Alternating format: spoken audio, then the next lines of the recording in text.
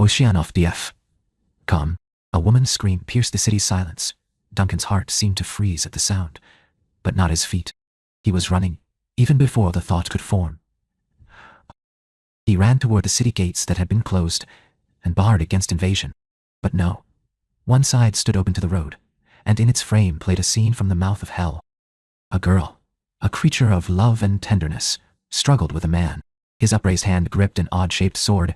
Even from the distance, Duncan could see the blood on the blade. With all the strength of her slender body, the girl was holding against him. Duncan pushed his body to its limit and beyond. But they were so far away. Too far away. Nearly gone? The man looked straight at Duncan. An odd smile twisted his face. Suddenly Duncan knew what was to come. The cry began in the pit of his stomach. The war cry of his clan, a sound as untamed as the hills that gave it birth, poured from Duncan's throat. 200 years of civilization fell away with the sound. Oceanoff DF. Come, also, in the Highlander series. The Element of Fire, by Jason Henderson Scimitar, by Ashley McConnell Scotland. The Brave, by Jennifer Robertson, Measure of a Man by Nancy Holder, Oceanoff, DF. Com. Copyright Warner Books Edition. Copyright 1997, by Warner Books Inc. All rights reserved. Highlander is a protected trademark of Gaumont Television. 1994, by Gaumont Television and Davis Panzer Productions, Inc. 1985. Published by arrangement with Bohabot Entertainment, Inc. Aspect is a registered trademark of Warner Books, Inc. Warner Books, Inc. Hachette Book, Group 237. Park Avenue, New York, nigh 10,017. Visit our website at www.hachetteBookGroup.com. First ebook edition, October 2009, ISBN 978 0446 56,563 9 Oceanoff BDF. Contents: a woman's scream pierced the city's silence. Also in the Highlander series copyright. Chapter 1, Chapter 2, Chapter 2, 3, Chapter 4, Chapter 5, Chapter 6, Chapter 7, Chapter 8, Chapter 9, Chapter 10, Chapter 11, 12, Chapter 13, Chapter 14, Chapter 15, Chapter 20, Chapter 21, 26, Chapter 27, Chapter 28, Chapter 30, Chapter 30, Chapter 32, Chapter 33. Author's Notes, Oceanoff DFF, Com. Chapter 1. Duncan MacLeod smiled as he raised a glass of orange juice toward his lips. Some mornings were better than others, and this had been one of the good ones. He had begun his day with an hour of kata, both sword form and open hand, pushing himself through the stylized movements until his body warmed and his mind focused. For over 200 years, this had been his way of putting the mundane concerns of daily life into perspective. It was his path to the balance he needed to survive his immortality. Suddenly, the presence of another immortal seared through MacLeod like the blare of a trumpet, felt in the bones. His hand went to the hilt of his katana, the Japanese samurai sword that was never far from his side. His muscles tensed, ready to spring into the action of survival, as his eyes swept across his familiar surroundings, automatically checking defensive positions and strategies. A second later, a voice reached him. "Hey, Mac, you home?" As quickly as it had come, the tension drained from MacLeod's body, and he smiled again, not bothering to answer. By now, Richie would have felt MacLeod's presence the same way Duncan felt his, the way one immortal always sensed another. The old-fashioned freight elevator connecting the dojo and the apartment started to rattle. Richie was on his way up. From the sound of his voice, he was excited about something. But then, MacLeod thought, Richie was always excited about something. That was his age, or rather, that was his youth. Richie was a young immortal, new to the game, and his age still matched his physical appearance. He looked to be, and was, a well-built young man in his early 20s. MacLeod, on the other hand, looked in his 30s, maybe 35, but the reality was quite different. Duncan MacLeod was 400 years old. Whether 35 or 400, MacLeod looked good for his age. Some of his appearance, the thick dark hair he usually kept, pulled back in a ponytail, the heavy-lidded dark eyes that flashed beneath thick lashes, the high cheekbones and strong chin, were genetics, and he could take no credit for them. But the sleek, well-toned body, the broad shoulders, muscular chest, stomach, and thighs, the balance and cat-like grace were all things he worked hard to maintain. It was not vanity, it was survival. A sloppy immortal lost his head. The elevator stopped. Richie opened the slatted wooden door and stepped out into Duncan's apartment. It was as though a wave of energy crested through the confined space, sparking out of his hazel eyes and the curls of his light reddish-brown hair. McLeod turned to look at the young man who was his student and his friend. "Hey, Mac," Richie said, "I've got something you're going to love." "And what's that?" McLeod asked, his smile not quite hiding the cynicism in his voice. Richie's idea of fun was sometimes as far removed from McLeod's as their generations. Centuries apart. "You know there's this big rally down at the stadium tomorrow?" Richie walked over to the counter and poured himself a glass of juice from the pitcher McLeod had left sitting there. "I've heard about it," Duncan replied. "Well, I got us tickets." He looked at McLeod, full of self-congratulatory smiles, obviously waiting for Duncan's enthusiasm to match his own. But McLeod just shook his head slightly and turned back to his half-finished breakfast. "I don't think so, Richie," he said. "Oh, come on, Mac. I thought this was just the sort of thing you'd love. You know, world peace, brotherhood of man." "Look, Richie," McLeod said, as he forked up the last piece of egg on his plate. "I think it's great that you want to go, but I don't think it's a good idea for me." McLeod stood and carried his plate to the sink, trying to ignore Richie's disappointed expression. Richie's face was always expressive.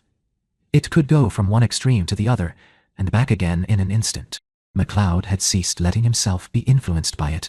Most of the time, anyway. Seeing that, Richie changed his tactics.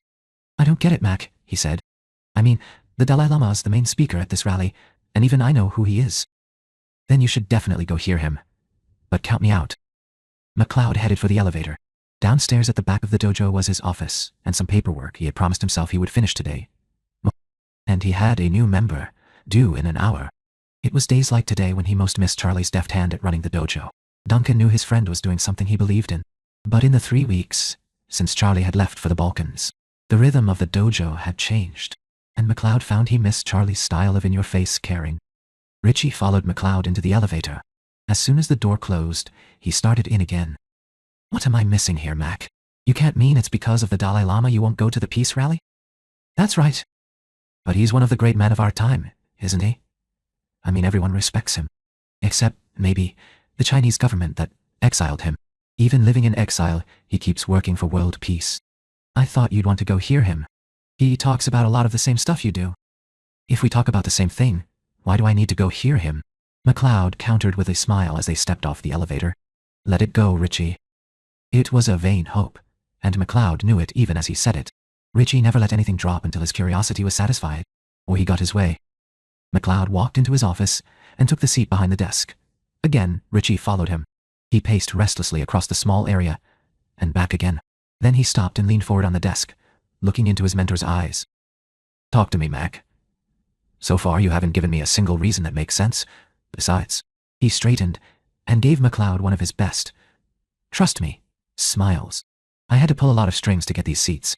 8 rows back, right on center aisle. They're great seats, Mac, and expensive." Duncan leaned back in his chair and looked up at the young man, pleased in so many ways by what he saw. The Richie of today was very different from the 17-year-old petty criminal who had broken into McLeod's antique shop a few years ago. Oh, he still thought he could charm the bees out of their honey, and sometimes he could. But the old Richie Ryan would never have attended anything more serious than a rock concert. Not unless there was a get-rich-quick scheme involved. But the years with McLeod had made quite a difference in the young man, and Duncan was proud of the changes. It was more than the martial arts and sword training. Though McLeod was a great advocate of the physical and mental discipline they accorded, by the time Richie died, the first time and became aware of his own immortality, he had already seen enough to know the game was in deadly earnest. He had thrown himself into his training with the single-mindedness felt only by the young. It had paid off. McLeod no longer worried about Richie meeting another immortal each time he left the dojo. While this physical training would help him stay alive, it was the internal changes that would, in McLeod's opinion, make the years, perhaps centuries, ahead of the young man worth living, under Duncan's sometimes stern, sometimes amused tutelage. The streetwise opportunist that circumstances had forced Richie to become had given way to the man of honor Richie had always been beneath the veneer. McLeod knew he could not take all the credit. Much of it went to Tessa, the remarkable mortal woman with whom Duncan had been living when Richie first appeared. She had been a woman of rare beauty that began with her face and went all the way through to her soul. McLeod had loved her as he had loved few others. To Richie, She had been a friend, and, though perhaps he did not realize it, something of the mother, for whom he had always been looking. She had known and accepted the truth about MacLeod. Her example had helped Richie do the same so that, in time, he was able to face his own immortality without the terror and confusion that MacLeod, and so many others, had experienced. The same act of random violence that had given birth to Richie's immortality had ended Tessa's life. For her, there was no awakening, no continuance except in the lives of those she had loved. MacLeod would have continued teaching Richie anyway, as Connor MacLeod had taught him, as the immortal Ramirez had taught Connor, as Graham Ashe had taught Ramirez, on and on, back through time. But in Tessa's memory, he did so with more understanding and patience than he might otherwise have offered. Richie was still waiting for an answer. Now, MacLeod was ready to give him one. "You're not going to give up on this, are you?" he asked, already certain of the answer. Richie's smile broadened. He lifted his hands in the familiar gesture that was half a shrug, half a brag. "Hey, you know me." "Yeah, I do," MacLeod said. He waited a moment longer, still studying Richie.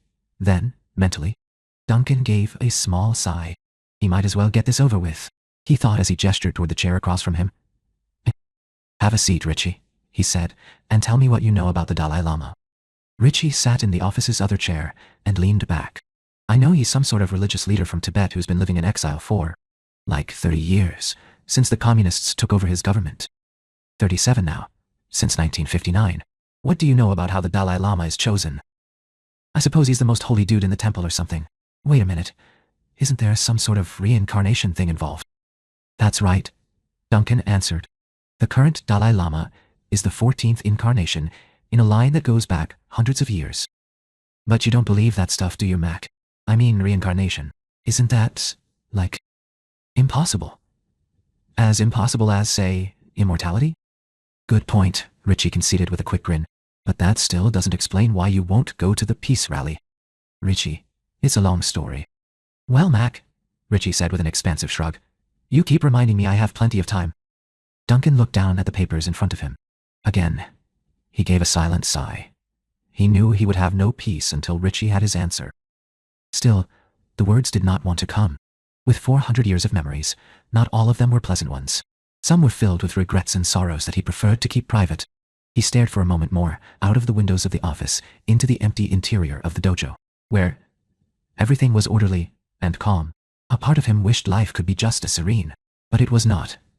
Life was, well, life, full of all the twists and turns that made a man who he was.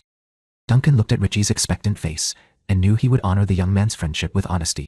"Richie, I knew the Dalai Lama once, a long time ago, and we didn't part on the best of terms. I don't think it's a good idea for me to attend this rally."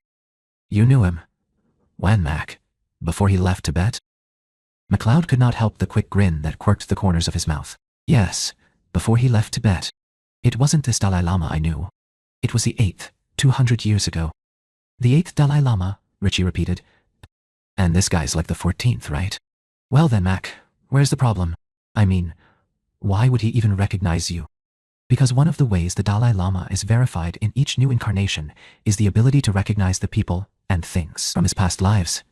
I don't want to be one of them. Now, I've got work to do.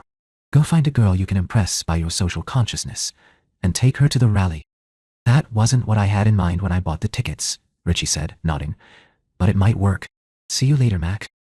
"Yeah, later. Now get out of here." As the young immortal left, MacLeod shook his head, amused.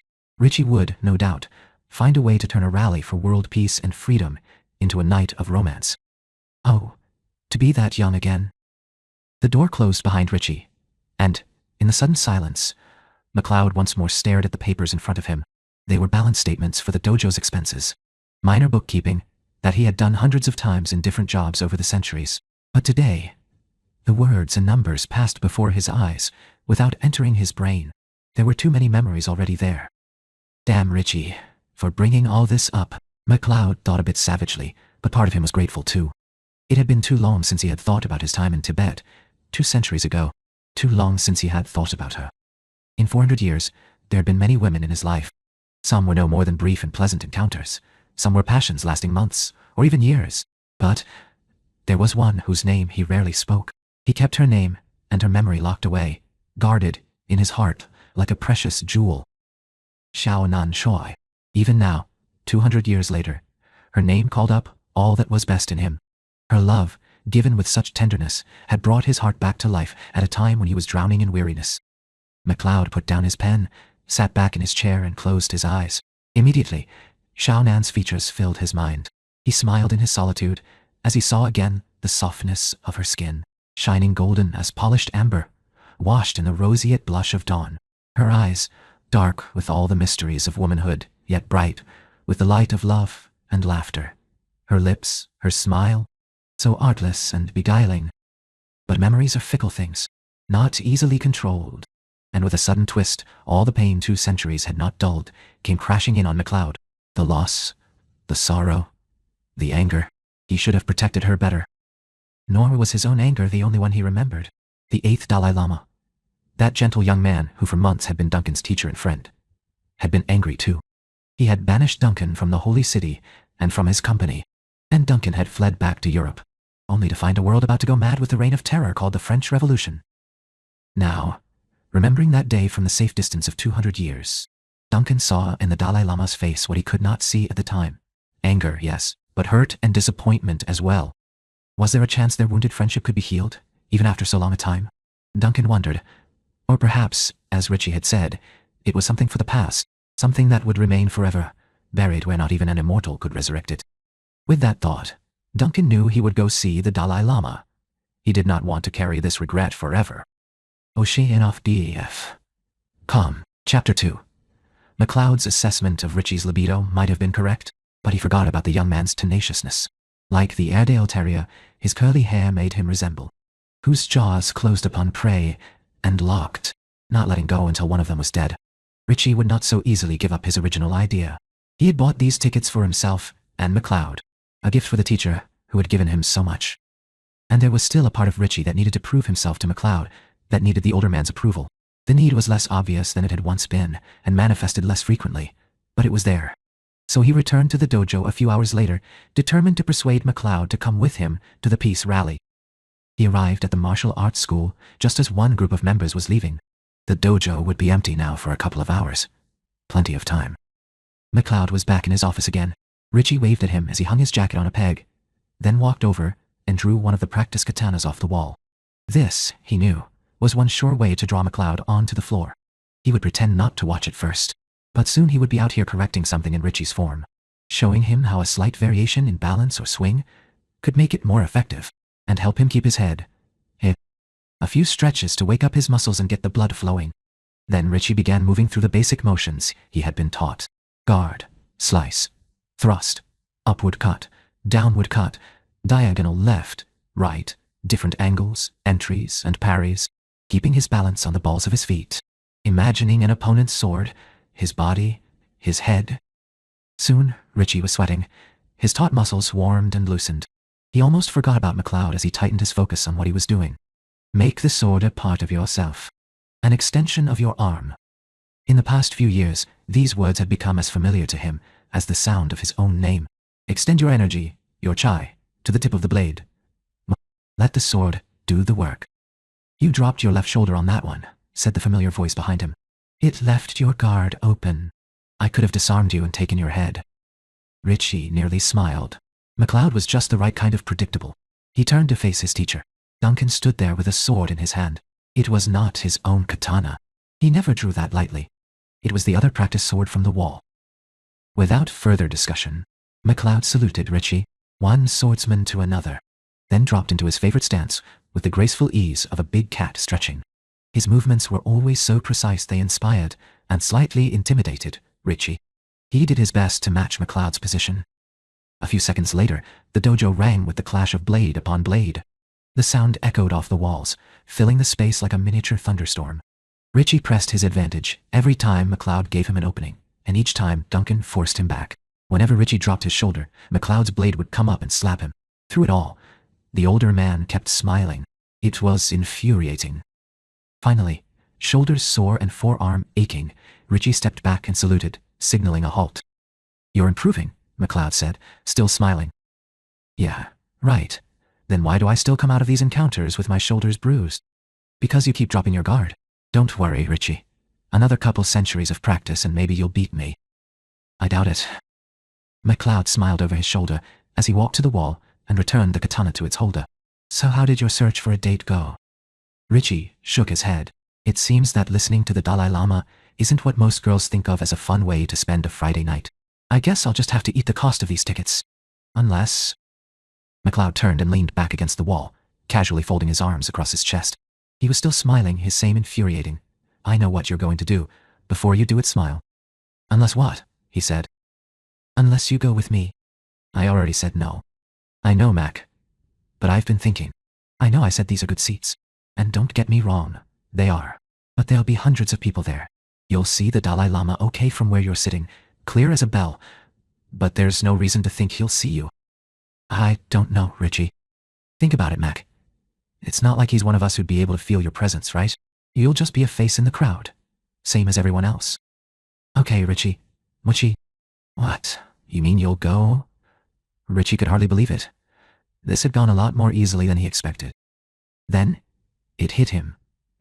He had not talked Duncan into anything. McLeod had given in this easily, only because he had already changed his mind. That made it Duncan McLeod 2. Richie Ryan 0. All in the space of an hour.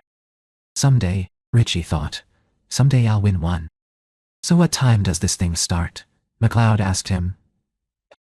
8 o'clock. Fine. I'll pick you up at 7. 8 rows back and on the aisle, and just as Richie had promised, they were good seats. The indoor playing field at the Seacouver Municipal Stadium had been transformed into the site of an event across the field that usually hosted football, soccer, and baseball games.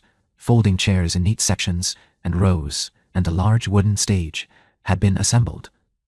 The quest for victory had, at least for a single day, given way to the quest for world peace.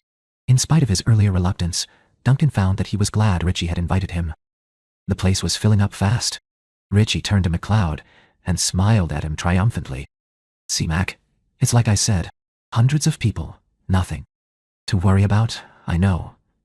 And thanks, Richie. Hey, anytime. Out of the corner of his eye, McLeod watched the young man's face beam with pleasure and pride, and felt a certain gratification at having changed his mind.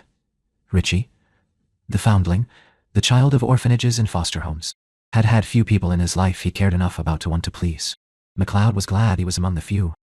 Duncan, too, had been a foundling, but he had been lucky enough not to learn of it until after he died, the first time, as a grown man.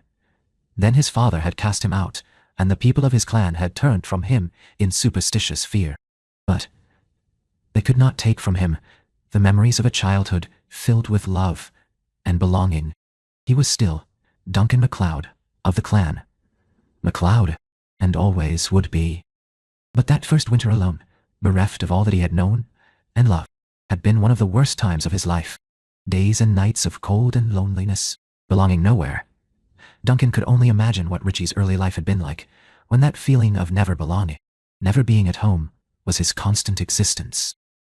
Well, Connor McLeod had eventually found Duncan and given him more than the rules of the game and the training to stay alive. Connor had given him friendship, a sense of belonging again, and a reason to go on living. It was a gift beyond price that Duncan could only repay by passing the gift on to Richie. The room around him quieted, then erupted in applause as a group of men walked onto the wooden stage. Most of them were dressed in business suits. But at their center, dressed in the saffron and maroon robes of his religion, walked the 14th Dalai Lama. He was of unremarkable appearance. Dressed in other clothes he would be easy to pass on the street. Merely an oriental man of late middle age, with a balding hairline, a slight paunch, and glasses. But even from where he sat, Duncan could feel a special aura about the man. Others must have felt it too, for the arena quieted again. The master of ceremonies stepped up to the single microphone.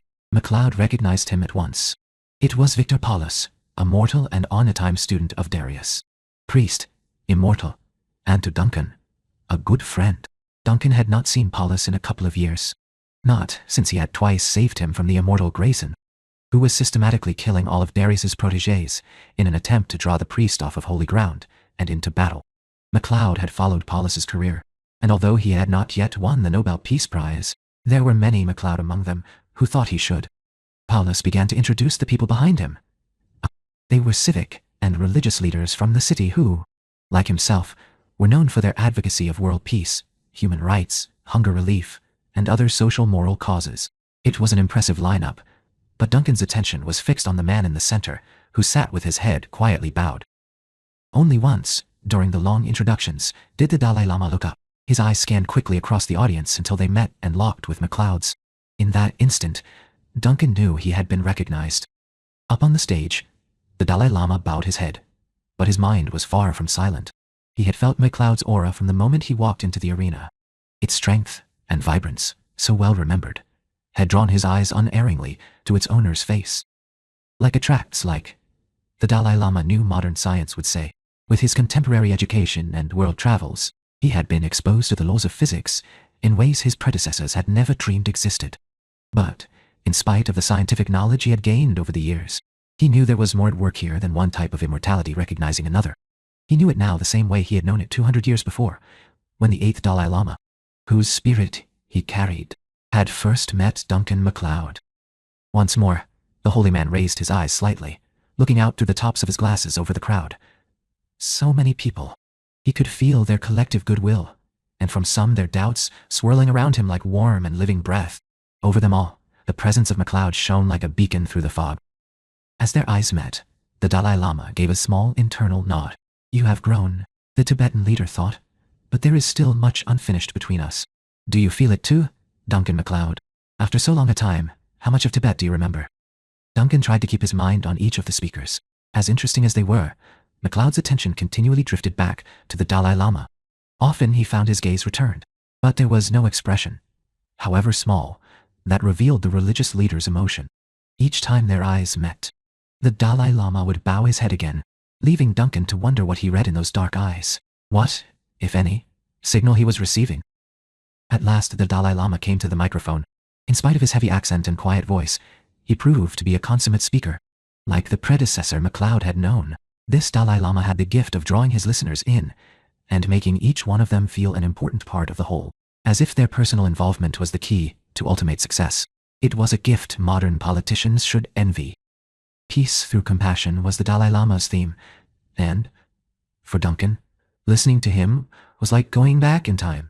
These were the same words, just a different voice speaking them, and despite the accented English coming out of the microphone, the slightly uncomfortable seats, and the modern surroundings, MacLeod had only to close his eyes halfway for the man on the stage to transform into the Dalai Lama Duncan had known so well.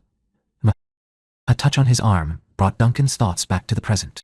Standing beside him was one of the stadium's security guards. The sight made his stomach tighten. He was certain he would be asked to leave. At least he knew now what expression he had read on the Dalai Lama's face. The friendship they had once known was indeed to remain buried in the past. There would be no healing of misunderstandings, no regrets laid to rest.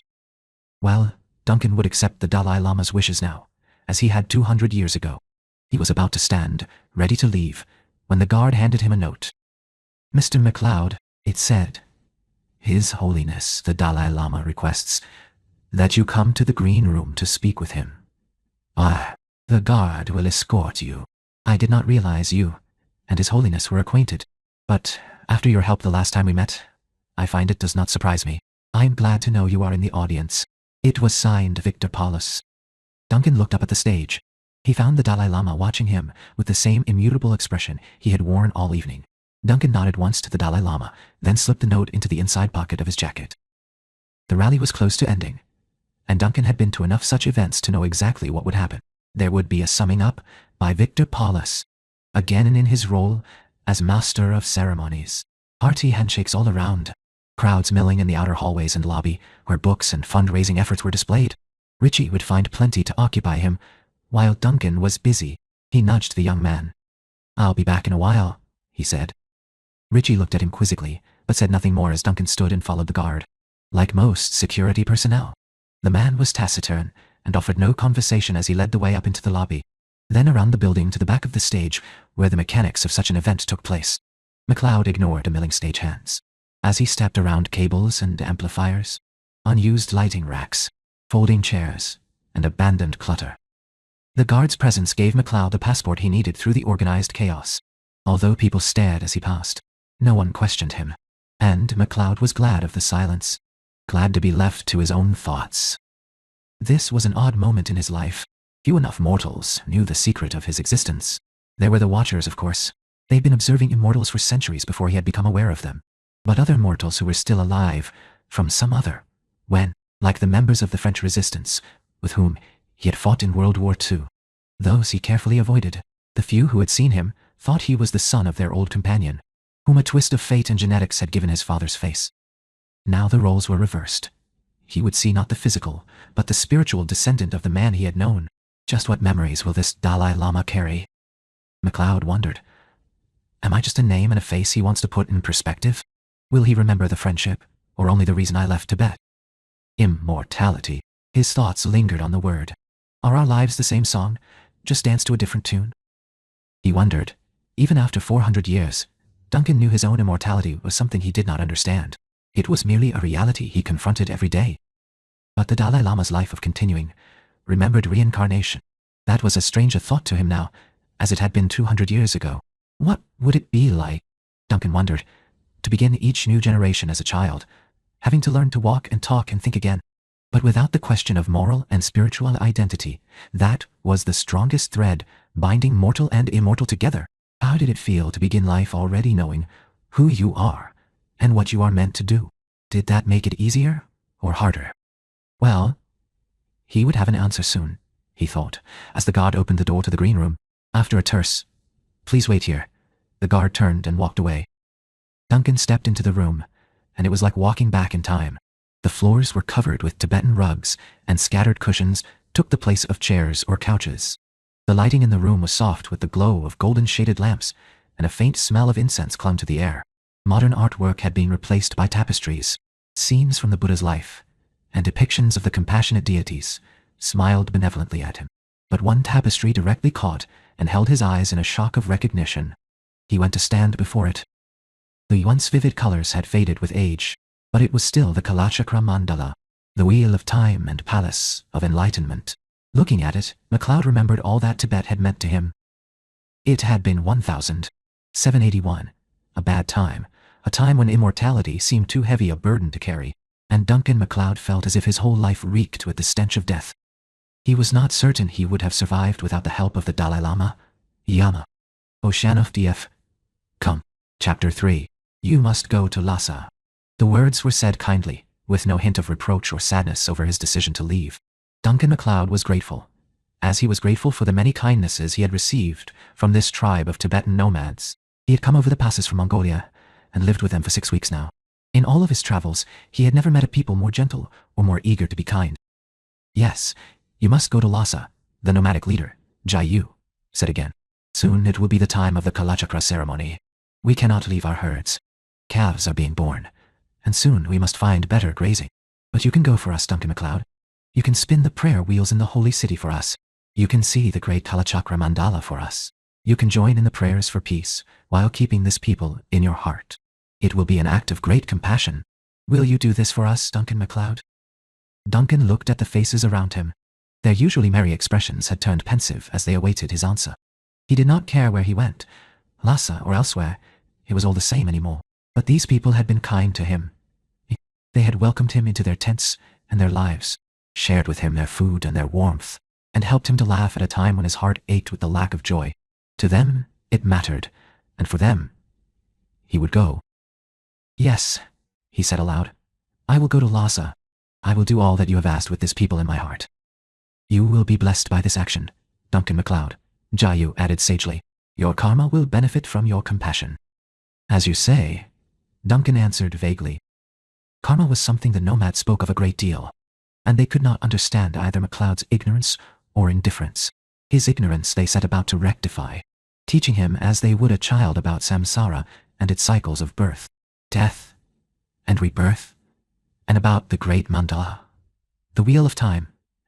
They used simple words, laughing with him, and helping him to laugh, as he endeavored to master their language, which differed from the Chinese he had learned on his travels a century ago. But not even their merry temperaments could completely penetrate MacLeod's indifference. It filled him like a dark void, a hole in his soul too many years in the making. After almost 200 years of life, he was weary. He was tired of the game. It felt as if his existence was only about death anymore. killing to survive. So he wandered, as he had wandered here, looking for that word or smile or touch, that one moment that might bring his heart back to life. For the last 2 years he had been through China, renewing old acquaintances, perhaps looking for the man he had been when he had visited the mysterious East a century before. He had seen Kim Sun again, only to find that the last 100 years had sadly changed his immortal friend. Fearful of the game, Kim Sun lived on holy ground, obsessed with perfecting an ancient formula of herbs that would create an invincible warrior.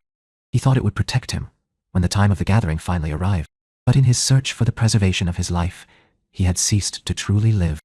Kim Sun had sent him to Mei Ling Shen, delicate as a flower, deadly as an immortal warrior had to be, and for a time he had found comfort in her arms. But the restlessness had come, as it had come to him, here on the Tibetan plateau, and he had needed to be on his way again. He left Mei Ling with a kiss and a smile, both of them hoping to meet again, and both of them knowing there could be no permanence for immortals. Death might await on the blade of the next sword. "You will leave with the sunrise, you say?" Jai Yu's wife, Royan asked, her voice bringing MacLeod's thoughts back to the present. She handed him a steaming bowl of spiced yak milk, one of the staples of the nomad's diet. Duncan nodded. "That's right," he said. Royan gave him a patient smile that seemed to say how foolish she thought he was to be leaving at all.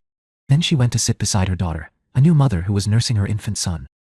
Duncan wrapped his fingers around the bowl, enjoying the heat. He had almost said, "as soon as it is warm enough," but he was not certain that time ever came at these altitudes. That was all relative, he supposed. Back home in Scotland, no one would believe anyone could live at these heights, let alone flourish. Yet, these mountain nomads did just that. They lived happily, raising their families and their herds of yak at altitudes of 14,000, 17,000 feet. Here, on the Tibetan plateau, the daytime temperatures rose barely above freezing, and at night were cold enough to almost stop a man's blood in his veins. This was the land of snows, the rooftop of the world. It was a harsh life, but one lived among breathtaking beauty, where rainbows could appear in a cloudless sky and be reflected back again by the deep crystal of mountain lakes, and the mountains themselves, snow-capped and shining like a jewel-encrusted crown of the earth. Woe beyond. Duncan had seen other mountains, the Alps, the Pyrenees, but nowhere had he seen anything like the mountains of Tibet. In spite of the hardships, the Tibetan nomads were a merry people. They lived communally, relying on their herds for almost all of their needs. They housed themselves in huge tents woven from the animal's thick hair, fed themselves with its milk and meat, and burned its dung for fuel. The tent in which MacLeod was sitting was one of great comfort by the nomad standards. The largest in the camp, it was over 20 feet square. The thick yak hair from which it had been woven kept out most of the wind and the night chill. The small portable brazier in the corner, which had replaced the ancient practice of a central fire pit, heated the air to a moderate temperature, and the double layer of rugs, hand-knotted and also made from dyed yak hair, both insulated and added beauty. Over in the corner, one of the tribal grandmothers was spinning her small prayer wheel and chanting softly to herself. Nearby, 2 other women were talking and laughing, while they combed and spun from the ever-present basket of yak hair at their side. Ruin still sat next to her daughter and grandson, crooning a lullaby to the now sleeping infant. The men in the tent were clustered around MacLeod. They had accepted his decision to leave with the same good humor they had shown on his arrival, and now their conversation had turned to other matters, such as where next to move the herd. As they talked, the men's hands worked ceaselessly, almost mindlessly, with the bowls and pestles in their laps. They were grinding natag, powdery snuff made of cardamom, cloves, tobacco, and the fine ash of burned juniper. This grinding went on every evening. Duncan had quickly realized the slow, methodical action was more of a habit than the snuff itself. He had tried the natag once, out of good manners, when he had first come to live among the nomads. That once had been enough, but he enjoyed sitting among the men, watching the almost hypnotic movement of the pestle in the bowl, and smelling the pungent aroma of the crushed spices. As he sat there, hearing their voices without really listening, it was like being transported back in time, back 200 years to the Highlands of Scotland, when his people had lived much this same way. Had the world really changed so much, he thought, or was it just him? Somewhere in the last 2 centuries, the wonder in him had died. With that thought, restlessness again gripped him. He stood abruptly and headed toward the thick hide flap that served the tent as a door. "There is a Yeti wind blowing," Duncan MacLeod, the tribal leader, called after him. The demon of the snows will be prowling tonight. Do not go beyond the smoke of our fires. I will be careful, Jiayu, Duncan assured him, not quite smiling at the old man's words. In this too, the Tibetans reminded Duncan of his own people. He could almost hear his mother's voice telling him not to go out when the goblin moon was high. Goblins, witches, wood sprites, fairies. His childhood had been filled with stories of these creatures, stealing human babies from their cradles and human souls from the unwary. The Christian church had never quite banished the fears of ancient lore. Tibet, too, had its horde of demons the people feared. Some were creatures of spirit and fire. Others walked the world in physical form but were demons, nonetheless. The most terrifying of these was the Yeti. It was said to be 8 feet tall, with long white fur and with teeth and claws, powerful enough to rend man or beast. The nomads burned branches of a special bush to keep the demon at bay. This was, Yeti wood, their only fuel besides dried yak dung. And at night, they did not go beyond the boundaries of their camp's comforting blanket of smoke. In 200 years of life and all of his travels, the only demons Duncan had seen were the humankind, and usually, they had a sword in their hand. The night air did little to refresh MacLeod as he walked through the nomads' camp. There was not much to see at this late hour. The large black tents were but deeper shadows rising on the darkened landscape. Prayer flags hung everywhere, squares of brightly colored cloth on which prayers had been printed, and during the day, they fluttered gaily in the sun, but now they hung still, silent, and dark. The only light came from the sliver of the waning moon, and from the stars, which here on the high Tibetan plateau looked almost near enough to reach out and grab by the handful. MacLeod pulled his long fur-lined coat more closely around himself, and felt the comforting presence of his katana. Even here, he would not go unarmed, though out of respect for the beliefs of his hosts, he tried to make his weapon as unobtrusive as possible. He walked to a nearby boulder and sat, waiting for the silence of the night to enter and calm him again. But it was not really silent. As he sat there, Duncan could hear the voices of nomads, laughing and talking in their extended families. This was the sweet and gentle sound of communal life. It was a life Duncan knew he could never be a part of. Even if he stayed, he could never live and grow old among people he loved. That knowledge kept him moving, and fed the restlessness he had lived with for so very long. That, and the game. Even here, he knew it would eventually find him. It always did, and with the game came death. Mortals had their wars, their causes and laws. Immortals had their swords, and the end was the same. More death. Always death. Duncan drew in a deep, cleansing breath, and let it out again slowly. The cold of the night air was beginning to penetrate even through his thick coat. One more deep breath, then he started back toward the tent. He would stay here tonight, and be on his way in the morning to Lhasa to attend this ceremony that meant so much to his Tibetan friends, a final thank you for their kindness.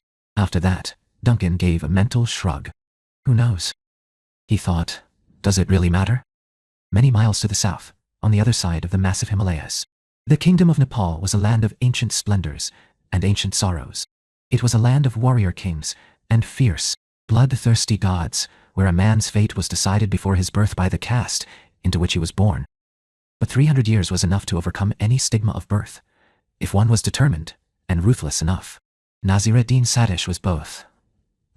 No one but himself remembered his origins, the filth and squalor of his earliest years, the pain and soul-numbing poverty of being the only child of outcasts, untouchables.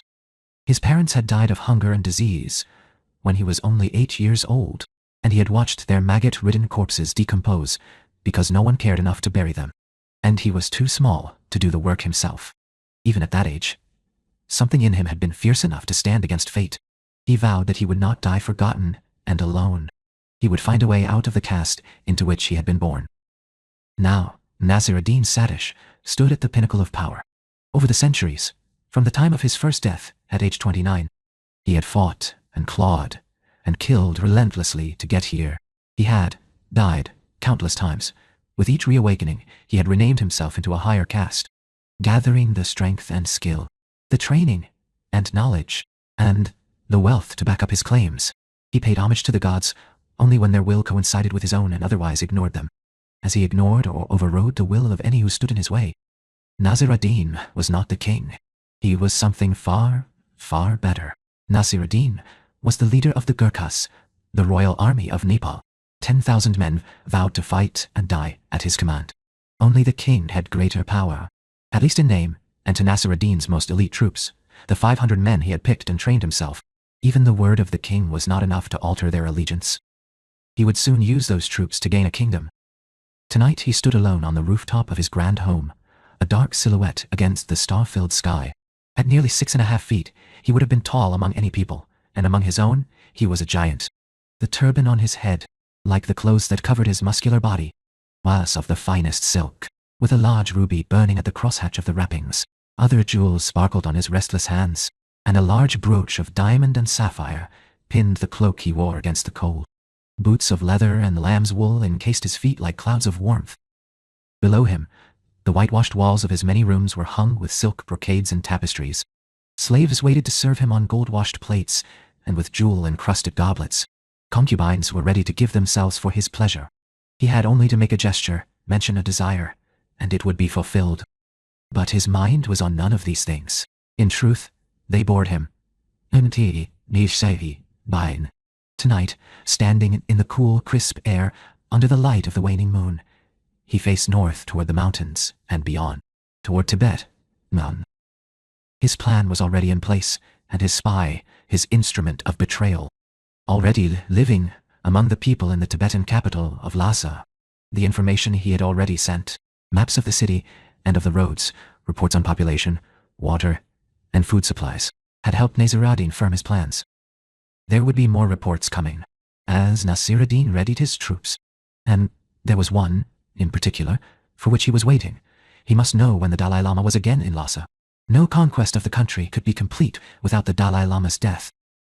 That was the true purpose his spy served. Information, yes, and to open the gates when the army arrived. But, above all, to kill the Dalai Lama. It would not be long before together they would strike. Before the rains come again, Nasir ad-Din promised the night, the darkness, himself. Tibet will be mine. Ocean off DF. Come. Chapter 4. The entire tribe turned out to wave Duncan on his way as he prepared to ride off in the morning sunlight. They had provisioned him well, including a bundle of yeti wood to burn in his evening fires, and a small tent in which to sleep, all loaded onto one of their sturdy mountain ponies. Jayu himself gave Duncan directions on which trails to follow in order to reach Lhasa. Then the tribal leader enfolded him in a bear-like embrace. "Our farewells are only temporary, Duncan MacLeod," he said, stepping back and smiling his merry smile. "We will meet again. If not in this life, then the next, when the great wheel spins." Taking the reins of the pack pony in one hand, Duncan mounted his horse and rode away. As the sound of the nomads' voices faded in the distance, so did Duncan smile. He thought of Jayu's parting words, and they brought him no comfort. Did reincarnation exist as the Tibetans believed, governed by the spinning wheel of time? Did lives that touched once keep finding each other again and again? Duncan had no answers. But he knew that there were many people, mortal and immortal alike, he had no desire to see again in any life. Perhaps for immortals there was no returning. All spins of the wheel gathered into one that could last through the millennia. What about an afterlife? He asked himself. He had believed in one once, and there were people, parents and friends, teachers, past loves, whom he would like to think of as happy somewhere, eternally beyond the touch of pain or sorrow.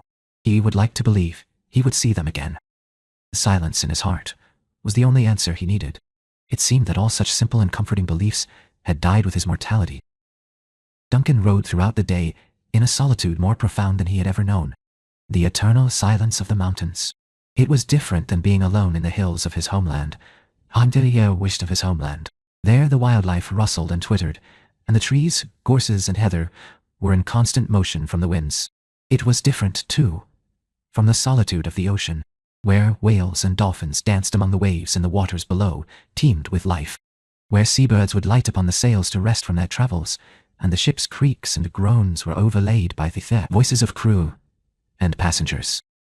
Here, on the mountain road of Tibet, it was as if those things belonged to another world, a world of grosser needs and appetites. The only relief to his solitude was the sight of an occasional bird soaring high overhead, or even more rare, of a building off in the distance, constructed on tall stone outcroppings and rising upward like part of the mountains that surrounded them. MacLeod was unsure whether they looked dreadful or wonderful in their isolation. The silence in which he traveled soon became filled with memories, and his own thoughts turned deafening. By the time to make evening camp, it felt as if his mind would surely burst from the cacophony of voices and the swirling kaleidoscope of faces from the past 200 years. He found a sheltered spot that would protect himself and the horses from the worst of the night air. He needed to be busy. He did not want to think or to remember. Not yet. He set up his small tent and made a fire, smiling with the thought of Jiayu as he set a few pieces of yeti wood on the flames. Then, he fed the horses and melted snow for their water. His own dinner was no more elaborate. Dried yak meat and strong, smoky tea. Duncan missed the fruits and vegetables of Europe. TV, of Europe. The thought brought a strong wave of memories of home. It was late May, and he knew that in Scotland the days were lengthening and turning warm, and the nights were sweet with the fragrance of high-blooming heather. "It still feels like bloody winter here," he muttered to himself, putting some more fuel on the fire and pulling his coat more tightly around his body. But in spite of the climate, MacLeod knew he did not want to be in Scotland. With thoughts of home, the floodgates of memories opened and refused to be shut again. If he could not stop the memories, he could at least control them, he thought grimly. Fixing with determination on the happier times of his life, he saw again the faces of his mother and father, of the clan in which he had been raised, of Deborah Campbell, the girl he had loved and once hoped to marry. It was all so long ago, and they were all dead now. He had seen so much death. It was true, he had been raised to be a warrior. In the Highland clan, where fighting was as much a part of life as eating, sleeping, or making love. He'd had a sword in his hand almost from the time he could walk, the wooden ones of childhood soon enough replaced by blades of forged steel. Highland weapons were not weapons of grace or style, but of power, and Duncan MacLeod's strong arms had quickly learned to wield them well. Like the other Highland clans, the MacLeods were a proud people, fierce in their independence. They fought each other in duels of honor. They fought other clans out of blood feuds or for the lands and possessions needed to survive. And sometimes, if the cause was great enough, the clans put aside their differences and fought against the common foe, the English. Though the Scots, as a people, fought most fiercely to keep their dreams alive, Duncan had no such illusions. In truth, he had few illusions anymore. He tried to fight only when he must, and to choose his battles carefully, but too few other immortals lived by the same code. When they came, he had to take their heads to survive. He was nearing his 200th birthday, and it felt as if killing and death were all his life held anymore. That was the game, and he was tired of it. He was sick of being immortal. He wanted peace. Enough, Duncan thought. Enough. I'll remember no more. Other names, other faces, 100 different times and places, still clamored for attention. Mortal man was not meant to have so many memories, Duncan thought. Then he shook his head in the darkness. He was not mortal. He was immortal, and the burden of memories was one of the costs he carried. It's all this bloody silence, his thoughts continued. It might serve for monks or hermits, but not for me. This thought, too, brought a wave of memories, of Brother Paul and his monastery, holy ground where immortals could rest. Duncan had stayed there for a time and had quickly realized he would never be called to the religious life. Even the monastery had not been as silent as the mountains of Tibet. Along with the inevitable noise humans made, there had been music, beautiful, glorious music. Duncan knew that a singing voice was not among his strongest attributes, but a song, even from him, would banish the silence for a time, and he hoped quiet the memories. He began to sing, lifting his voice in old folk tunes he had learned as a child. As I gaed doon by stricken tune, I heard a fair maid mournin', and she was making sair complaint for her true love, ne'er returnin'. Zae fare ye weel, ye mom and braes, where oft times I've been cheery. Oh, fare ye weel, ye mom and braes, for it's there I lost my dearie. A few feet away, the horses blew and stomped nervously at the sudden noise. Duncan chuckled. It's not as bad as all that, he told them as he rose from his seat by the fire and went to reassure them. The songs had done their trick, however, and Duncan felt once more in control of his thoughts. Still humming, more quietly now, he banked the fire and crawled inside his tent, ready to welcome the mini-oblivion of sleep. 2 more days of riding down mountain trails, and Duncan was heartily sick of the sound of his own voice. He talked to the horses as he rode, telling them tales of his homeland and of the mighty victories of his forefathers. He talked to himself, making lists of the places he had been and the places he still wanted to see. He sang through his entire repertoire, bawdy songs to nursery rhymes, but in the end it was as if the mountains gobbled up the sound and spewed more silence back at him. Silence and cold. Cold was his other companion. His fur-lined coat and boots, held off the worst of it during the day, as did the fire in his tent at night. But, like the silence, it was always present, always looking for a vulnerable moment to attack. On the afternoon of the third day, the narrow path down which Duncan had been riding finally reached a main road. This was the road Ziyu had said he would find, and with relief, Duncan turned the horses onto its hard-packed surface. Neither muddy nor dusty, it was as if centuries of feet had compacted the top of the soil into stone.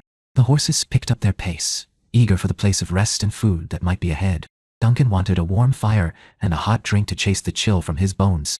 He rode for another hour.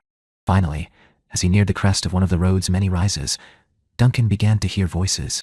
Coming over the rise, he saw in the distance that the road was lined with people, as far as he could see. After so many hours of silent solitude, the sight seemed unreal, and MacLeod blinked twice, trying to clear his mind of the mirage. Then he urged the horses into a canter. Another road merged with the road he was on, and it, too, was lined with people. Duncan saw that many among the crowd held long white strips of cloth in their hands, while others, especially the children, carried bunches of the early wildflowers he had seen growing in sparse clumps among the hills. They all chattered excitedly, speaking far too rapidly, and in dialects too diverse for Duncan's limited knowledge of their language. Suddenly, from down the other road, the noise built, and around him the excitement turned palpable. 2 words were repeated, often enough for Duncan to finally understand. "He's coming," the people whispered among themselves, shouted to each other. "He's coming." Duncan turned his head and strained to see, same as the people around him. Down the long road came a line of Tibetan monks, their robes of maroon and saffron, creating a bright, undulating stream of color. As they walked, they chanted and rang small hand bells, whose sound carried faintly through the still air. Row upon row they came, walking in pairs. Duncan counted 20, 30, 50, 80. Then, in the middle of the procession was a covered litter, its yellow cloth glittering like gold in the sunlight. The people on the road surged toward it, but there was an orderliness even to their enthusiasm. Moments passed as the litter neared. Duncan sat on his horse, watching the spectacle in fascination. One by one, the people stepped to the litter, bowing and presenting their offerings of flowers and white scarves. From inside the litter, 2 hands reached out, constantly in motion. They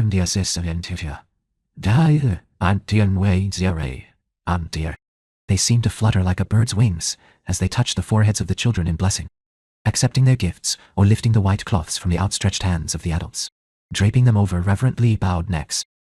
With the same orderly chaos, the people who had come forward backed away again, making room for the next. The crowd ebbed and flowed like a great wave slowly rolling down the road toward MacLeod.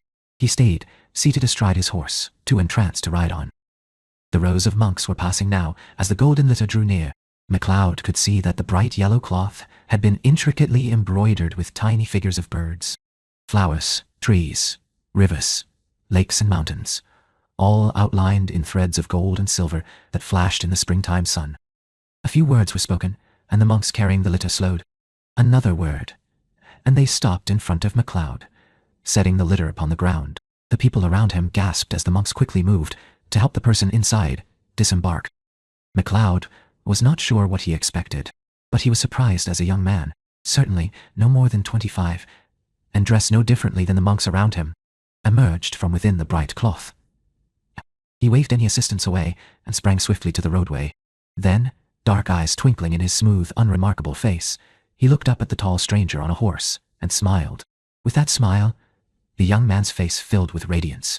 Duncan suddenly knew that here was something more than bishop or local prince, as he had assumed. Here was someone quite unique, someone truly holy. Duncan quickly dismounted and bowed. The young man walked toward him, blessing the people as he passed with his smile and his touch. When he reached MacLeod, he stopped and spoke, but too rapidly for Duncan to catch more than a word or two. He shrugged and shook his head. The young man understood the gesture and began again, speaking slowly and carefully. "Please tell me who you are," he said. "I am Duncan MacLeod of the clan MacLeod," Duncan answered. "Your name is as strange to me as your face, but not too strange.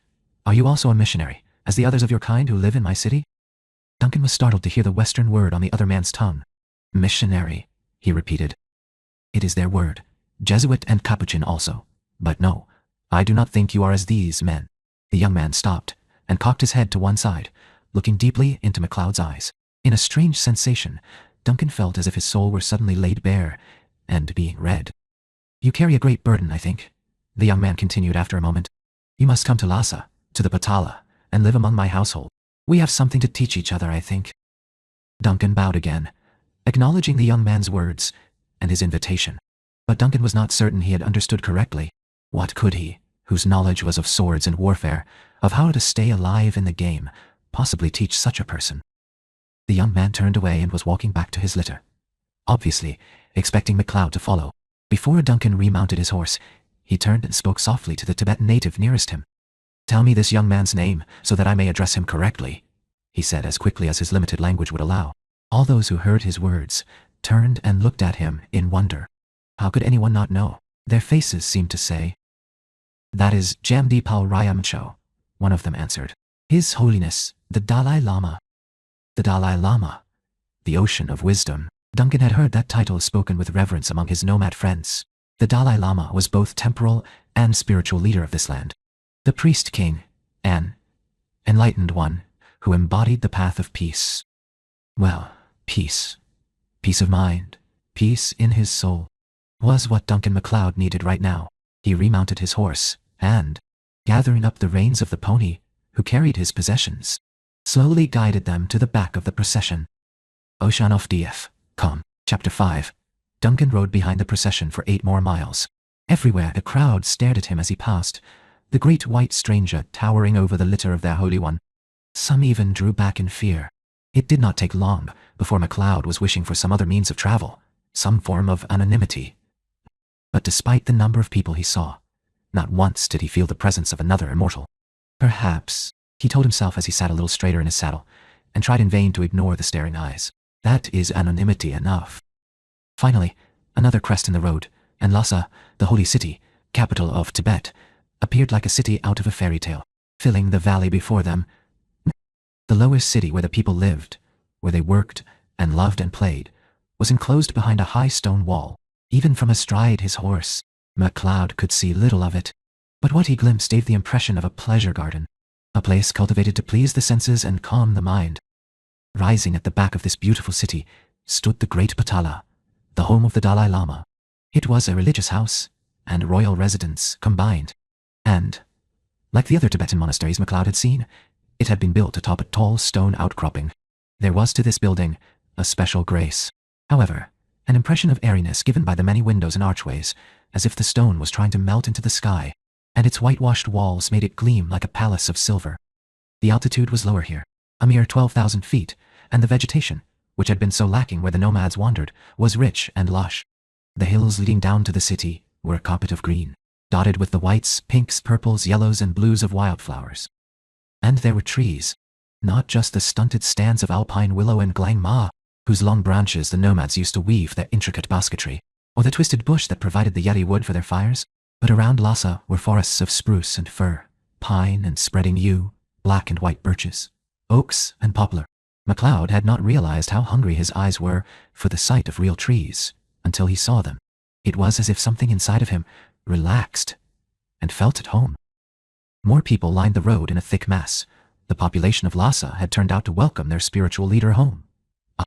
MacLeod found he was glad of his horse as the people fell into line behind the procession, escorting the Dalai Lama into his city, and staying with him all through the winding roads, up to the great stone steps of the Patala. Traveling through the city, Duncan saw flowering fruit trees, blooming shrubs, finely painted houses, and well-tended gardens. But with the crowd of people all around him, the sights were fleeting. He looked forward to exploring the city later, after the excitement died down. When they reached the Patala, the Dalai Lama disembarked from his litter. With great patience, he sat on the palace steps and let all those who had not received his blessing approach him now. Not knowing what else to do, Duncan dismounted and stood off to one side. He waited and watched, wondering about a man who, even at so young an age, could inspire an entire nation to such devotion. An hour passed before the last of the supplicants filed by. Through it all, the Dalai Lama's smile never wavered. Freed from this responsibility at last, he rose with no sign of fatigue and approached. Duncan bowed. Now, Duncan MacLeod of the clan, MacLeod, the Dalai Lama said, giving a strange, almost musical pronunciation to the unfamiliar words. We have a time that we may talk before my duties call me away again. Do not be concerned for your horses. They will be cared for, and your belongings taken to your room. Come with me with an easy mind. As you wish, Your Holiness, Duncan replied, bowing again and hoping he had chosen the correct manner of address. The Dalai Lama again cocked his head to one side and looked up into Duncan's eyes. His face looked almost babyish in its contours, yet his eyes held hints of ancient, even timeless wisdom. The contrast was startling until he smiled. It was the kindest smile Duncan had ever seen. After a few seconds, the Dalai Lama gave a little nod and turned away. He began walking up the long staircase that led into the palace. It was one of several such stairways, each having, MacLeod guessed, over 100 steps. By the time they reached the top, the high altitude had winded Duncan. The Dalai Lama stopped and waited for him to catch his breath, himself unaffected by the climb. Duncan was a bit embarrassed, but the Dalai Lama merely smiled at him again. One must be born to our era, I think, to be at ease here, he said. You have done very well. The first of the missionaries who came to visit me could not climb these stairs without many rests. His words made Duncan feel a little better, but not good enough. In the last weeks he had become lax in his physical training, excusing himself for being tired in the thin mountain air. Now he vowed silently that such excuses were at an end. Morning and evening, starting tonight, he would again drill himself in the skills that had kept him alive for 2 centuries. He followed the Dalai Lama through the great doors. It was as though they stepped into another world, a world that combined the glories of a palace with the harmonious silence of a monastery. At either end of a long hall, giant gold-washed statues of the Buddha glowed in the soft light of hundreds of tiny votive lamps. Along the wall, tiered stands of burning candles alternated with long tapestries, illuminating their strange and glorious images. In each of these, the Buddha seemed to be the central figure, and Duncan guessed the tapestries represented important events in his mortal life. Duncan would have liked to examine them, but the Dalai Lama set a brisk pace down the long hall, and Duncan could do no more than admire the tapestries in passing. They walked on through numerous twists and turns, through rooms of grace and splendor. MacLeod saw figurines of jade and alabaster, enameled bowls and lamps of gold and silver, intricately carved screens of wood or softly painted silks and bright oriental rugs. After a while, he ceased to notice them individually, and they became a blur of beauty upon beauty. Finally, they entered a room of more Spartan luxuries. There were more rugs on the floor, hand-knotted in the flowing patterns of reds, blues, and yellows that were famous all over the world. On the rugs, instead of chairs, were large pillows of maroon silk. A few small tables were set between the pillows, with legs carved in delicate designs of trees, birds and flowers and tops of inlaid wood, although lamps hung from the ceiling on long chains. Most of the light came from the 3 large windows that filled one wall. This room, too, had a gold-washed statue of the Buddha with rows of little votive lamps burning at his feet. The Dalai Lama prostrated himself 3 times before the image, then crossed to one of the pillows and sat down. Duncan stood, uncertain of what to do next. Surely he was not expected to bow before the statue as his host had done. From his cushion, the Dalai Lama laughed. It was a merry sound in the silent room, and Duncan turned instantly toward it. With a sweep of his hand, the young man indicated a pillow next to him. Come and sit at ease, Duncan MacLeod. Tea will be brought and food to refresh us while we talk. The glass in the windows kept out the cold and concentrated the heat of the sunlight. As Duncan took a seat on the pillow, he finally felt warm enough to remove the heavy coat he had worn for his travels. Realizing that he did feel at ease, what was it about this young man that made one's heart relax? He wondered, as he looked at the religious leader, whose gentle, beatific smile had not faded. One look into the Dalai Lama's eyes, and Duncan knew there was no simple answer. His eyes, though they too smiled and held a look of kindness and peace, were penetrating.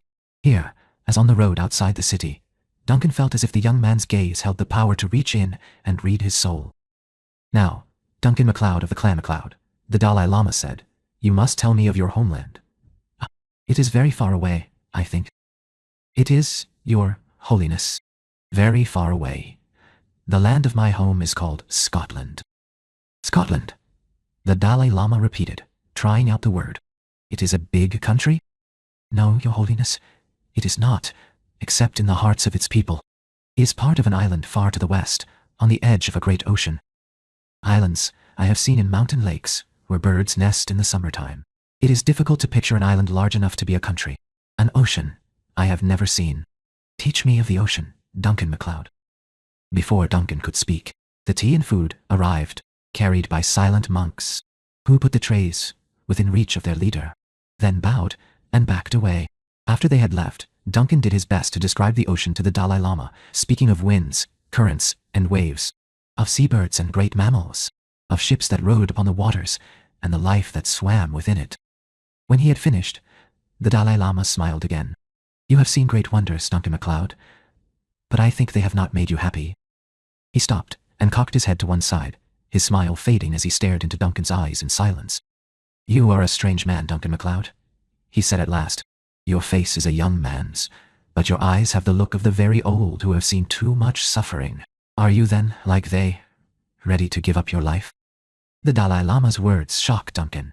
They cut through to the one question he had feared to ask himself. It would be so easy. Just stop fighting. Not raise his sword at that critical instant, and it would all be over. No more of the game. But he did fight, and he did raise his sword. What then did he want? A gong sounded off in the distance. An instant later, the doors opened. The Dalai Lama stood. Duncan hurried to do the same. I must leave you now, Duncan MacLeod. You will be shown to your rooms, but you need not remain there unless you wish. There are gardens of beauty here at the Padala, where the people of my city would welcome you. Ask and you will be shown the way. We will talk again soon. Go now, Duncan MacLeod of the clan MacLeod, and be at peace. Duncan bowed. Thank you, Your Holiness, he said. I look forward to speaking with you again. A young monk was waiting at the door. With another bow, Duncan turned and followed him. This time, as he walked down the long corridors of the Dalai Lama's palace, Duncan was oblivious to the loveliness around him. Each footstep seemed to echo the religious leader's question, and open the door to others just as difficult to answer. By the time he reached his rooms, they had all melded together until only one question remained. What was the truth of Duncan MacLeod? He thought he knew once. His life, his beliefs, had been black and white, like a fairy story in which goodwill always triumphed. But through the centuries he had seen too many good men die, too many just causes fail. Now, the hopes and dreams, the ideals that had once formed his soul, seemed like shadow figures on a dimly lit wall, fading so soon into nothingness. Fading so soon. In the void that remained, he was left to wonder how a man lived without hope. Oceanov DF. Come. Chapter 6. As Duncan left the room, the Dalai Lama cocked his head to one side and stood for a moment thinking. What is this burden you carry, Duncan MacLeod of the clan MacLeod? What is the sorrow that fills your eyes with such weariness? And what has brought you to my city? Again, the gong sounded in the distance. It was time for meditation and prayer. And the Dalai Lama knew that throughout the Patala, the monks would be leaving their other occupations to gather in the inner chamber and wait for him to come lead them. This was his joy and his duty. Oh, yet as he walked down the beautiful corridors of the Patala, his mind was not on the teachings. He could not stop thinking about Duncan MacLeod.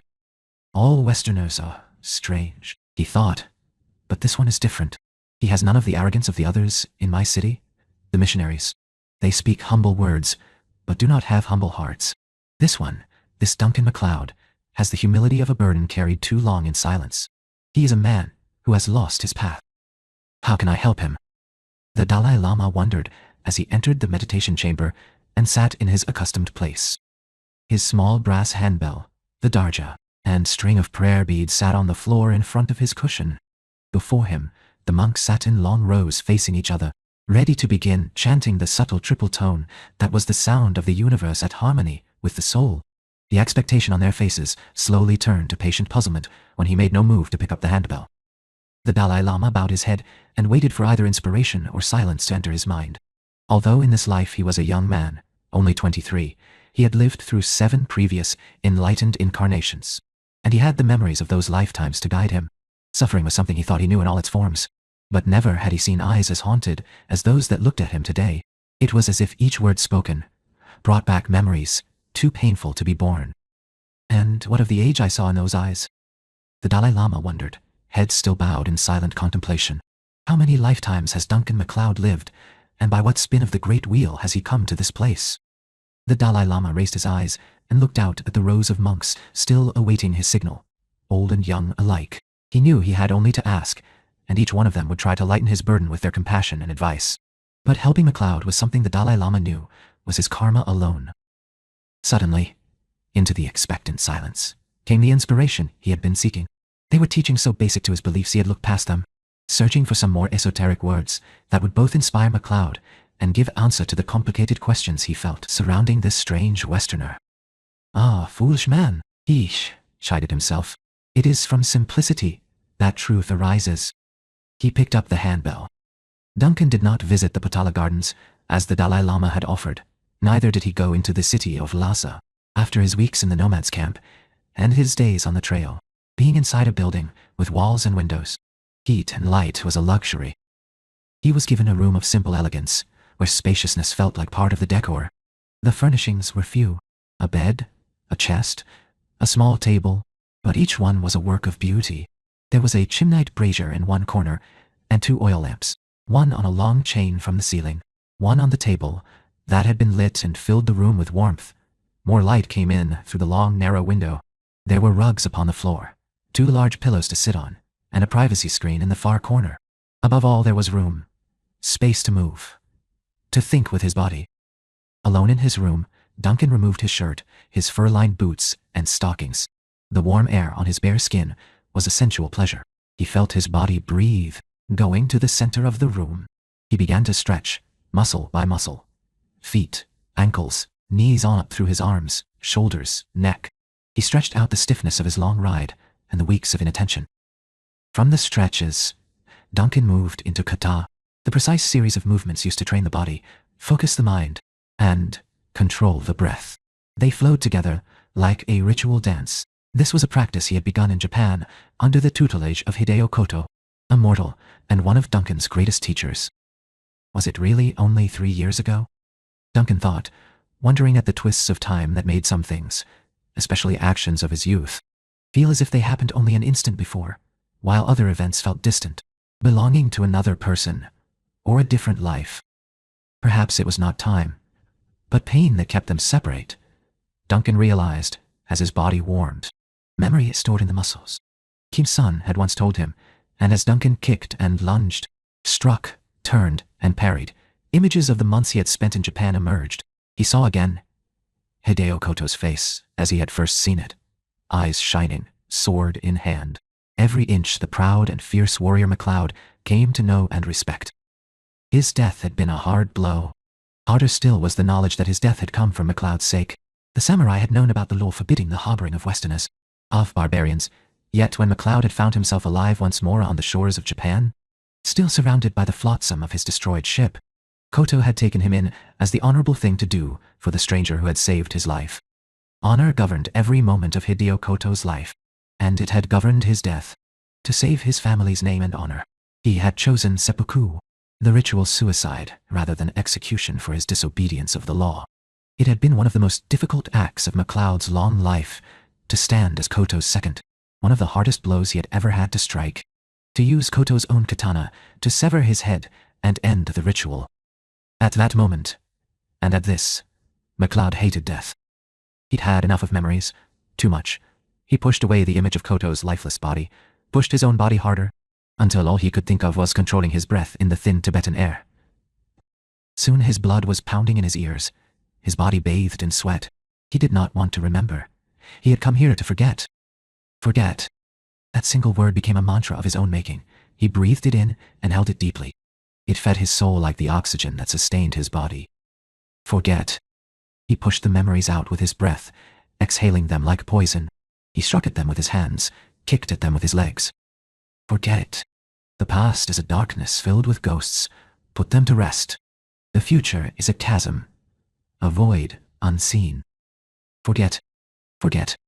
He continued through all the multiple kata, changing from the karate forms he had learned from Hideo Koto to the kata of the way of the white crane he had been taught by Mei Ling. Light from the window moved toward shadow, and finally he sank to his knees, too exhausted to push his body further. His muscles burned, and he welcomed the pain. It gave him focus.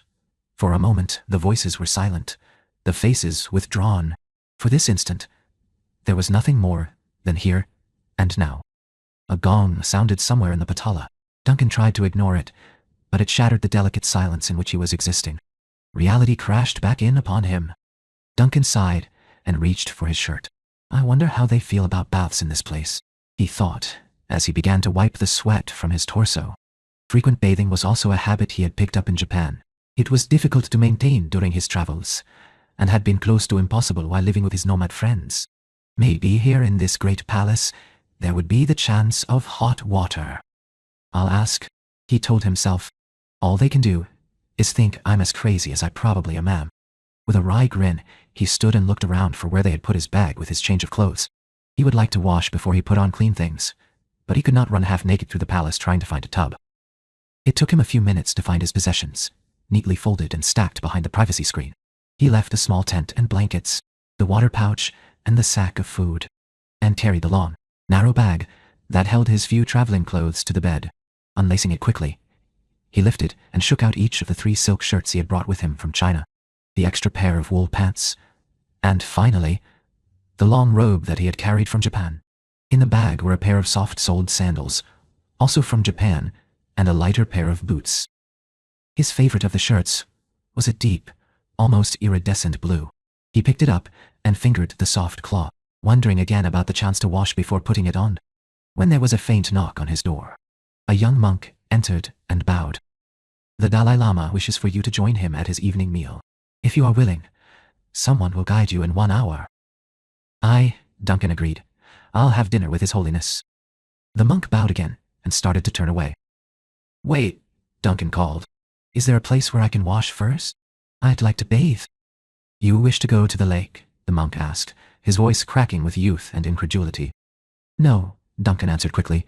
Well, he'd had more than enough of cold lakes and mountain streams. I'm talking about a bath, in a tub of hot water, with soap. Have you such a thing? We have, the monk answered hesitantly, for His Holiness. I will ask about your use. You will wait, please. I'll wait. The monk left and Duncan laid the clean shirt aside. He might not have to put it on while he was dirty, after all, and the prospect of a hot bath was worth waiting for. Audiobook. Chapter 7. An hour later, the Dalai Lama sat in the room where he and Duncan had met before. He knew that MacLeod was being conducted toward him, and he did not mind waiting. He never minded. There was always so much to contemplate. He sat on his cushion, legs crossed, and his hands folded in the pattern of mandala offering. His downcast eyes no longer saw his intricately folded fingers. He was hardly aware of the room in which he sat. His sight was turned deeply inward, focusing on the jewel that is compassion. The certainty that had come to him during the afternoon's meditation had not left him. It was his karma to teach MacLeod the 4 noble truths and the way of the 8-fold path. These he knew would help MacLeod find peace. But how receptive would he be to instruction? The other Westerners who had come to Tibet, the missionaries who lived in the city, had no desire to hear any words but their own. Would the same be true of MacLeod? If so, the Dalai Lama wondered, what then is my karma? The sound of the door opening seemed to come from far away, but the Dalai Lama recognized the sound and began to pull his thoughts back into the present. He changed the tone of his breathing, brought his focus back outward, and his sight back to the room in which he sat. Then he looked up and smiled. MacLeod stood in the doorway, looking slightly less weary but hesitant to approach. I did not mean to disturb your thoughts, he said. I can come back another time. Come in, come in, the Dalai Lama replied. I was waiting for you. MacLeod walked quickly into the room. He was wearing his blue silk shirt. His long pants were tucked into the tops of high leather boots, and his hair was loose about his shoulders.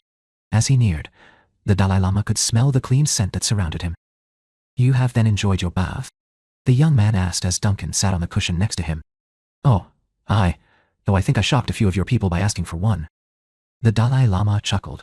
It is their way to wash themselves in the lake behind the Patala, or go to the warm spring in the hills. I do not care for the cold water of the lake, and each time I leave this place a great procession forms. My people love me as I do them, but I do not need to be escorted merely to wash the dust from this poor body. And so the tub. Please make use of it whenever you wish. Thank you, Your Holiness. The Dalai Lama inclined his head graciously, but his eyes were hooded as he considered how best to break down the barriers he sensed MacLeod had drawn around himself. Permanent barriers, he was sure, and not easily broached. Tell me, the young man said into the uneasy silence that had fallen, what does it mean, Duncan MacLeod of the clan MacLeod? In my country, Scotland, clan is the word we use for family, Duncan explained. It means I belong to the family of the MacLeods. Duncan was my great-grandfather's name, and it was given to me in his memory. Ah, then your family, your clan. The Dalai Lama pronounced the new word carefully. Believe that in you the spirit of your ancestor is reborn. No, Your Holiness. My people do not believe that the spirits of the dead return. You believe, then, in this heaven of which the missionaries teach? Those are the beliefs of my people, Duncan said. So carefully answered. The Dalai Lama thought. What do you believe, Duncan MacLeod? Do you know? Tell me about your people, he said aloud as their dinner arrived. Tell me of this Scotland from which you come. Ah, it is a beautiful land, Your Holiness, Duncan replied, his gentle brogue deepening as he thought of home. It is a land of green forests and deep rivers, of whole hillsides covered with the purple blooms of heather. Duncan continued talking as they ate their meal, and the Dalai Lama watched him, noting how his face glowed with love and pride while he spoke of his homeland. Yet, neither did the young man miss the shadow that filled MacLeod's eyes. Why did you leave this land of yours? The Dalai Lama wondered. And what is it that you fear? Perhaps soon you will tell me, but not today. Today we will speak only of pleasant things. This we will do until you see that you can trust me. Over the next days, Duncan and the Dalai Lama fell into a pattern. Each morning and evening, the young monk would come to Duncan's room and escort him to the religious leader's presence. Then Duncan and the Dalai Lama would share a meal and conversation. Usually these consisted of Duncan answering questions about some place he had seen and people he had known. The Dalai Lama's curiosity about such things appeared to be insatiable. At first, Duncan was wary, with the guarded watchfulness that had become the habit of 200 years. Surely, Duncan thought time and again, the Dalai Lama wanted more than a guided tour through his memories. But with each hour in the young man's presence, the wariness was breaking down. There was a freshness about him, as if he held each moment as a gift, an excuse for laughter. Duncan thought it must be a product of the Dalai Lama's youth, of years as yet untouched by pain or suffering, heart-wrenching decisions, and bitter loss. Yet, there was also something ancient, something that stood outside the realm of time about the young man.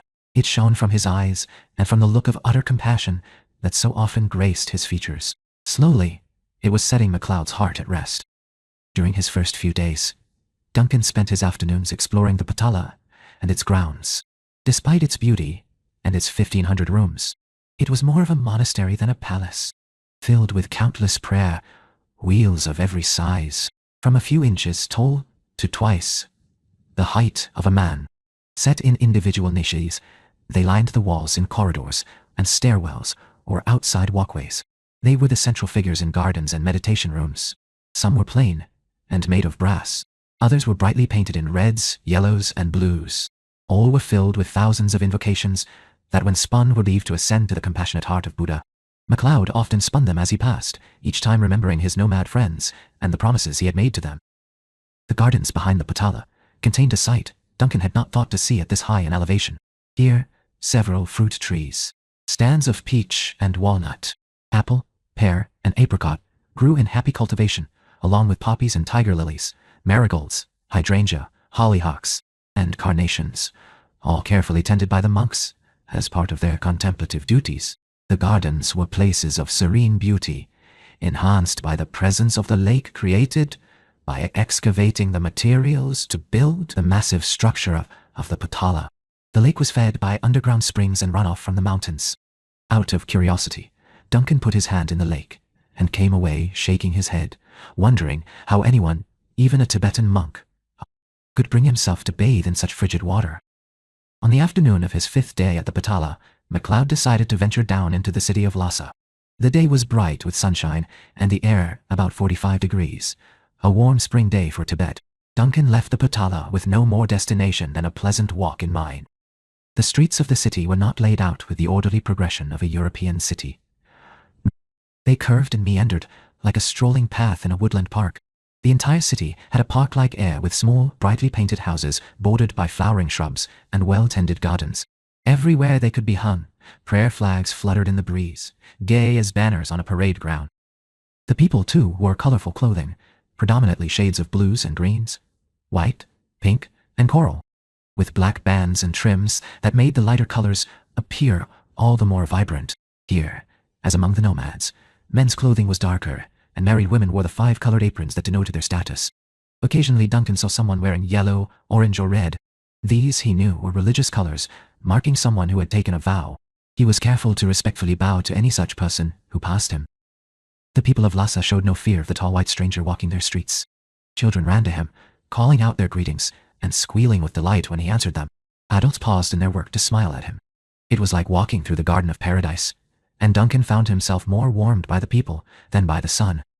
Following the curve of the streets, Duncan came suddenly upon one of the city wells. Clustered around it, a group of 6 young women sat chatting and laughing, wrapped in the soft sunlight. It was such a scene of feminine beauty that Duncan stopped, not wanting to move and shatter the moment. The young women were all of an age when the full bloom of adulthood had ripened their bodies, but the ravages of worries and a weather had not yet touched them. Lovely as they were, there was one among them who seemed to sparkle with an inner light. Duncan could not take his eyes from her. "The Tibetans are comely people, aren't they?" said a voice by his side. Duncan quickly turned to find a man in clerical garb standing next to him. His long black cassock looked out of place among the brightly colored houses, and the English he spoke was both welcome for its familiarity and an intrusion, a reminder of the life Duncan wanted to forget. Though his words were English, his voice cultured and educated, his face was Nepalese. Here was one of the missionaries of whom the Dalai Lama had spoken. From the manner of his attire, the black cassock that did not button down the front, but fastened at the neck, and was tied by a sash at the waist, the knee-length black cape and the black beretta he wore, Duncan knew this one was Jesuit. It did not surprise him, for the Jesuits, knowing there is no one so zealous as a convert, frequently ordained from within the native population. But, at least, he's not an immortal, Duncan thought. The game had still not found him. Still, Duncan narrowed his eyes and looked at the man suspiciously. 200 years of experience had left him with little love for the members of the Society of Jesus. "I am Father Edward," the priest said, offering his hand. Duncan hesitated the briefest moment before shaking it. "Duncan MacLeod of the clan MacLeod," he answered formally. "I had heard there was a European in Lhasa. The people regard you with a bit of awe, you know." "Me? My?" Duncan could not keep the surprise out of his voice. "Oh, yes. You're the special guest of their Dalai Lama. They think of him as the incarnation of their god, and that makes you a person of importance and of speculation.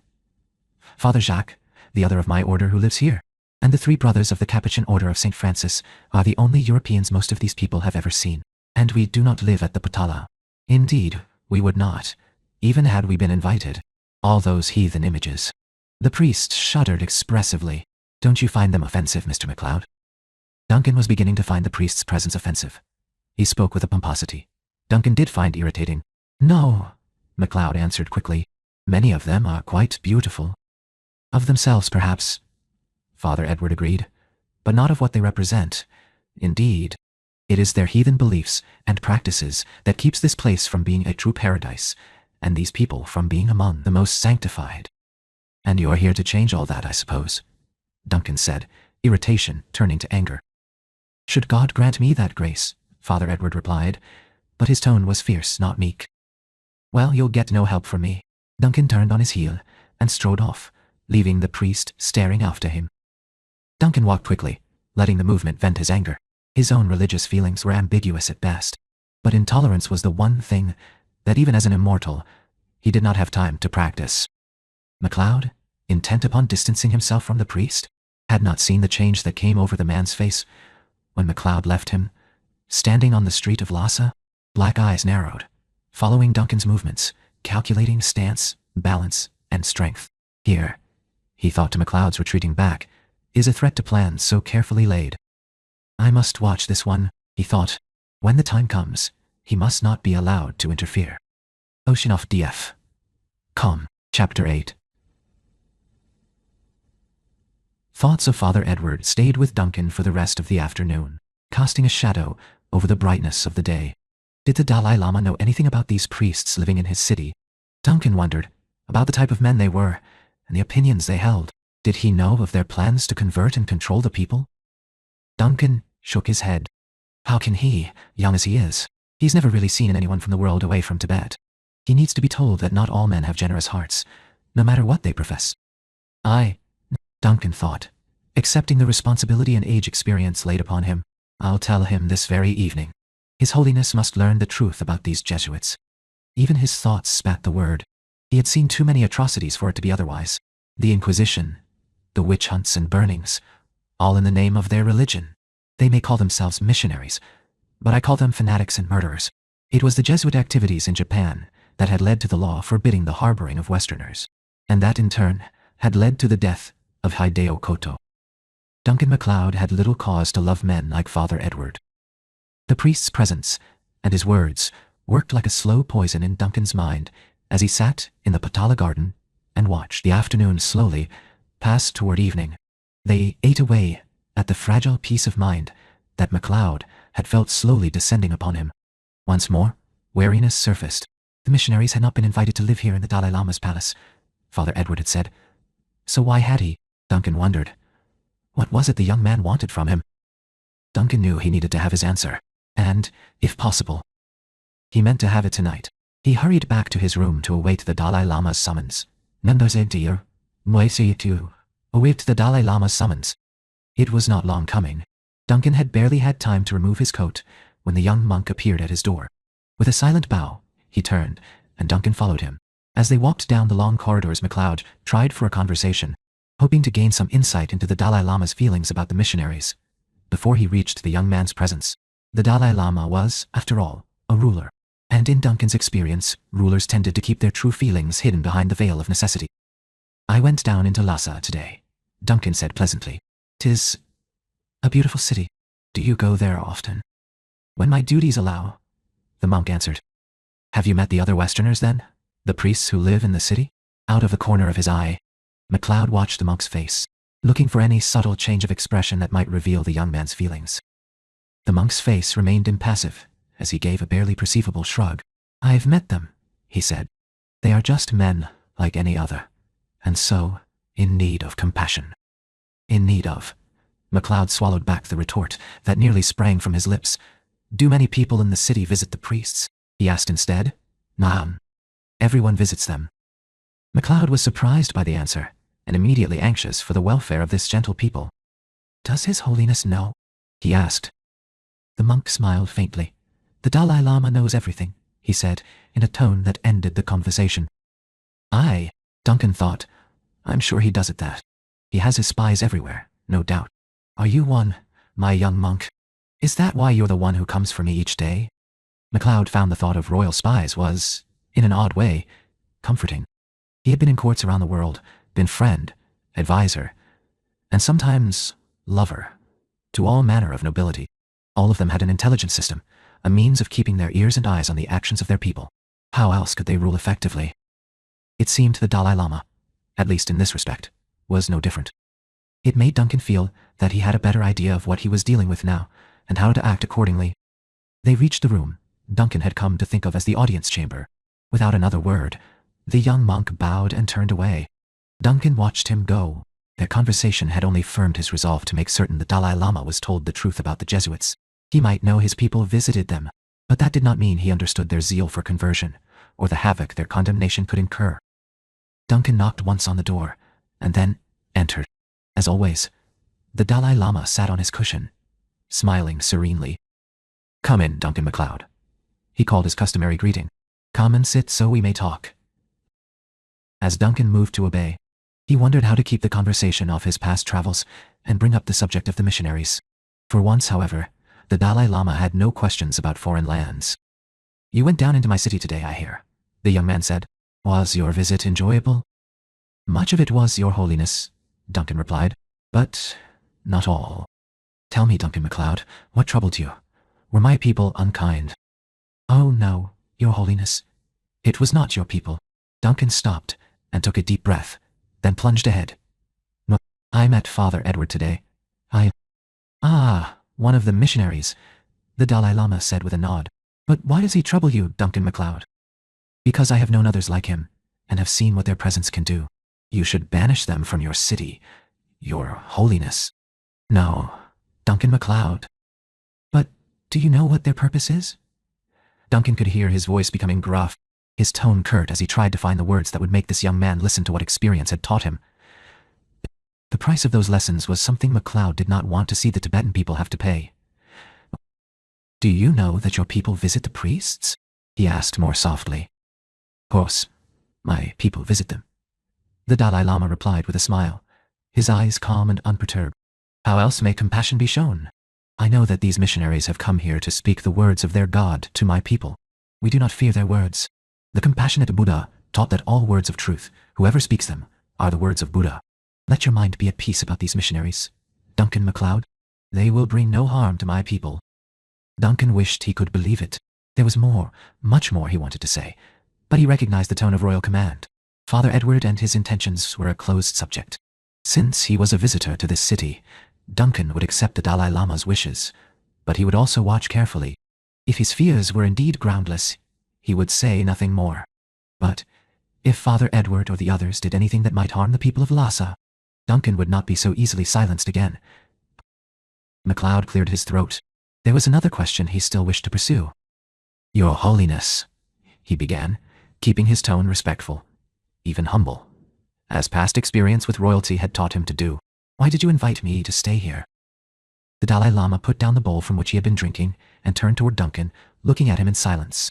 As on the occasion of their first meeting, Duncan felt as in the young man's gaze plumbed the depths of his soul, both reading the secrets hidden there and inviting Duncan to freely speak of them.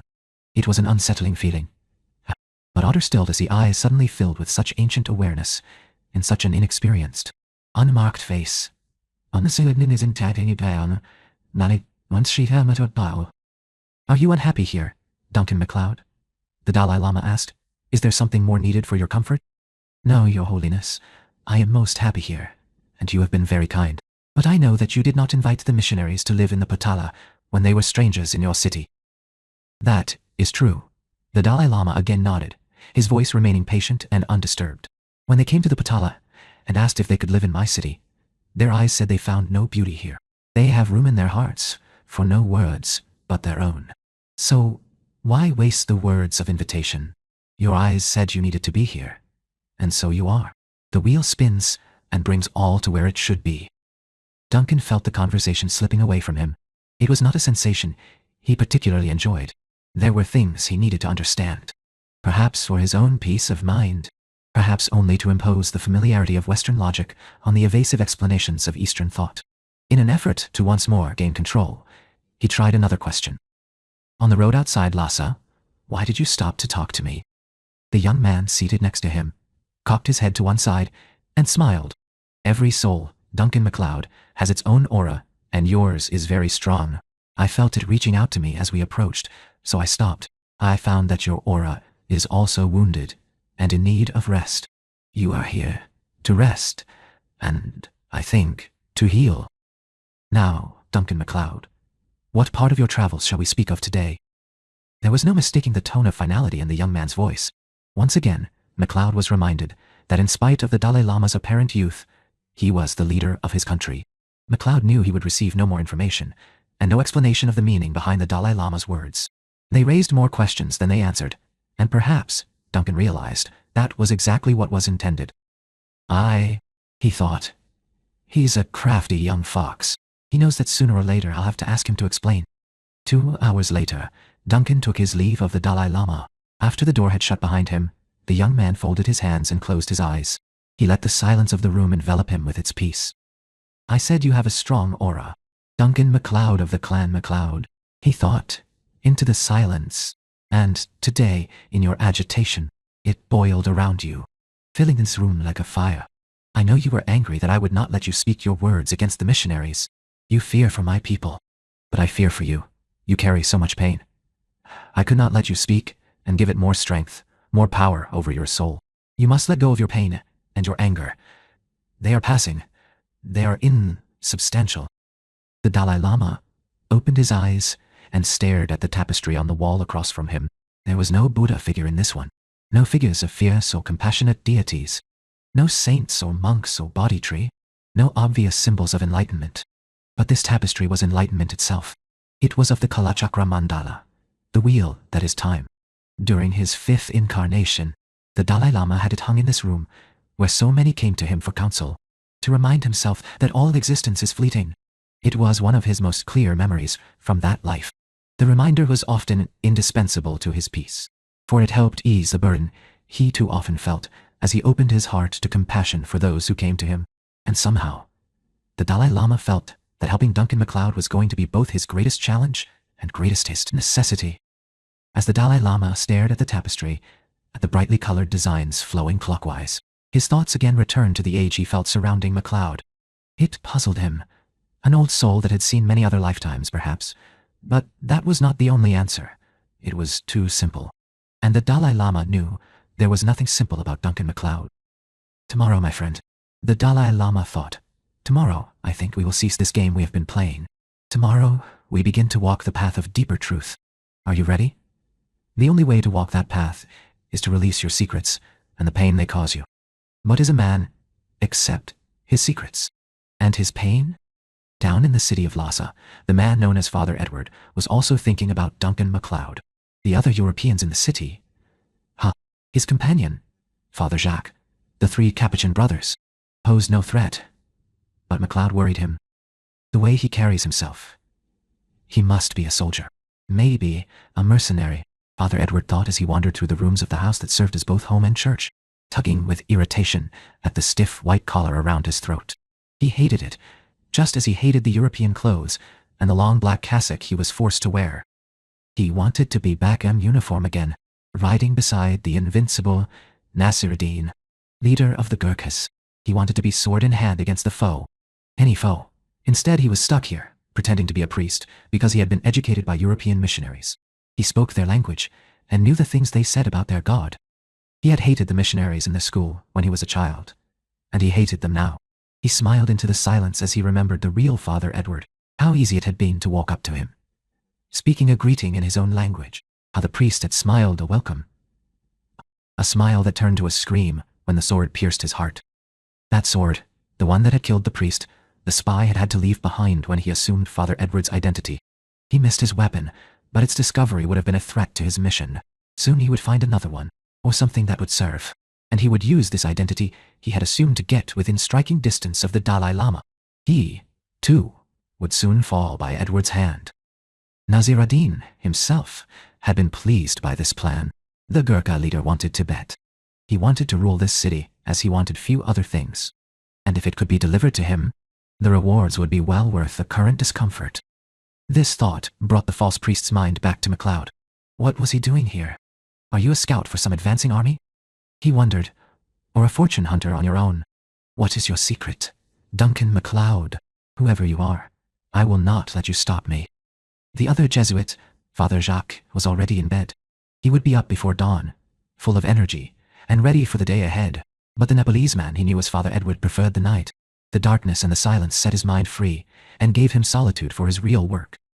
He walked out into the little courtyard behind the house where rows of bird cages had been built. The Tibetans who visited here thought this was an amusing hobby, but it was much, much more. It was communication and contact with his real people and purpose. It had been an easy communication line to establish, effective in its simplicity. The cages contained pigeons. They had traveled here amid Father Edward's belongings, but were trained to return to their cages in Nepal, to the great temple in Kathmandu. Their counterparts had been bought here in Tibet, trained to these cages in Lhasa, then sent to Nepal with a traveling merchant. The birds gave Nasiruddin the eye into Tibet he craved, and gave Edward a way to please his master. He took very good care of them. The pigeons cooed a gentle greeting as Edward reached behind for the paper and writing stylus he kept hidden there. A few quick lines, and he was ready. He carefully folded the scrap of paper and placed it inside a metal ring that would soon grace a pigeon's leg. Then he opened one of the cages. The bird he chose was a fine black male with a silver ruff around his neck. Father Edward put the ring on his leg, then stroked his back gently. "Fly well, my beauty," he whispered. "And when you reach your destination, there will be a special treat. Before long we'll both have our rewards." Oceanofdf. Come. Chapter 9. The next morning, Duncan rose early, before the first light of dawn appeared in the narrow window of his room. He had not slept well, and his mind was even more restless than his body, still filled with foreboding about the priest's presence in Lhasa. Duncan had seen too much. He had lived through the Reformation and Counter-Reformation movements in Europe. He had seen the anger, hatred, and betrayal they cause. He had both seen and heard tales of the Church's ventures into other lands, other cultures, and where the Church went, fortune hunters and soldiers were never far behind. His thoughts flew back to his nomad friends, and the way they had welcomed him into their tents and their lives. These were true innocents, and if the greed of the West came here, innocence would not survive. Perhaps the warlords were right in banning Westerners from Japan. Duncan thought for the first time. He still could not forgive the law for causing the death of Hideo Koto, but in the stillness of the Tibetan dawn, he could for the first time understand it. Perhaps, his thoughts continued, the Dalai Lama should pass such a law here. Yet the Dalai Lama had made it clear he would not listen to Duncan's warnings. Despite being the ruler of his country, the Dalai Lama was an innocent as well. It was a nation of innocents, and Duncan wondered, a bit sadly, if there was truly anything that could be done to protect them. The feeling of sadness and fatalism did not leave him as he waited for the Dalai Lama's messenger to come escort him to the young man's company. When the monk arrived, however, he stood in the doorway and bowed formally to MacLeod. His Holiness, the Dalai Lama, sends a message to Duncan MacLeod, he said. His Holiness begs your understanding, but he cannot meet with you this morning. Other matters have come to him that demand his presence and attendance. He says that he will see you at the evening meal. As the young monk spoke, MacLeod's brow furrowed with concern, fed by the dark foreboding that had filled his night. Perhaps danger was closer than he realized. The Dalai Lama might, even now, be trying to deal with matters whose full consequence he could not possibly understand. Duncan almost rose to push past the monk and go to the Tibetan's leader's side. His past dealings with royalty stopped him. Undesired interference often caused more harm than it prevented. Once more, Duncan reminded himself that he was only a visitor in Tibet. Is His Holiness all right? He asked, carefully watching the monk's face for any signs of worry or confusion. I would happily lend my aid if he has any need for my services. The only emotions the young monk showed were peaceful confidence overlaid with a touch of hauteur. The Dalai Lama has no need of your help, he said. He is the ocean of wisdom, and needs no advice from the unenlightened. The monk bowed and turned away. Well, Duncan thought, slightly amused, I've been put in my place. If I'm to have my day free, I think I'll go into the hills. Perhaps I'll find those hot springs His Holiness once mentioned. He quickly changed his soft-soled boots for his stout fur-lined pair, grabbed his coat, and headed for the outdoors. Prospect of wandering alone in the hills was suddenly extremely appealing. Duncan exited the Patala through the palace gardens, stopping to sit for a while beside the lake. The peace of the setting helped him lay to rest. At least for the moment, the fears that had kept him awake all night, and he was able to set off for the hills with a lighter step. Not many minutes had passed before he realized how much he needed this day of freedom. He'd had enough of indoor hours and occupations. He needed movement, and even doing kata twice a day was no substitute for the feel of his own feet under him. This had always been his way, even as a child. Whenever he was confused or troubled, he had gone off alone to wander the highlands until his thoughts cleared again. The trail into the hills was a good one, and MacLeod soon fell into a steady rhythm. He began to notice that the hills were not as barren as they had looked from a distance. Lichens and cresses spread intricate patterns of greens, grays, and muted reds across the rocks, while stands of tiny wildflowers provided splashes of unexpected color. The silence of the mountains closed in on him again, but, for the moment, he welcomed it. As he walked, Duncan felt the remainder of his worries drain away.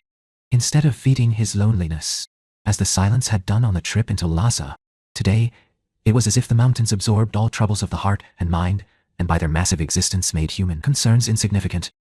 Here, in the bright sunlight, he nearly laughed at himself.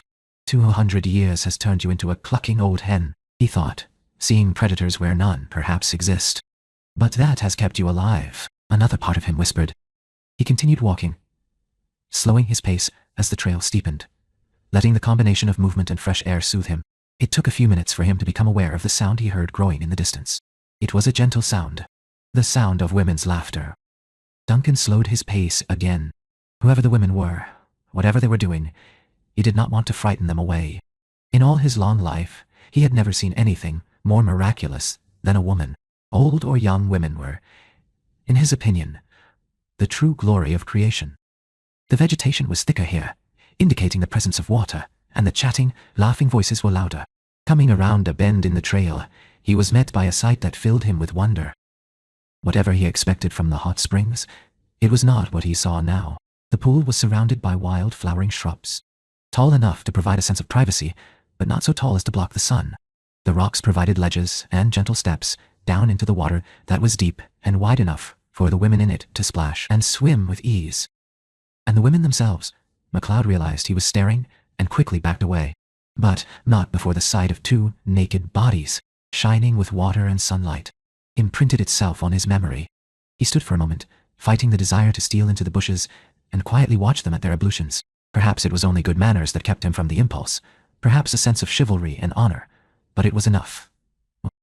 He wondered what to do. Should he return to the Patala, or find some place to wait until he saw the women coming back down the trail? Looking around for a place to sit comfortably, he noticed the bell hanging from a tree limb. It was old, and the mosses that covered it made it blend with its surroundings, but MacLeod could guess its use. He crossed to it and rang it once, its deep gong filling the silence. He heard the sound of the women's voices change. Their laughter stilled, and there was a moment of purposeful splashing. Then all was silent. A few minutes later, they appeared, properly attired in long wrapped skirts, boots, and short jackets. As they neared, Duncan saw that one of them was the young woman he had noticed yesterday at the well. The women passed by him, hardly sparing him a glance. On impulse, he stepped out onto the trail after them. "Wait," he called. Both women turned to look at him, but he could hardly tear his eyes from the one. She was even more beautiful here, in a natural setting, than she had seemed yesterday. Duncan stepped toward her. "Please," he said. "Who are you? What is your name?" She glanced at her companion, then lowered her eyes. "I am Shao Nan Choi," she said softly. Her voice was low, and had a breathless quality, like an intimate whisper. Duncan was at once entranced by it. "Shao Nan Choi," he repeated. "Please don't go. I do not know the area around here. I would be glad of some company." Shao Nan looked up at him, her dark eyes wide with surprise. "Did you not come here for the water?" she asked. Duncan smiled. "I can bathe another time. I would rather have your conversation." Behind her, the other woman giggled. Shao Nan quickly turned and hushed her. "I meant you and your companion," MacLeod added, not wanting to violate any cultural taboos. "No," Shao Nan answered. "My sister must return home. Our mother will be waiting. I will stay and talk with you for a time." She stopped and smiled at him. "But you must tell me your name." Duncan found that when she smiled, she was among the most beautiful women he had ever seen. Her large dark eyes sparkled like polished jet, and yet were gentle even in her laughter. Her skin shone like the golden sky when still touched by the first blooming light of dawn. Even white teeth stood like petals of a flower behind flower-bud lips so red Duncan found himself wanting to kiss them, to see if they were indeed as soft as they must be. She was looking at him expectantly now, still waiting for him to speak. "I am Duncan MacLeod of the clan MacLeod," he said almost automatically, still dazed by her beauty. "Your sister may assure your mother you are safe. I mean you no harm or disrespect." Shao Nan laughed gently. Duncan found he was as delighted by the sound as by everything else about her. "She already knows this, Duncan MacLeod," she said his name slowly, as if embracing it with her lips and tongue. "You are the friend of the Dalai Lama, and he would not have one with him whose heart could not be trusted." This simple statement of faith, in the Dalai Lama and in himself, touched Duncan. He bowed deeply and formally to his Shao Nan Choi. She acknowledged his bow with one of her own, then turned and said a few rapid words to her sister. As the young girl started off down the trail, Shao Nan turned again to MacLeod. "If you have not come to this place for the waters, have you another place you wish to see? There are many beautiful places in the mountains." Duncan smiled at her. "Lead the way wherever you wish, Shao Nan Choi," he said, "and I will surely follow." Oceanofdf.com. Chapter 10. Shao Nan led the way farther into the hills, up to a glen where the wild marmots played in the sunlight. It was a quiet place where she often came when she wanted to sit and feel the world in balance. She did not know why she had chosen this place to bring MacLeod. There were many others just as beautiful and less personal she could have shown him. But somehow, she thought, as they settled on the stone outcropping where she habitually sat and waited for the marmots to lose their fear of intruders, it felt right that he should be here. Soon, a small white and brown face peeked out from the bushes across the glen. Shao Nan saw it, and gently touched MacLeod's arm. Slowly, using no swift motions that might again frighten the creature, she pointed. MacLeod saw the marmot, and smiled.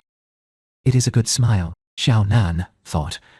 A smile of the heart, as well as the face. It warmed Shao Nan to see it. Why should it matter if he smiles? She asked herself, knowing only that it did. What was there about this man that so instinctively drew her? She felt as if somewhere inside, far beyond the realm of conscious thought, a spark of recognition flared, touching soul to soul. They stayed in the glen, speaking only occasionally and in muted voices. But the silences between the words were not empty.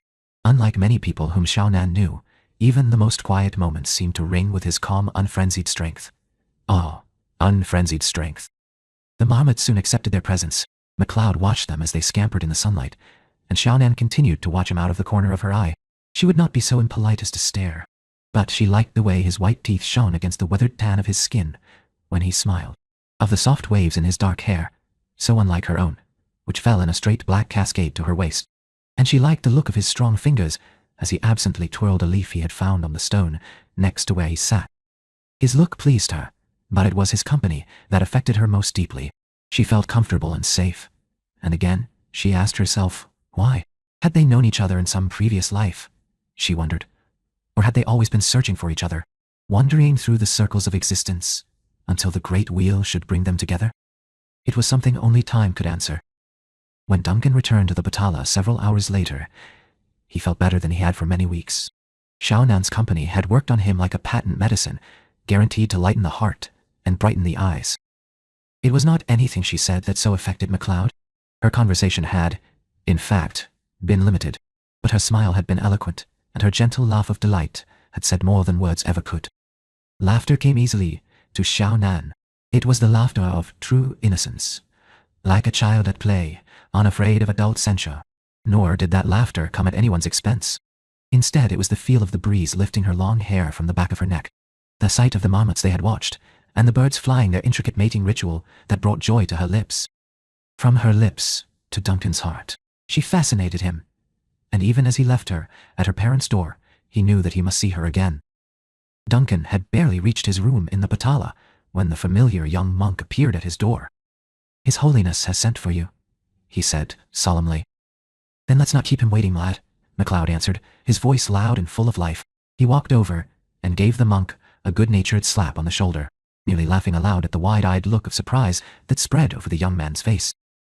Duncan stepped past him, this time leading the way to the audience chamber himself. His companion had to rush to keep up. "What are you called, boy?" McLeod asked. "What's your name?" "Geico," the monk answered hesitantly. McLeod could see him wondering what mood had taken hold of the strange Westerner. McLeod did not care. He felt too good to care how odd others might think him. He knew the elation would not last, and he was intent upon enjoying it. McLeod no longer needed a guide to reach the audience chamber, but the monk stayed with him, doing his duty to the Dalai Lama by delivering Duncan. When they reached the outer door of the chamber, McLeod turned and bowed with a flourish to his companion. "Thank you, Geico, for your fine company," he said.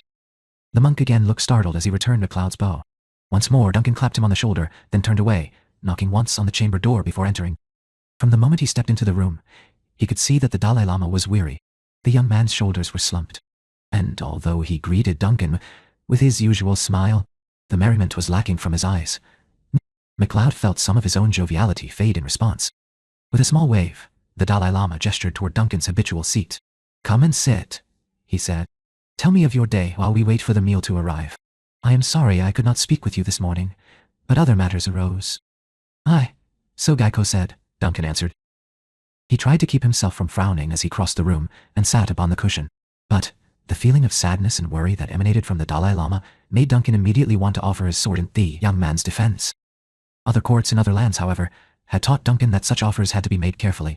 He was not certain his knowledge of the language was up to the challenge of fancy phrases, such as he might use in France or Spain, Italy, or England, where he would know how to strike the proper blend of flattery and deference. But for all his travels, he was still a Scotsman, a Highlander, direct and plain-spoken. With the Dalai Lama, he would just have to speak his mind and hope the young man understood the intent without taking offense. Duncan drew a deep breath. Nay, Your Holiness," he began, "I can tell you something on your mind. I know I'm not one of your people, but I have a strong arm and a good sword. Both are yours if you've need of them. Now." The Dalai Lama looked at him with an expression of infinite gentleness, as a parent might gaze upon a child struggling to shoulder a burden too heavy for tender years. Again, Duncan was struck by the dichotomy of youth and age. The Dalai Lama said nothing, while his look seeped down, deeper and deeper into McLeod's soul. For a moment, Duncan thought he could see other faces overlaying the young man's, each with the same tender look in their eyes. Immortality. The word sprang quickly through his mind. Immortality was something Duncan knew down to the very sinews of his body.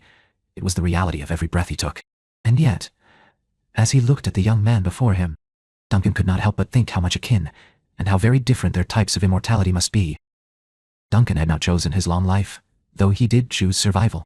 If his head came away from his body, he was through. The Dalai Lama's immortality was based on rebirth, continuing remembered cycles of life. So different, yes, but they both witnessed the fleeting nature of mortal existence.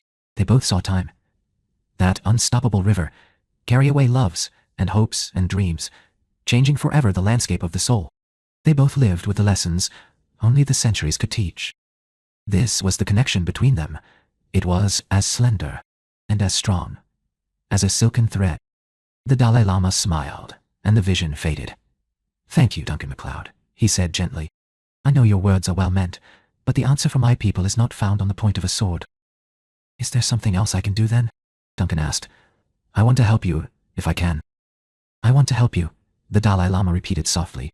"These are good words, Duncan MacLeod. Words of wisdom, and it lightens my heart to hear them. All through this day I have listened to those who came to me for answers, but did not want the words I would give them. They came seeking only their own way, and brought with them the suffering such selfish thoughts always carry. They left with their burdens no lighter." The Dalai Lama stopped and sighed. He ran a weary hand across his eyes. "Oh, Duncan MacLeod," he said, "it is true that all unenlightened life is dukkha." It was a word Duncan had never heard before. "I'm sorry, Your Holiness, I don't understand." "It is the first noble truth taught by the compassionate Buddha. Each year of my many lives has shown me the reality of it. Dukkha means suffering, but it is the suffering of a wheel out of balance constantly grinding against itself, as it tries to find the center it does not have. So it is with the life that is not bound in compassion. The unenlightened life is truly a life of pain. Do you not find it so, Duncan MacLeod?" Duncan thought for a moment, still not quite certain what the Dalai Lama meant. Surely there were times of pure joy. Today, in Xiaonan's company, he had experienced such times, hadn't he? "What about love, Your Holiness?" Duncan asked. "If life is suffering, what about love?" The Dalai Lama cocked his head to one side and looked at Duncan for a long, silent moment. "Love that is pure, free of self," he said. "Perhaps. But how many of us can claim such feeling? And for the rest, is there truly no suffering in love, Duncan MacLeod?" Duncan thought about the past loves he had known.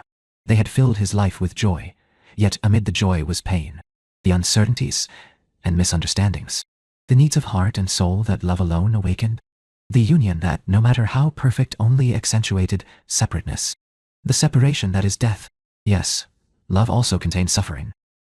The Dalai Lama was still awaiting his answer. All Duncan could do was bow his head. The Dalai Lama nodded. "You see, Duncan MacLeod," he said, "all life is dukkha. We are out of joint, dislocated from the truth." "What is the truth, then?" Duncan asked. "Ah, a good question. It begins with the acknowledgement that all is suffering. That is the first truth. The second truth teaches that suffering comes from within ourselves, from the selfishness of our desires, from tanha. Always we must ask ourselves, what is it we truly desire? Do you know, Duncan MacLeod?" MacLeod felt his mind reeling. He had desires. What man did not? But he was no religious or mystic to have put such things into words. He was a man of action, a warrior who for 2 centuries had lived by the strength of his arm, his wits, and his sword. Soldier or mercenary, scout or bodyguard, that had been enough for him. Until recently, until now. Looking into the Dalai Lama's eyes, Duncan saw an elusive something for which he knew he was seeking. It was more than acceptance or resignation to the human condition. It was more than peace or humor or compassion. The word used by his nomadic friends when they spoke of their Dalai Lama had been enlightened. Perhaps that was the only word that fit. The young man was watching him now with his gentle, aged smile. "You are impatient, yes?" he said. "But also you are young. The questions you ask yourself are often many lifetimes in the making, and many more in answering. But to those who seek, enlightenment does come." Duncan opened his mouth, then closed it again without speaking. How was it that this man who was barely more than a boy should call MacLeod young with such authority? And how long is a lifetime? Duncan almost asked. Is it 20 years? 50? 100? How would you answer if you knew my truth? Oceanoff DF. Come. Chapter 11. The black homing pigeon flew fast and true. not caring about the message it carried or the lives it might change. It only knew that at the end of the flight was the safety of a cage, was food, water, and rest. It flew through the mountain passes, riding the wind currents that added speed to its wings, avoiding the talons of the hawk and eagle, on into the heart of Nepal. It flew to Kathmandu. On the roof of the sacred temple of Pashupatinath, home of the servants of Shiva, its cage waited when it set its feet upon the perch. A bell rang within the temple, alerting the Hindu priest who served there of the bird's return. The priest had neither concern nor curiosity about the message the bird carried. Their dutiful care was for the bird itself, a sacred duty. Naziruddin Sadish, leader of the Gurkha army, did not care about the bird. It was only a tool. He wanted the words on the paper, banded to its leg. He wanted the power the words would bring him. He wanted Tibet. It was he who had chosen the temple for the bird's cage, and he came every day to see if it had arrived. No one questioned his daily attendance at the temple. It was assumed he was as devout in his service to the gods as to the king. In truth, he was neither, but it served his purpose that the people, and the court, thought it so. He had no love for the boy king who occupied the throne, or for the council of regents who actually ruled. The late king, Prithvinarayan Shah, had been of another kind. He had been a warrior who let nothing stand in the way of what he wanted. He had conquered the other two principalities and created a united kingdom of Nepal, then moved his capital to the fertile valley of Kathmandu. Naziruddin had been proud to serve him. They had understood each other, recognized their kindred spirits despite the separation of mortality. But he had died, as even the best mortals do, and for the last 6 years, Naziruddin Sadish had found no one else worthy of his respect. He had returned to the practice that had brought him out of the filth of his childhood, that had given him power and kept him alive. Naziruddin supported no one but himself. Oh, he did it carefully, mouthing phrases of flattery to the young king, who cared about nothing but his own amusement. All the while, the leader of the Gurkhas made certain his men stayed loyal to him first, and all else, including the throne second. And he made his plans, here on holy ground where no one could touch him. In this small antechamber, built for the meditation of priests, he kept his maps, his lists and tallies of men and supplies, and here he received the messages from his spy. While he was here, mortals would respect his solitude, and other immortals that chanced to come to Kathmandu would honor the rules of the game. In the 312 years Naziruddin had been alive, he had learned to play all the games well. He received the latest message, still tightly folded, from the hands of the priest, who then turned away, glad to leave Naziruddin to the solitude he demanded. The Gurkha immortal quickly unfolded the paper and scanned the words. As he read, a scowl darkened his visage, and suspicions began to crowd his mind. A Westerner, in Lhasa, the message said, not a missionary, befriended by Dalai Lama, scout or mercenary. Or maybe something more. Naziruddin's thoughts finished what the message could not say. Whoever you are, you're too late. Lhasa is mine. Tibet is mine, and I'll soon be there to take it. Naziruddin strode across the room and pulled the bell rope to summon a priest. He stood tapping his foot impatiently while he waited. It took only a few moments for the priest to arrive, but to Naziruddin, it felt much, much longer. A pen and paper, the Gurkha immortal ordered before the priest had entered the room. Bring them quickly. The priest bowed and left as silently as he had arrived. Naziruddin paced around the small chamber. His long robe swirled around his ankles, and the sandals he wore made slapping noises upon the mosaic floor, reminding him with each step these were court clothes, good for nothing but idleness. His hand went to the hilt of his sword, the long curved saber not even court life could strip from his side. Soon, he thought, I'll be back in proper clothes, a warrior's clothes. That day could not come swiftly enough for Naziruddin. The only impediment was the king's regents. They had not yet agreed either to support the invasion of Tibet or release Naziruddin from court service, so he could lead the army on his own. But the Gurkha leader had almost convinced the young king of the need for the venture. Naziruddin played to the boy's vanity. It was such an easy thing to do, filling his head with tales of glory, making him think he could be the great leader his father had been. Soon, Naziruddin thought again. A few weeks at most, and I'll take my army to the north. The Hindu priest returned with paper and pen. Naziruddin snatched them from his hand. Wait, he ordered, as he quickly scribbled a return message to his spy. Watch carefully, it said. I'll see what's coming. And on an afsida. Report often. Invasion soon. Folding the paper, he turned and handed it to the priest. This must go out at once, he said. The priest sighed and bowed, then turned away. Nasir ad-Din could tell he was not happy with his charge, but he would obey. The Gurkha paid this temple enough gold to make certain of their obedience. After the priest was gone, Nasir ad-Din left the small antechamber and went into the main temple, on the raised dais. At the far end, the statue of the god Shiva sat behind a cloud of incense. The white stone from which it had been carved was changed to ash-colored from the years of smoke encircling it, and the blue on its throat faded now to an indistinct gray. Nasir ad-Din hardly noticed as he took his place among the worshippers. His eyes went instead to the bone held in one of the god's many hands, to the necklace of skulls around its neck, and finally to the 3 eyes in the statue's face. It was the 3rd eye on which Nasir ad-Din fixed his attention. It bestowed inward vision, yet when turned outward, brought burning destruction on those toward whom it was focused. Shiva was the great god, the auspicious one. But he was also the destroyer. It was to this aspect Nasir ad-Din prayed. He bowed and touched his forehead to the floor, seeking the words that would win the god's power to his side. I will build you a great temple in the heart of Lhasa itself, he told the god.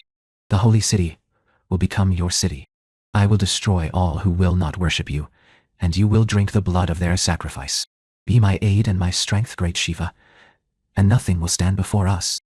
Duncan MacLeod left the Patala early, when the sun had barely risen. He left before the monk Keiko could summon him to his usual morning meal with the Dalai Lama. MacLeod meant no disrespect to the spiritual leader and hoped his absence would not be taken as such. But for the last 2 days, they had spent most of their time together, student and teacher, while Duncan learned of the 4 noble truths that made up the basis of Tibetan Buddhism. Although Duncan was grateful for the many hours the Dalai Lama was giving up from his other duties, today he needed to get away. He needed time to think, to absorb what he had already heard, to let his mind breathe. His first thought was to go to the mountains, to the beauty and the quiet, yet he found himself heading down into the city of Lhasa, where another beauty awaited him. The living beauty. That was Shao Nan. He knew it was early to be calling at her door, but maybe, just maybe, he could persuade her to take a walk with him. Her company, the light of her eyes, the gentle sound that was her laughter, would help him put everything in perspective. He found her house easily, remembering the route from the day he had walked her home. But when he arrived, he stood uncertainly at her door, feeling like a schoolboy come courting, instead of a 200-year-old immortal. What? His sudden doubt said, if she did not want to see him, if her pleasant company the other day had been nothing more than the compassion to a stranger that seemed to be the unwritten law of this land. He did not know that Shao Nan had watched for him each day, and was just on the other side of the door waiting for his knock. Seconds ticked by as he stood there, battling his fears and chiding himself for his foolishness. If she said no, well, it was not the first time in his long life a beautiful woman had turned him down. You'll never know by standing here, ye daft fool, he told himself, his mind slipping into the brogue of his childhood. He raised his hand and knocked. The door opened so quickly, he nearly fell through the sudden space, and Shao Nan was there, smiling up at him, even more beautiful than he remembered her. I know it's early, MacLeod stammered, groaning silently as he stated the obvious. Truth be told, something about her left him feeling awkward, even tongue-tied. It had to be more than her beauty. He had known beautiful women all over the world, and he had 2 centuries' practice of how to talk to them, charm them, win their favor. But something about Shao Nan said she was different, and the difference disconcerted him. Will you take a walk with me? He asked her. We won't go far. I would like very much to walk with you, Duncan MacLeod, she answered, her voice making music of his name. Duncan knew he wanted to hear her say it again and again. A voice called from within the house. Shao Nan turned and answered it quickly. Then she stepped out beside MacLeod and gently closed the door. I have told my mother we are going, so now we may walk together. Where would you like to go? She asked. Anywhere you want, Duncan answered. MacLeod was delighted to stand and watch her as she thought about a destination. As a little frown creased a line between her eyebrows, he fought the urge to bend and kiss it away. Then, suddenly, her face lightened. I know where we will go, she said. There is a place where the blue orchid blooms on the hill. It is very beautiful in the early light. As are you, Shao Nan, Duncan thought. I think I've ever seen a blue orchid, he said aloud as they started toward the city gate. Is it truly blue? Oh, yes, Shao Nan replied. Blue is the summer sky, with little black flecks at its heart, and a sweet scent that is like no other flower. She picked up the pace, eager to show it to him. Hurry, Duncan MacLeod, she said. We must be there before the light passes. He laughed and walked faster. He wanted to take her hand and run together like happy children. But he knew that in Tibet men and women did not touch casually in public. All he could do was stay by her side, delighting in each moment. Somehow, that was enough. In her company, Duncan felt as if the weight of his years vanished, and his heart was freer than it had been for a century gone. Up in the Patala, the monk Geiko reported Duncan's absence to the Dalai Lama. The spiritual leader nodded and dismissed him. He suspected whom Duncan had gone to see, and he approved. It would be a good match for both of them. The Dalai Lama took a deep breath, folded his hands in a pattern of serenity, and closed his eyes. He chose no direction for his meditation, but let his thoughts overlap like gentle waves upon a shore. Soon, it was as if he floated in a golden ocean of bliss, where all striving had ceased, all hopes had been realized, all was peace. Here was the gateway of nirvana. On one side, only a breath away, was the final state of liberation. He would enter only after his work upon this earth was done, and all beings had attained enlightenment. On the other side was samsara, the cycles of birth, death, and rebirth he willed to enter again and again. But here was timelessness. Here was clear and perfect thought, perfect truth, perfect compassion. It was here he came to refresh his mind and see how best to guide his people. All his people. He counted Duncan MacLeod among them. He knew it was difficult for a man of MacLeod's nature to spend his days in inactivity, no matter how important the lessons or whom the teacher. The restlessness was there, in the constant shifting of his eyes, in fingers that were never quite still, even when he was deep in thought. The strength of MacLeod's aura filled whatever room he occupied like the radiant energy of the noontime sun. It was a good aura, of a man who strove to do what was right, what was best, but it was not the aura of a man at peace, either with himself or the world around him. The Dalai Lama knew the Eightfold Path was the way to that peace. He knew it through the centuries of his own experience. In the quiet of his mind, the Dalai Lama smiled, knowing that to Duncan MacLeod, he appeared only as a young man of 23. But how else could it be? What could a man of the West, whose culture was blind to the truth of reincarnation, know about immortality? Ocean of DF. Com?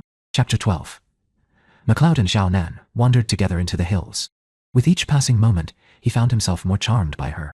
She was like candlelight in a darkened room, warm and soft and golden. She led him to where the blue orchid grew, and, as she promised, it was the most exquisite flower MacLeod had ever seen. By comparison, his memories of the gardens of Europe, with their mazes and topiaries, even the roses of France and England, and the heather-covered hills of his native Scotland, seemed overblown. The ground was spongy and damp, so Duncan spread out his heavy coat, and they sat on it, surrounded by the heady fragrance of the orchids, and listening to the woodland symphony of breeze and birdsong. Xiaonan laughed when Duncan wove a chain from some of the flowers and placed it on her head, but he could only think how even these orchids paled by comparison to the beauty of her eyes. Dark as a moonless night, they hinted at mysteries a man could gladly spend his lifetime trying to understand, even an immortal. "How old are you, Xiaonan?" he asked her suddenly. "I'm again. I was on to tile until me." "I am 19, she replied, giving him a sidelong smile that nearly made his breath catch in his throat. 19, he repeated softly with a hint of wonder in his voice. He was 2 centuries, and she not yet 2 decades. He knew that 19 years was nothing, the slightest wink of time. But Xiaonan seemed timeless, ageless, a creature of both youth and eternity. He knew, too, that in the life of mortality, Xiaonan lived 19, was the age and past when young women thought to marry. He had to know she was free. "Is there some young man in your life, Xiaonan?" he asked. "Should I stay away?" She turned and looked him full in the face, saying nothing for a long moment as her eyes stared deeply into his own. Duncan wanted to curse himself for being 3 kinds of a fool. He should have gone more slowly, felt his way through their conversation more gently. But somehow, he thought Xiaonan would want nothing less than honesty from him. She was still looking at him in silence. As with the Dalai Lama, Xiaonan seemed to possess the same ability to reach deep into Duncan's soul with her eyes. Whatever she saw pleased her, for a slow smile lightened her features. "There is no one else, Duncan MacLeod," she answered his honesty with her own. "None has brought light to my heart, until now. Adharu." Duncan reached out and drew a finger gently down the softness of her cheek. "For this culture, It was a boldly intimate move to make when they had known each other so short a time. But Xiao Nan made no move to shift away. She seemed rather to welcome his touch. Slowly, giving her time to turn her head, or in any way indicate his kiss was unwanted. Duncan leaned forward. She made no move, but waited in perfect stillness until his lips brushed hers. That was brief. The softest of kisses. And yet, in that instant, Duncan was filled with the urge to protect her, to keep her forever safe from anything that might rob Xiao Nan of joy or peace. Yet even as he thought it, another voice nagged inside his mind. And what of your immortality? It whispered, do you dare hope for her love once she knows the truth? Duncan had no answer.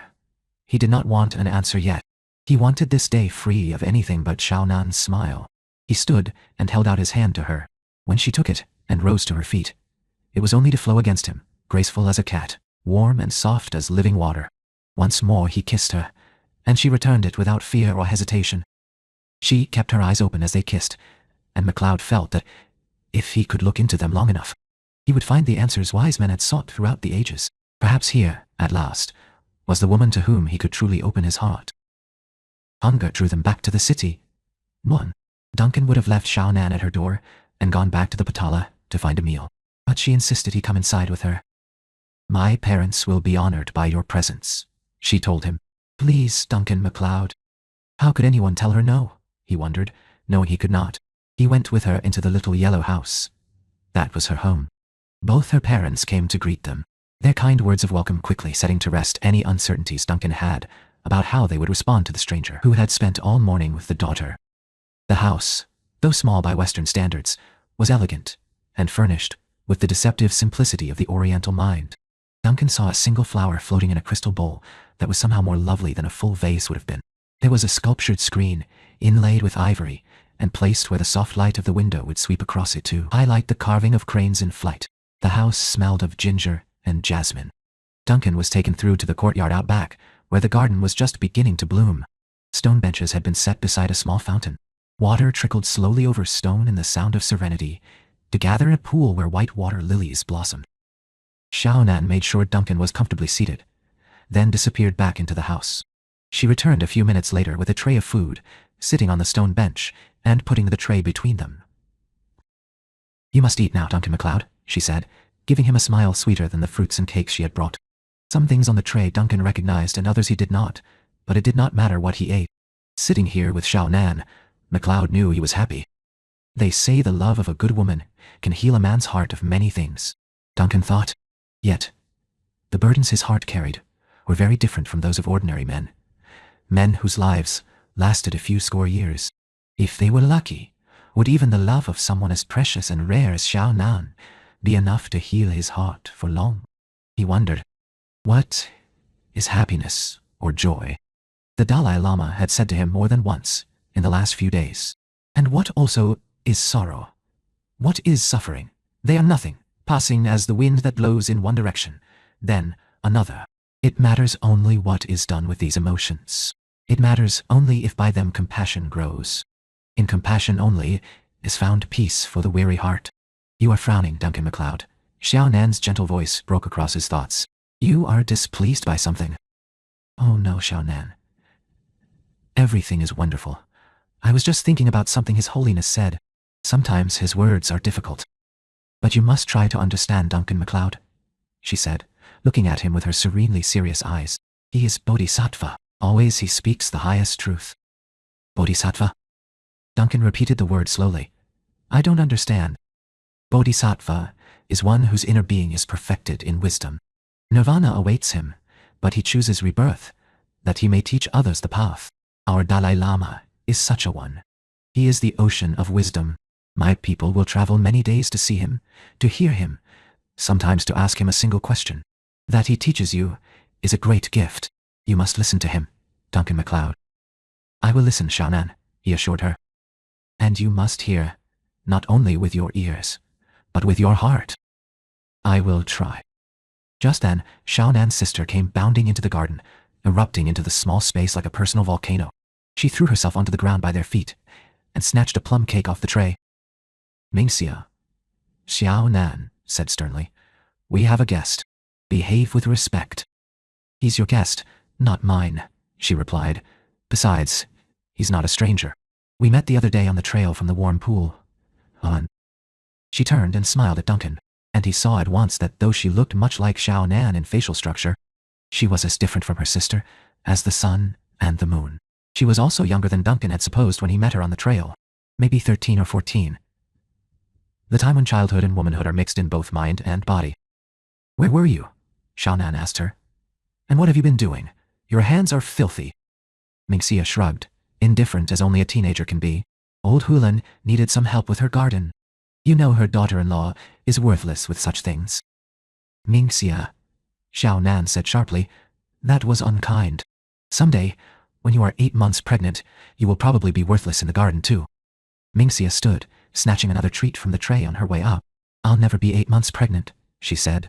I don't intend to marry. With that, she turned and hurried from the garden, throwing them one more smile over her shoulder as she went.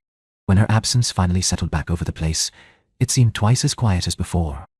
Duncan burst out laughing, and Xiao Nan turned to him with an embarrassed expression. I am sorry, Duncan MacLeod, she said. My sister is young. She often speaks without thinking, and still has much to learn about respect and compassion. Oh, don't apologize, Duncan said. I think your sister is delightful, and certainly not. He searched for a word in Tibetan, but finally had to resort to his native tongue. Boring? It was Xiao Nan's turn to look perplexed. Boring? She asked. What is that?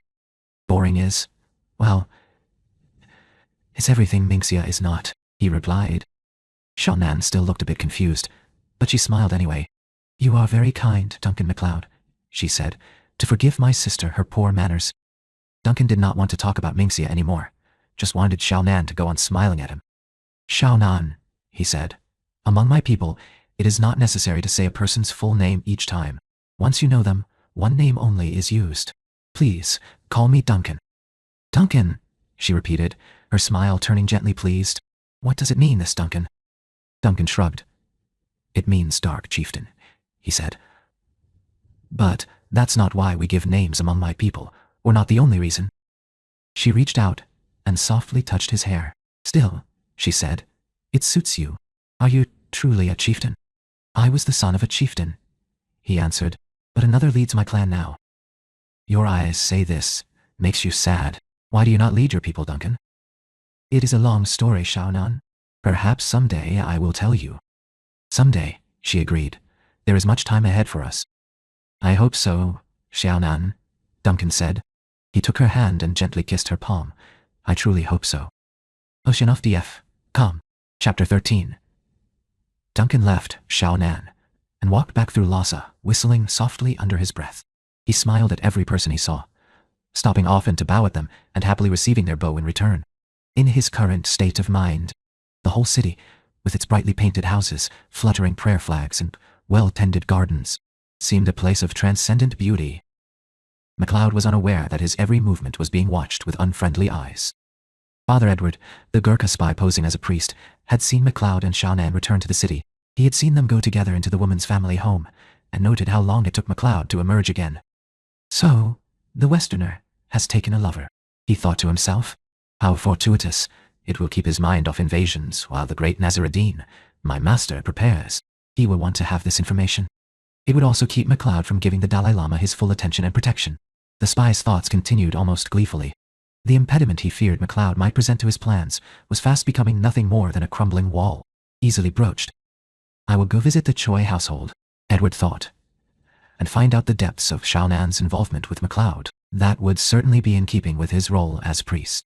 He knew the girls well. They had been among the first to visit and to welcome him and Father Jacques to the city. The family trusted him, and what would be more fitting than a priest expressing concern over Xiao Nan's welfare? In truth, it was not the older sister who interested him. Beautiful though she was, she seemed to him too serene, too remote. But Mingxia, she was alive. She had a fire to her that he wanted to claim as his own. It was often difficult to remind himself of the role he was playing and keep his distance. That would change as soon as Nasruddin invaded. Then, Father Edward told himself, he would have her. Girls of Mingxia's age were often wed in his country, and he would take her, not to wife, for she would be of a conquered people, and it would not then be fitting, but as concubine. What a reward for his work that would be. Father Edward stopped outside the Choi house and composed himself before he knocked, smoothing down his black cassock as he cleared his thoughts of Minxia's young body. Old Yao Hui Choi, the father, answered the door. He bowed at the priest, gesturing for him to enter. Peace be to this house, Father Edward said, using the greeting he had so often heard from Father Tierney, the missionary he had known as a child. Much of what he said and did, in fact, was modeled after the old Irish priest. Come in, Father Edward, Yao Hui said, again gesturing for the priest to enter. Come in and have tea with us. You who have just missed our guest. I know, Father Edward replied. I saw him leave. I also saw him with your daughter earlier. That is why I am here. Yao Hui led the way into the main room of the house. His wife rose when they entered and also bowed to the priest. Then she hurried from the room. Father Edward glanced around, but the daughters were nowhere in sight. Unfortunate, Father Edward thought, but perhaps temporary. Usually, the entire family gathered to greet a guest, and Father Edward wanted to see Minxia. Father Edward took a seat on one of the cushions and politely waited while tea was brought and served. As he hoped, Xiaonan and Minxia joined them. Now, Father Edward thought, to play his part. Yao Hui, he said, addressing the head of the household formally, with seeming respect.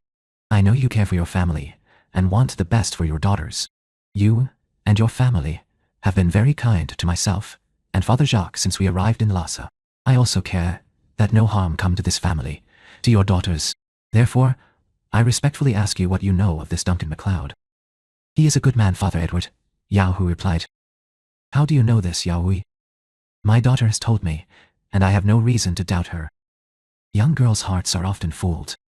That is true, Father Edward, Yao Hui nodded gravely, sipping from his bowl of tea. But the heart of the Dalai Lama is not. His heart and mind always see clearly, and he teaches Duncan MacLeod. Therefore, Duncan MacLeod is a good man, and I can trust him with my daughter's care. Now came the important question. The Gurkha spy took care to phrase it well. It is unusual for a man of the West to come to the holy city, he said. Has Xiaonan told you why he is here? Although Xiaonan was sitting only a few feet away, Father Edward asked the question of her father, showing respect to his status. This was a polite discussion between men. Yao Hui turned and looked at his daughter. She answered quickly and quietly. Father Edward could hear her words, but he waited for the father to relay them. Xiaonan says that Duncan MacLeod has not spoken of his reason for being here, but she knows that his heart is sad. She believes he is here to find the path to enlightenment. This, the Dalai Lama will teach him. Their conversation always comes back to that pathetic young man. The spy thought, he cannot hold a sword or ride a horse, but is carried everywhere in a covered litter like some feeble old woman. Yet, these people speak of him as if he can do all things.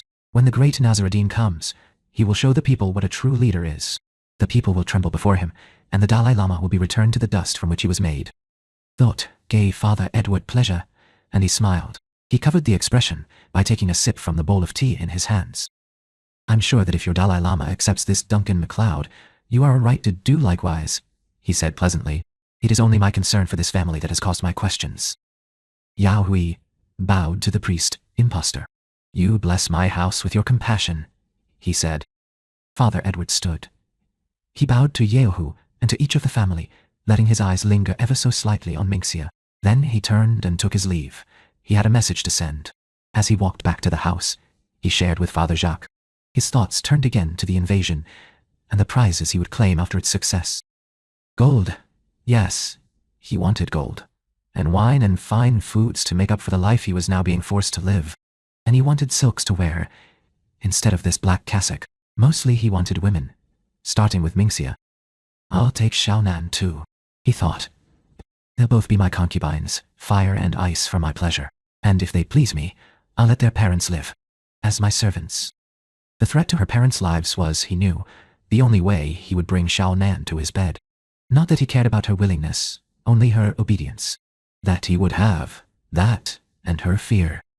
Minxia, he would woo more carefully, but not so much as to quench her fire. The thought of her excited him anew. The only thought sweeter was of the battle that would come, and the part he would play in it.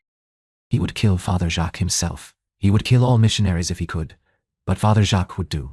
If he was lucky, and Shiva favored him, he would take MacLeod's life as well. Then, with the smell of blood around him, and the song of battle filling his heart, he would have the women on whom to satiate his desire. Xiaonan was glad when the priest left. She did not like him. She tried to see him with the eyes of compassion, to think of him with kind thoughts, but she knew that often she failed. She did not trust him. She did not like the look that came into his eyes whenever they rested on her sister. Xiaonan carried the tea things back into the kitchen for her mother. Then, she returned to the garden, back to the place where she and MacLeod had sat together a short time ago. It made him seem closer, and it was a nearness Xiaonan wanted.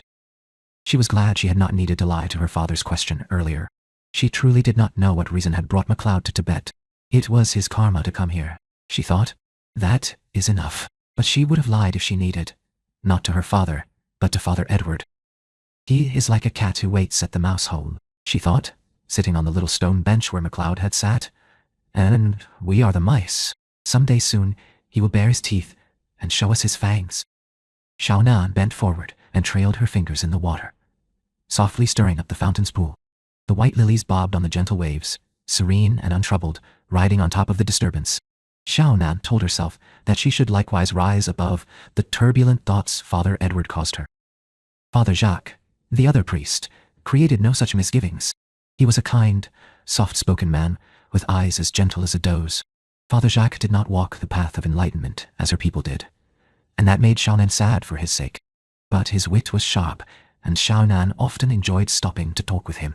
If Father Edward was not nearby, it seems he is always somewhere near, Xiaonan thought, with irritation. Like today, what right did he have to come here and question my father, question me, about Duncan? She smiled as she thought his name. Duncan, she said it aloud, enjoying the sound of it, the feel of it. Doc Chieftain. Nai. She had been right when she said it suited him. Nai. It did not matter that another led his tribe. He was the type of man people always followed. He would create his own tribe wherever he went. She knew that she would follow him. Already, her heart was won. But why? She wondered. Why did he touch her heart in a way all others had failed to do? She was not given to quick passions. Like Mingxia, at 14, her sister had already imagined herself in love 3 times. Young boys danced around her like otters in a waterfall. Xiaonan was different. Through the years, young men had come into her life and gone again, disappointed that she could feel for them nothing more than a distant compassion.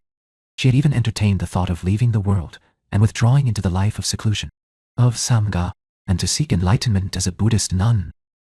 But now there was MacLeod and her heart was alive, truly alive for the first time. She felt as if all of her years she had been holding her breath, and now, suddenly, the air flowed through her, sweet and fragrant and free. Duncan MacLeod, she said his name again, enjoying the slight tremble of joy that shot through her. Duncan MacLeod. For her, it was the name of love. Oceanov DF. Come. Chapter 14. Nasiruddin. Satish stood amid the opulence of the royal court of Nepal, but he held himself distant, watching the people around him. Through slightly narrowed eyes, he looked with disdain at the soft bodies swathed in fine linens, silks and brocades, and at the jewels worn by men and women alike. 200 years ago, when he was but a century old, he would have looked at these people with envy. He would have seen their wealth, their status, and the power he assumed it brought to them. But in those years, the memory of his beginnings was still fresh. Now, as he stood among the court, he felt only contempt. There was not a warrior here. The men were as soft and spoiled as the women. From the boy king and his regents through the lowest courtesan, Nasiruddin had no use for any of them. Nasiruddin saw the men eyeing him warily from time to time, as they might a caged beast. He knew he was the object of their speculation and their fear. He did not care. He reveled in it. Love, loyalty, these could be won or lost. They could, for the right price, be bought and sold like commodities. But fear, that fed upon itself. It was a seed that once planted grew like an incipient weed, sending out its tendrils into every thought, every feeling. To win someone's fear was to win true power, true control. He drew his lips back in the barest of smiles. His teeth showed in startling whiteness against the tawny darkness of his skin. Those nearest him turned quickly away, sidling cautiously farther out of reach. Though he was dressed as sumptuously as any of them, they knew he was not tamed. The women, too, watched him carefully, but it was not fear he saw in their eyes. They looked at his lean, muscular body, his height, his obvious wealth, and they whispered to one another behind their hands. Trading stories, perhaps, he thought wryly, knowing his skills in the bedroom were almost as legendary as his prowess on the battlefield. And why not? He thought, pleased with himself. I'm no eunuch, and I've had a long time to learn the ways of pleasure. He had no trouble finding companions for his bed either. Oh, he took care never to deflower a virgin unless he was going to add her to his household. But did not mean other women were not available, and not temple whores, or women of the streets. He preferred other men's wives, as an immortal Nasruddin knew he would father no children, and if a man could not keep his wife content enough to stay at home, he was a hunter, and they the prey, and their conquest was as sweet as a blood-kill. A slow smile crept across his face as he thought of the night just past. Last night, the wife of Sandep Kumar, the king's third regent, had warmed his bed. That had been especially pleasant. Nasruddin hated Kumar. The old fool's no doubt too fat to please any woman, the Gurkha leader thought, but Nasruddin knew he had pleased Kumar's wife. Her squeals of delight had told him so, as had her increasingly eager participation. She had pleased him as well. She was young, but not a child, and well-fleshed. Yes, she was a pleasant diversion while he waited to invade Tibet. You smile like a wolf who has found a lamb. The king's immature voice sliced through his thoughts. Amused by the image, the king laughed. The sound was high and fluting as a girl's. Nasruddin silently ground his teeth together. The king beckoned to him, with a plump, bejeweled hand. Come over here and tell us what has made you smile such a smile, he called out. Nasruddin left the wall against which he had been leaning, and strode across the room, pleased by the way the people of the court scampered to clear a path before him. Their eyes betrayed their nervousness as he walked past them, hand on the hilt of his ever-present sword. Little sheep, he thought to them. Yes, I am a wolf in your fold. When he reached the king, he bowed with an elegant flourish, then went down on one knee before the throne. I smiled to be in your presence, my king, he flattered the young man, and to see you in a state of such obvious health and happiness. Indeed, what else could bring a smile to a face such as mine? Warriors do not smile easily, my king. Then, what a dreary life warriors must have, the king replied somewhat dryly. Not so, my king, Nasruddin said. The others have been at him again. The Gurkha thought quickly, trying to undo all my work. I almost had him convinced of the glory and wanting to be a warrior. Nasruddin knew he had to find a way to recapture the young king's imagination. A warrior's life is far from dreary, sire, he said. It is just that our pleasures differ from those of ordinary men. Like your father, your majesty is far from ordinary. Surely, you of all men know what it is to be bored. Yes, that is so, the young king said with a sigh. Nasruddin dared to lean closer, as if inviting the king into a personal conspiracy. There is no boredom on the battlefield, my king, he said softly, pulling the king's attention in with his eyes. On the battlefield, the heart pounds, the blood races with life, all the senses are sharp, and victory. Nothing is more sweet than to see the enemy kneeling at your feet, to taste their fear in the air, and to know that their fate hangs by your word. This is a warrior's pleasure, and I can give it to you, my king, he continued. It is a pleasure more intoxicating than honeyed wine. The young king licked his lips, as if tasting the words. There was a slight flush high on his down-covered cheeks. I have him, Nasruddin thought. He's mine. The esteemed Nasruddin, your general, speaks well of a warrior's pleasures. Sandep Kumar, the king's regent, said as he stepped forward from where he had stood listening behind the throne. But he does not mention a warrior's life. He does not tell you of the long hours in the saddle, or days of wearing filthy, uncomfortable clothes. He does not mention the discomfort of camp life, of inclement weather, cold nights, and poor food.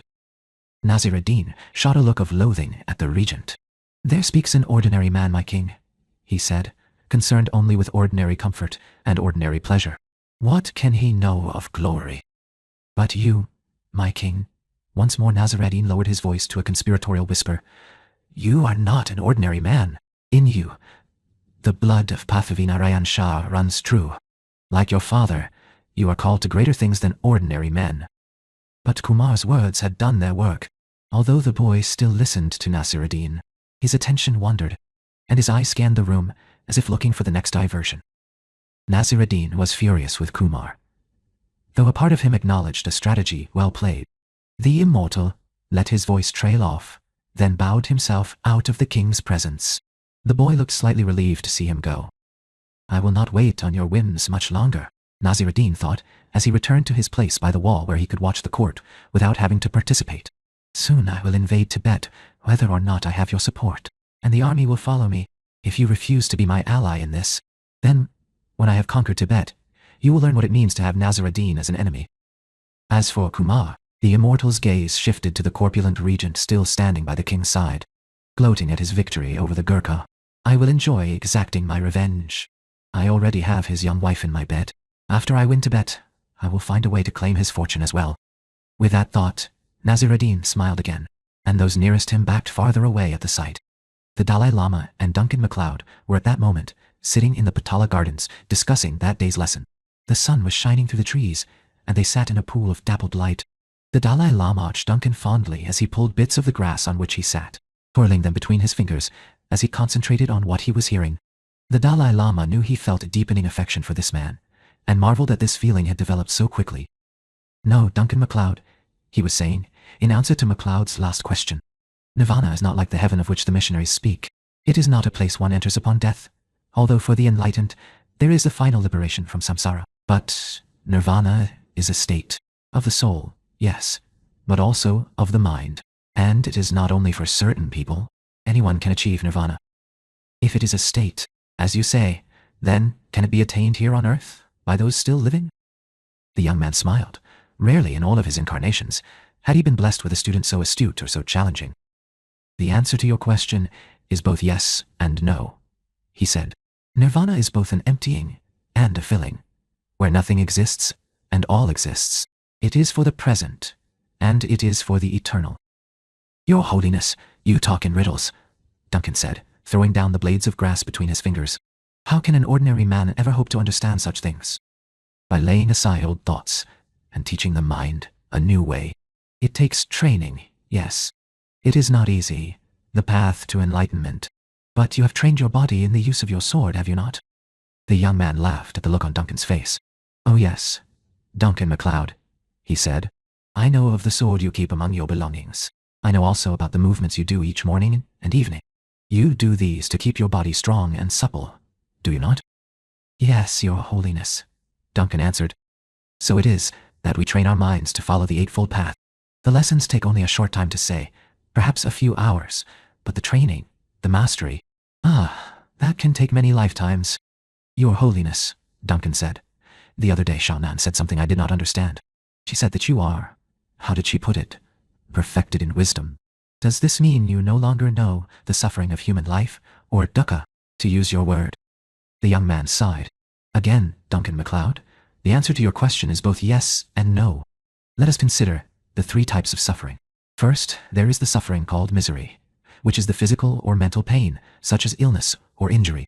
None of us while living can escape such burdens, but they are passing, insubstantial. The Dalai Lama stopped, and a look of tender sadness crossed his face. There are some, he said, who choose to remain in this state of suffering. They will not free their thoughts, or remember the truth of impermanence. Instead, they see only this moment, this pain, until even when the pain is gone, the weight of it continues to rule their minds with fear of its return. For these, enlightenment is still many lifetimes away. But such is not my path, nor do I think, Duncan MacLeod, that it is yours. As the Dalai Lama watched, a look of weary acceptance came into Duncan's eyes, as if the passage of physical illness and pain was a thing he knew beyond knowing. As was so often the case, it left the young man wondering about the secrets in MacLeod's life. The second branch of dukkha, Dalai Lama continued, is the suffering of change. Those who were young grow old or die. That which was new wears out, becomes worn, tattered, withers away. What began as happiness gives way to loneliness, disappointment, loss, grief. This too is life, and in this do some also become trapped. But the knowledge of impermanence frees the mind from this as well. Change comes and goes. It is insubstantial. Again, a look came into MacLeod's eyes that made the Dalai Lama pause in what he was saying. So, this, too, then, is a suffering you have known very well, the young man thought, as he saw the shadows of memories crowd Duncan's face. You have, I think, known all the faces of change until now, impermanence has become your reality. But has it freed you, Duncan MacLeod? Or trapped you? The third suffering, the Dalai Lama said before Duncan could go on too long in the silence of his memories, is the suffering. The dislocation from peace and compassion that comes through afflicted emotions. Negative thoughts and actions create this suffering. Anger, greed, ignorance, aversion, pride, lust, envy. The list continues. These emotions afflict all who are still traveling samsara, the cycles of birth, death, and rebirth. Shao Nan said you are freed from this cycle, but choose to be reborn, Duncan said. The Dalai Lama nodded. 8 times have I chosen not to enter the final liberation. I return to teach my people for their own enlightenment. For myself, I no longer suffer with anger or pride or greed. No longer does change cause me unhappiness or the weakness of my body rob me of peace. But for my people, he stopped and shook his head. My people come to me, and their pain is great. Then I must share their suffering, take their suffering, and ease it. For my people, I suffer. And not my people only, but any who comes to me in need. The young man looked up at the sky. Remember, Duncan MacLeod, that as suffering can be identified, so can it be overcome. But that is for another day. Let us talk now of pleasant things, like the warmth of the sun and the beauty of this garden. They too are passing, but they are pleasures for now. Oceanov DF. Come, Chapter 15. Father, Jacques Beauchamp was kneeling in the dirt, tending the little garden he had planted behind the house. He had left off the cape and biretta so distinctive to his order, preferring the simplicity of a plain cassock for his work. He often went about, dressed as simply as possible, much to the disgust of Father Edward. He was always fully attired and immaculate, and he would never consider kneeling in the dirt. But Father Jacques knew he was happiest here, planting seeds or pulling weeds, and watching as the neat little rows he had turned went from bare soil to thick growths of vegetables and flowers. The study of botany had been his work, and his joy, in France, and he was delighted to continue his labors here, where there were so many new varieties to catalogue. The only thing that made him as happy was playing with the children of the city. They called him Bobo, derived, he supposed, from the word boo, with which he would surprise them from behind a tree or bush when they were playing games together. Whatever the origin of the name, he was pleased with it. Behind him, he heard one of Father Edward's birds enter the row of cages built next to the house. Father Jacques often thought it was an odd hobby his brother priest had, keeping pigeons only to set them free and watch them return. But then, he thought as he stood and dusted the dirt from the front of his black cassock, noticing how much of it refused to come out, he doesn't understand why I like to spend my time in the garden. We are each of us different, unique, as God made us. He left his hand spade in the dirt and hurried toward the cages to close the door and shut the newly arrived bird inside. Edward will want to know of the bird's return, he thought, and I could use a walk.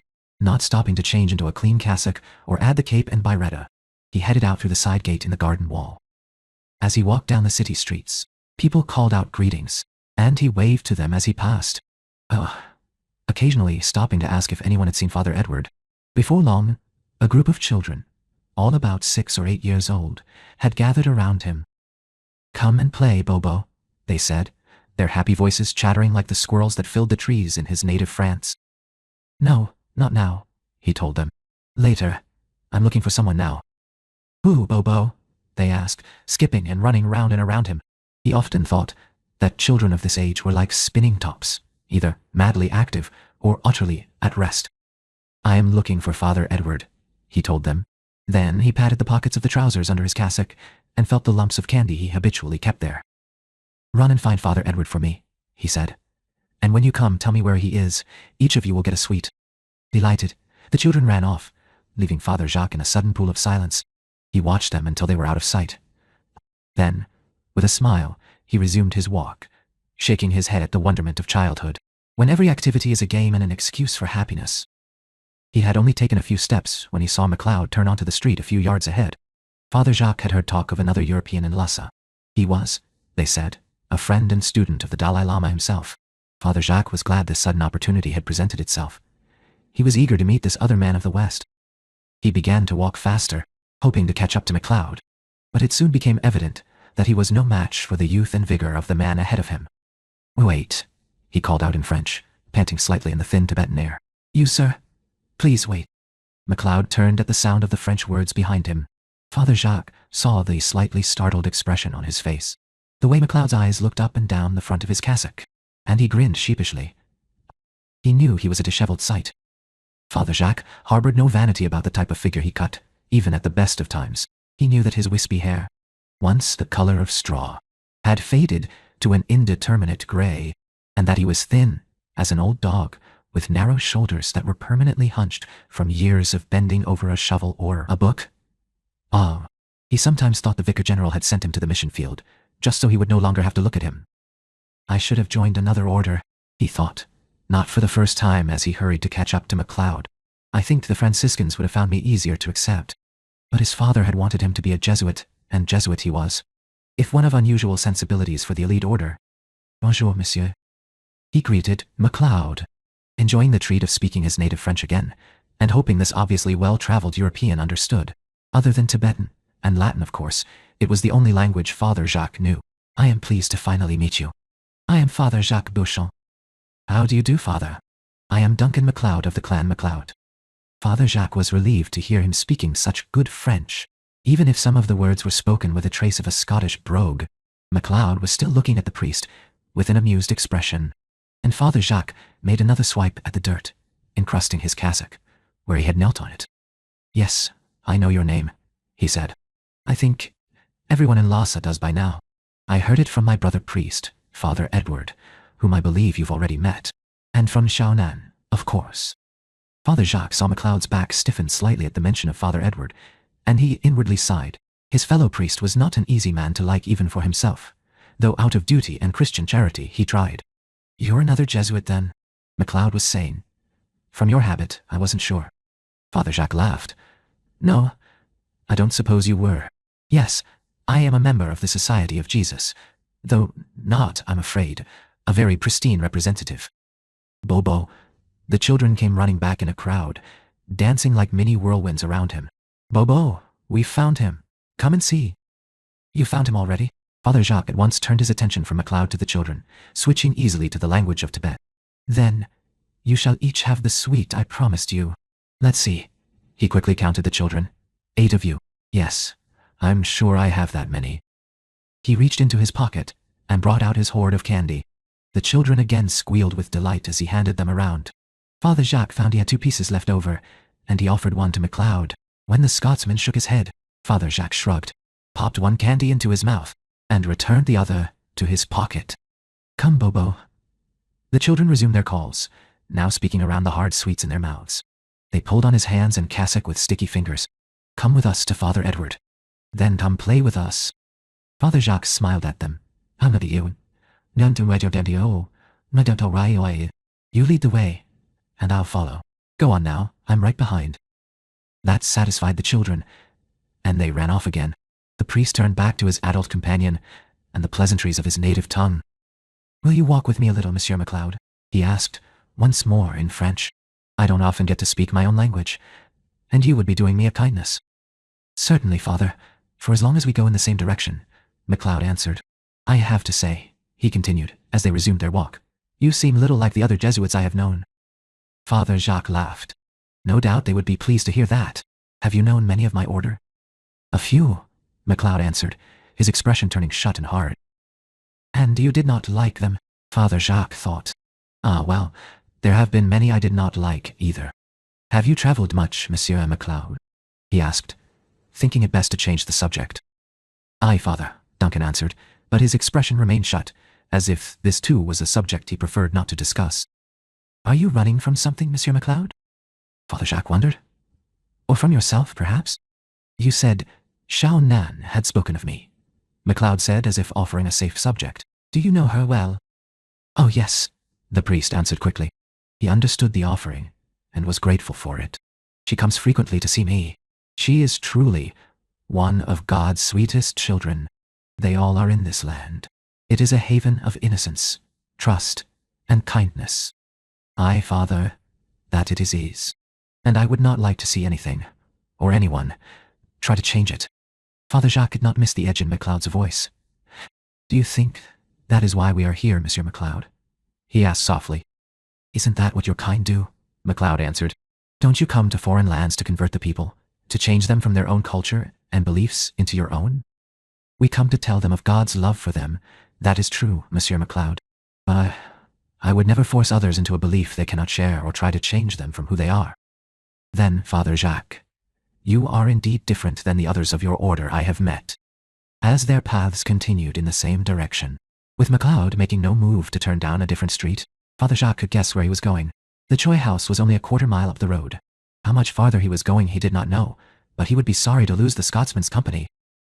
You must come by our mission house sometimes, Monsieur MacLeod, he said, watching as up ahead the band of children rounded a bend in the meandering street. Do you like gardens? Aye, Father, I do. I enjoy the look and the smell of them, though life has not granted me much time in them, and I'm not much of a hand at their care. Well, you must come by then. We'll sit in my garden, share a glass of wine, and perhaps talk of France. The wine is quite vin ordinaire, but I should like to talk of my homeland with one who has been there. Before MacLeod could answer, they followed the children's footsteps around the bend in the road. Up ahead was the Choi household, and in front of the house stood Father Edward, with Minxia. There was nothing religious in his pose. She stood leaning her back to the house, and he with his hands on either side of her, like a lover about to claim a kiss. Both Father Jacques and MacLeod stopped, shocked into stillness. As they watched, Father Edward reached up and took a strand of Minxia's hair. He began twirling it between his fingers as he spoke to her, bending his face close in an intimate whisper. Whatever he said pleased Minxia. Her eyes sparkled, and she shifted her stance slightly into a pose as old as Eve and provocative as Lilith. Her back arched so that her young breasts pushed upward and her body preened invitingly. Father Jacques quickly glanced up at his companion. The words, face like thunder, popped into his head when he saw MacLeod's expression. The Scotsman suddenly strode forward, quickly covering the distance between himself and the couple. Father Jacques hurried along behind. MacLeod spoke no word to Father Edward, and Father Jacques found he admired MacLeod's control. Another man might have struck the young priest. Father Jacques could see that MacLeod was tempted, but instead he grabbed Minxia by the hand and, without stopping to knock, pulled her into the house. Then he slammed the door, leaving the two priests standing together outside. Father Jacques waited while Father Edward turned toward him, wondering what explanation the other priest would offer. He found himself taking a step backward from the look of anger and hatred on Father Edward's face. One of your birds has arrived, Father Jacques said coldly. Perhaps that is a better place for your attention than this house. Oh, it is, Father Edward replied. The words held such an odd tone that as he turned away and began walking home, Father Jacques could not help but think they contained a hidden meaning. What are those birds of his? The French priest wondered. Perhaps I should take a closer interest in them. Ahead on the street, the children were chasing each other, playing the universal game of tag. Come play with us, Bobo. They called to him again, oblivious of the scene that had just passed. He waved at them. I'm coming, he called back, glad to put thoughts of Father Edward from his mind. At least for now. Oceanoff DF. Chapter 16. I tell you, Minxia, that is not the way a priest should act. Duncan MacLeod's voice was loud. He was not shouting, not quite, but he was angry. It was more than the presence of Father Jacques, a man whose honor MacLeod felt instinctively to be true. That had kept Duncan's temper in check, and his fist out of Father Edward's face. It was the years of childhood training. Ansiosu, Elioru, Isu, Yamantio, Teotio, Pautse, Alandi. It surprised MacLeod that after 200 years, the conditioning should still be so strong. One did not hit, or do any violence, upon the person of a holy man. Although Father Edward's actions seemed to rob him of that accolade, he still wore the cloth, the collar, and habit of the office. It was this which had stayed Duncan's hand. The whole family had come running into the main room when he had pulled Minxia into the house, and now they were gathered around, flinching at his anger, except Xiao Nan. She sat with her arm wrapped protectively around her little sister, staring up at MacLeod with dark and serene eyes, watching as his hands clenched and unclenched almost rhythmically by his side. My sister is young, Duncan, she said, her voice creating a pool of calm in a charged atmosphere. She was not acting young, Duncan snapped. I've seen tarts on the streets of London and Paris with the same looks on their faces as the one she was giving that priest. He spat the word. Minxia began to cry quietly. She turned her head into her sister's shoulder, and Xiaonan's arm tightened around her. The gesture touched MacLeod, reaching through his anger.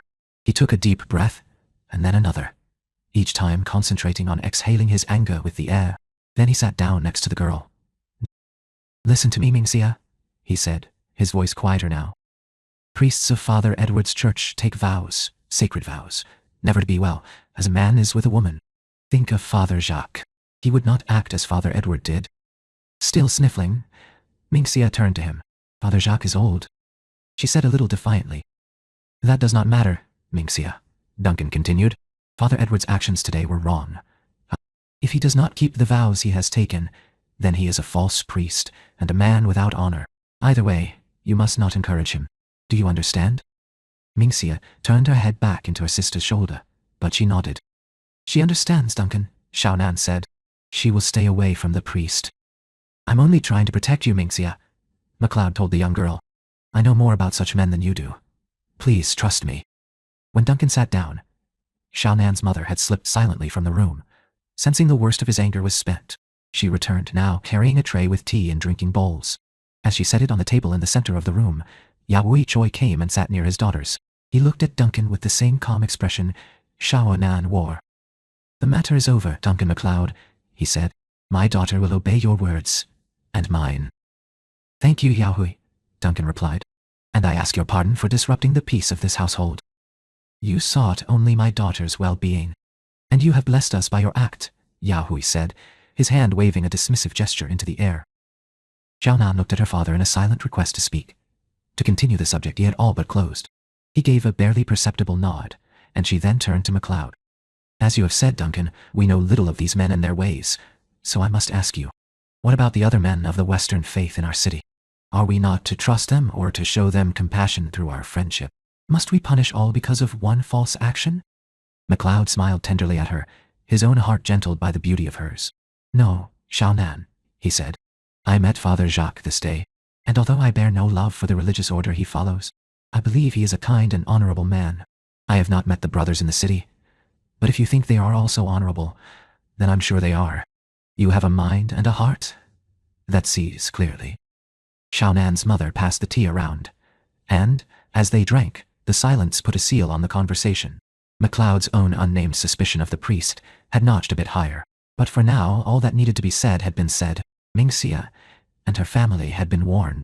MacLeod felt a sense of relief settle over him. He knew, however, that he had best not see Father Edward, at least for a few days. Or he could not promise to hold his anger in check a second time. With the resiliency of youth, Mingxia had already recovered from her tears. She finished her tea first and started to rise. "Mingxia," her mother said, "you will remain at home today." "But, oh, that Mingxi. No, there has been enough trouble.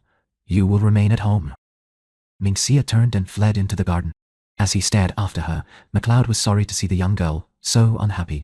It showed on his face, and Xiaonan gently laid her hand over his. "Do not worry," she said. "By tomorrow, she will have forgotten all about her feelings today. Some new activity will capture her attention, and she will be fine. My sister is truly proof that all things are impermanent and insubstantial." "Not all things, Xiaonan," MacLeod said softly, as he intertwined his fingers into hers. With his other hand, he put his small drinking bowl back on the tray. Then he stood, and Xiaonan came to her feet beside him. "I think I should go now," he said to her parents, "and let this house return to its usual quiet." "I will come too," Xiaonan said. MacLeod looked at her, staring deeply into her eyes. The serenity in them seemed to flow from her to him. It warmed him, embraced him until he did not know if a second or an hour passed while he looked at her. Nor did he care. "I have something I would show you," she continued, smiling a little smile that was for him alone, and held just a hint of mischief. He returned it, not knowing what her plans were, but caring only that they would be together. He reached up and drew a finger softly down her cheek. "All right," he said. He turned toward her parents in time to see them exchange a knowing glance. Were his growing feelings for Xiaonan so obvious? He wondered. Well, perhaps they were. They took their leave quickly and stepped out into the afternoon sun. Tibet seemed a timeless place, and somehow, without his noticing, spring had given way to summer. The sun's rays were almost hot on Duncan's shoulders. They felt wonderful. He felt wonderful as he walked down the street with Xiaonan. She said no word about where they were going, and he was content to follow her lead. But as they neared a house with a wooden cross nailed above the door, his steps faltered. "You said you had not met the brothers who live in the city," she said to him. "It is time you did. Kindness and compassion can only be shown in person. Duncan MacLeod." Duncan recognized in her voice the same tone her mother had used to Minxia. Like the young girl, he knew that an argument was useless. He could only say what he had told her once before. "Lead the way, Xiaonan," he said, "and I will surely follow." Her smile was all he needed to know. She recognized the words and all of his heart that was in them. She went and knocked on the door.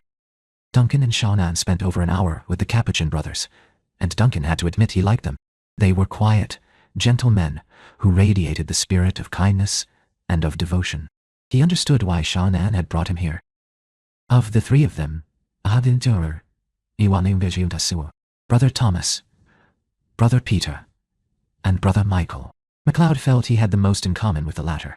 He was older than the other two, perhaps in his late 50s, Duncan thought, and he had seen much of life before becoming a monastic.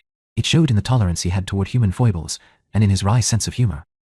All three brothers saw them off at the door with an invitation to return soon. After the door had closed, MacLeod slipped an arm around Xiaonan's waist and hugged her. "Thank you," he said, "for your patience with my anger, and for how gently you remind me of the good people in the world." She looked up at him and smiled. "You are welcome, Duncan," she said. He kissed the top of her head, smiling into her hair. Honesty was one of the things he loved about her. No demurrings or prevarications. She knew what she had done and why, and she acknowledged it. "Xiaonan," Duncan said on sudden impulse. "Have you ever been to the Potala? Inside, I mean." She shook her head. "I've been to the steps, of course, with the rest of my people to greet the Dalai Lama, and twice I have delivered a gift at the great doors. But I have never entered." "Then come with me now," Duncan said. "There is a beautiful garden with a lake where we can sit and watch the afternoon pass.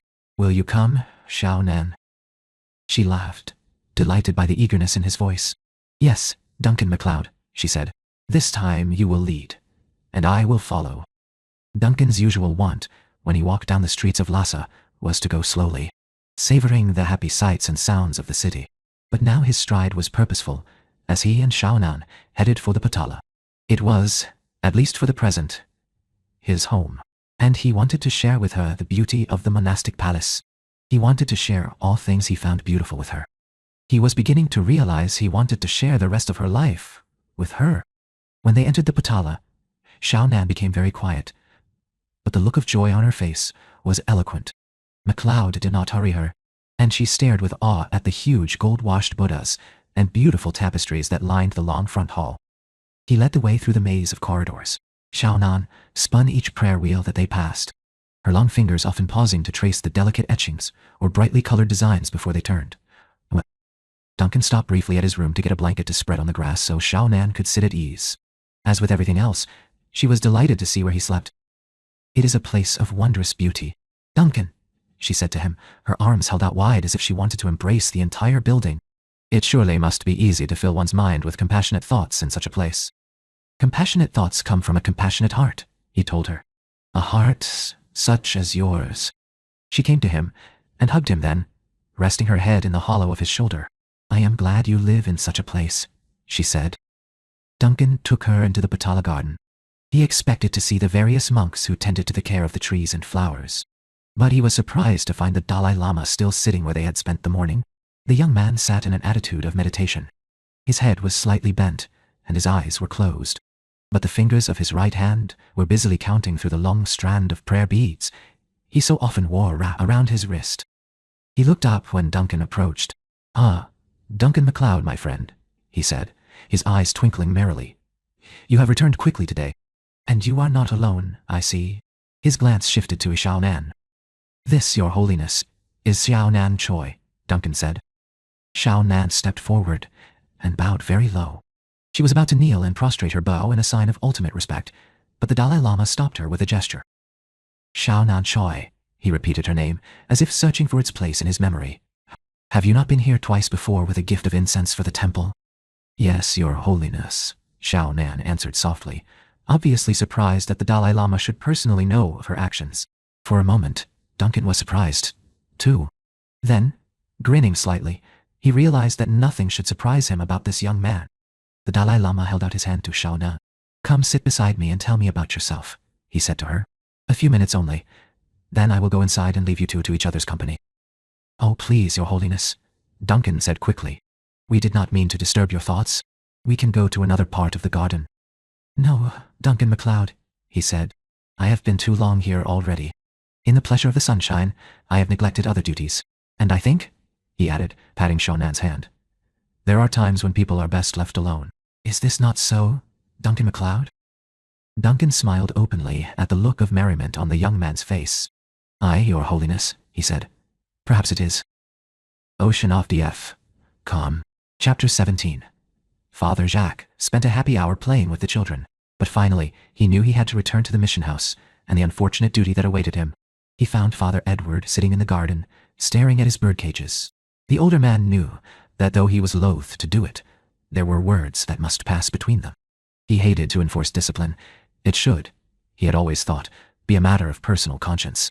But they were far from home, far from an ordered life and the community of their brothers, and it seemed someone needed to remind Father Edward of his vows. Temptation can be very strong, Father Jacques thought with a sigh, remembering his own youth.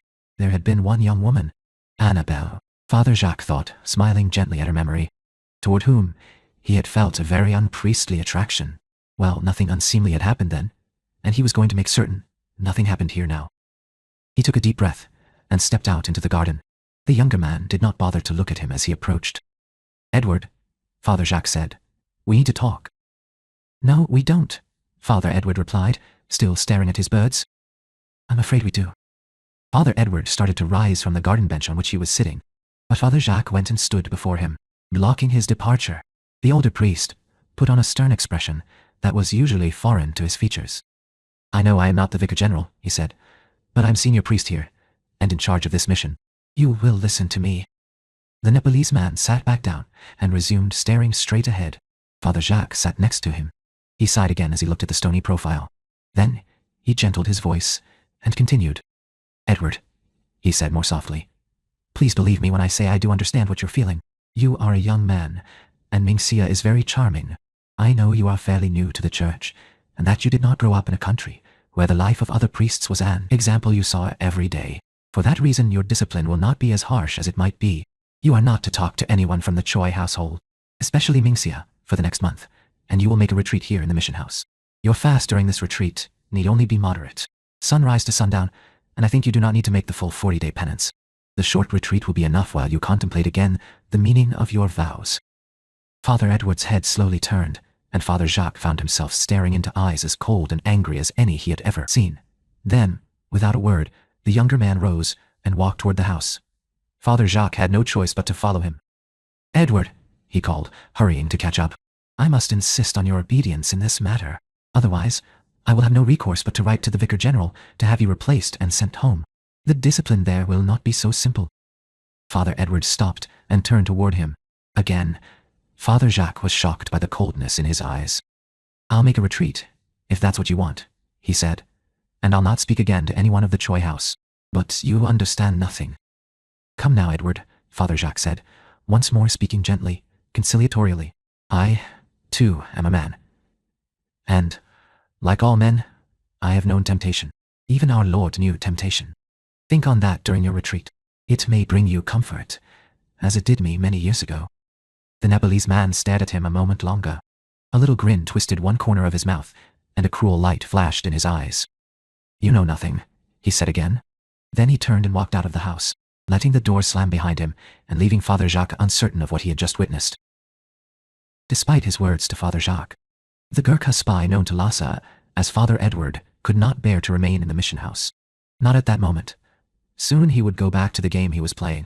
He would lock himself away like the good little priest he was supposed to be, and pretend to think the pitiful thoughts these men had, if you could call them men. But right now, he strode down the city streets, trying to walk off his anger and the frustration he felt. Oh, how he hated this place, and hated the life he was living here. The message he received today had only fed his frustration. Leaving in 1 week, it had said, do nothing to jeopardize your position in city. You must open the gates. While we attack, you must strike. That meant the army was even now preparing.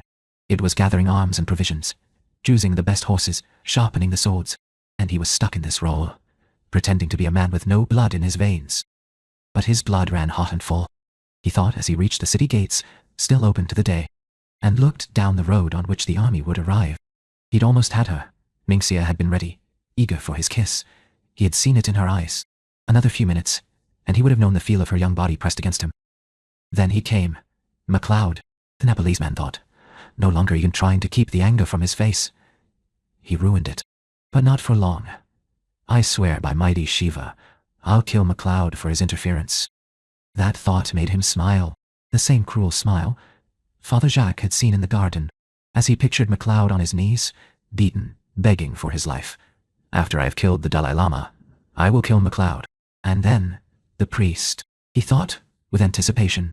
Naziruddin can have the rest of Lhasa, the rest of Tibet, but these two are mine. They think I'm as weak as they are. They think they can control me, but they'll soon learn. The priest says he understands. His thoughts simpered with contempt on the word. Well, before he dies, I'll show him how little he understands of anything. I'll have Minxia right in front of him. I'll take her as I would any warrior's prize, and I'll send him to his god with her screams still in his ears. He laughed out loud, a cruel, bitter sound. Then he turned back into the city. For a few more weeks, 3, maybe 4, he still had a part to play. He was ready now to resume it. But it would be these thoughts he carried with him. These thoughts that filled the hours of retreat the old man was demanding. When Naziruddin and the army arrived, he would be ready to act. Naziruddin stretched lazily on his cushioned bed. Beside him, Anuja Kumar, wife of the king's third regent, had fallen into a contented doze, worn out by their afternoon of pleasure. He smiled, remembered how enticingly she had protested when he told her he would no longer have time for such activities. He was glad that at least for today he had relented. Tomorrow, he would have to be firm with her. Then he laughed under his breath. Being firm was exactly what she wanted from him. Still, tomorrow he needed to be with his men as the final stages of preparations began. It gave them confidence to know that Naziruddin was personally overseeing everything, and the loyalty of his men was of first importance to him. Certainly more important than any woman, however pleasurable she might be. And pleasurable she had been, once he had taught her a few things, which was more than old Kumar had ever done. Well, Naziruddin thought as he ran a hand across Anuja's well-rounded hip, I return her to him a better wife. I hope he appreciates it. Anuja stirred under his touch. She opened her eyes and smiled at him, moving her body into a tempting pose. He leaned over and kissed her, his hands lingering along the rich curves of her body. She made a throaty sound of pleasure. It is time to be gone now, my little peach, he said a moment later. Time to return to your husband's household before you are missed too much. Sandep is with the king, she replied lazily, making no move to rise. He will not be home for many hours yet. Still, I have work to do. Off to your soldiers? She asked, knowing the answer. Is this really the last time I will see you for so long? Naziruddin's face grew stern, his voice hard. Would you have me call off the invasion? Stay at home like some woman? Would you have me be less of a man? Oh no, she said, moving her body provocatively. But would you have me be less of a woman not to crave a lover's touch? Her answer surprised him. She did not pout or cry or carry on as he expected, as other women would have done. Her answer showed an intelligence he had not assumed she possessed. Never, in his 3 centuries of life, had Naziruddin taken a wife. Mortal women had never seemed to him worthy of anything more than passing pleasure, and immortal women were few. In his experience, they did not last long in the game. But this one, he looked at her with new appreciation. She stretched languidly upon the bed, not flinching under his stare. The thin gauze sheet that covered her did nothing to hide the richness of her body. The breasts, large and firm as melons, with nipples as round and red as pomegranates, the full curves of her waist, hips, thighs, the dark triangle between her legs where he knew the sweet nectar of pleasure awaited him. His eyes traveled down her body slowly, while she lay there, inviting his stare. Yes, he thought, perhaps this one is worthy after all. Perhaps, after I have taken Tibet, I will return to Nepal and claim her. Of course, he would have to kill her husband and, perhaps, the king as well. Naziruddin's thoughts continued. But that, too, would be a pleasure, and to gain such a reward for it. He lay back down beside her. Oh, tell my little peach, he said, when I am victorious, would you be willing to leave all this and come to Tibet? Her smile broadened. Yes, she said, eyes shining, lips lingering on the word. It would mean leaving your household behind. I'll not be encumbered by cartloads of women's trinkets. She gave a shrug that caused her breasts to move enticingly beneath the sheet. The servants are loyal to my husband? Not to me, she said. And besides a few clothes, what can Tibet not provide once I am there?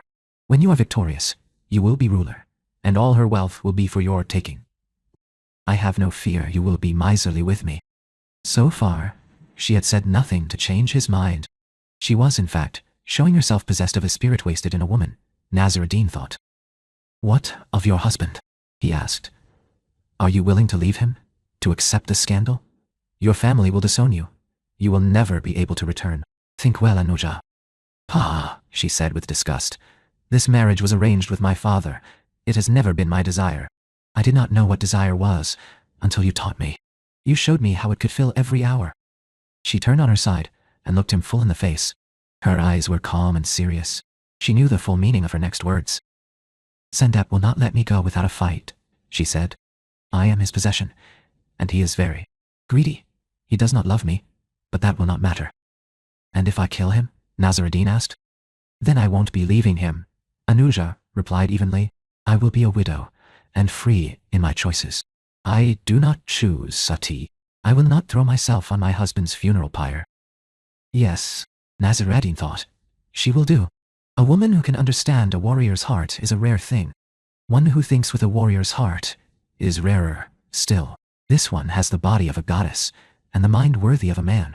Yes, she will do. Nasr ad-Din reached out and pulled her on top of him. Immediately, she began to move her body in a way that she knew gave him pleasure. Nasr ad-Din closed his eyes and smiled at the sensations mounting in his body. Yes, he thought again. This woman will do. Oceanov DF. Come. Chapter 18. The week passed swiftly, for Duncan MacLeod, swiftly and pleasantly. More than pleasantly. He could not remember when he had last been so happy. Hours with the Dalai Lama filled his mornings. The doubts MacLeod had felt during his first days at the Patala, when he wondered about the motives behind the Dalai Lama's kindness, seemed like foolishness now.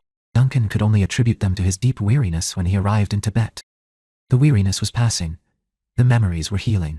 Peace and patience, taught by the Dalai Lama and enhanced by Shaonan's living example, had slowly, gently, begun to replace the pain that had filled him. He and the Dalai Lama sat in the Potala garden, as they did most days now that the weather was fine. Duncan was content to sit on the grass, in a patch of morning sunlight, while the young man sat on a bench, a couple of feet away, speaking in his quiet, sing-song voice. To follow the eightfold path, right thought, right action, right intention, right speech, right livelihood, right effort, mindfulness and meditation, he was saying, running through the list with long practiced ease. One must be willing to give up their opposite. The giving up and the embracing are two separate and conscious actions. It is not enough to wish for right thoughts, or to welcome them when they come, or even to seek them.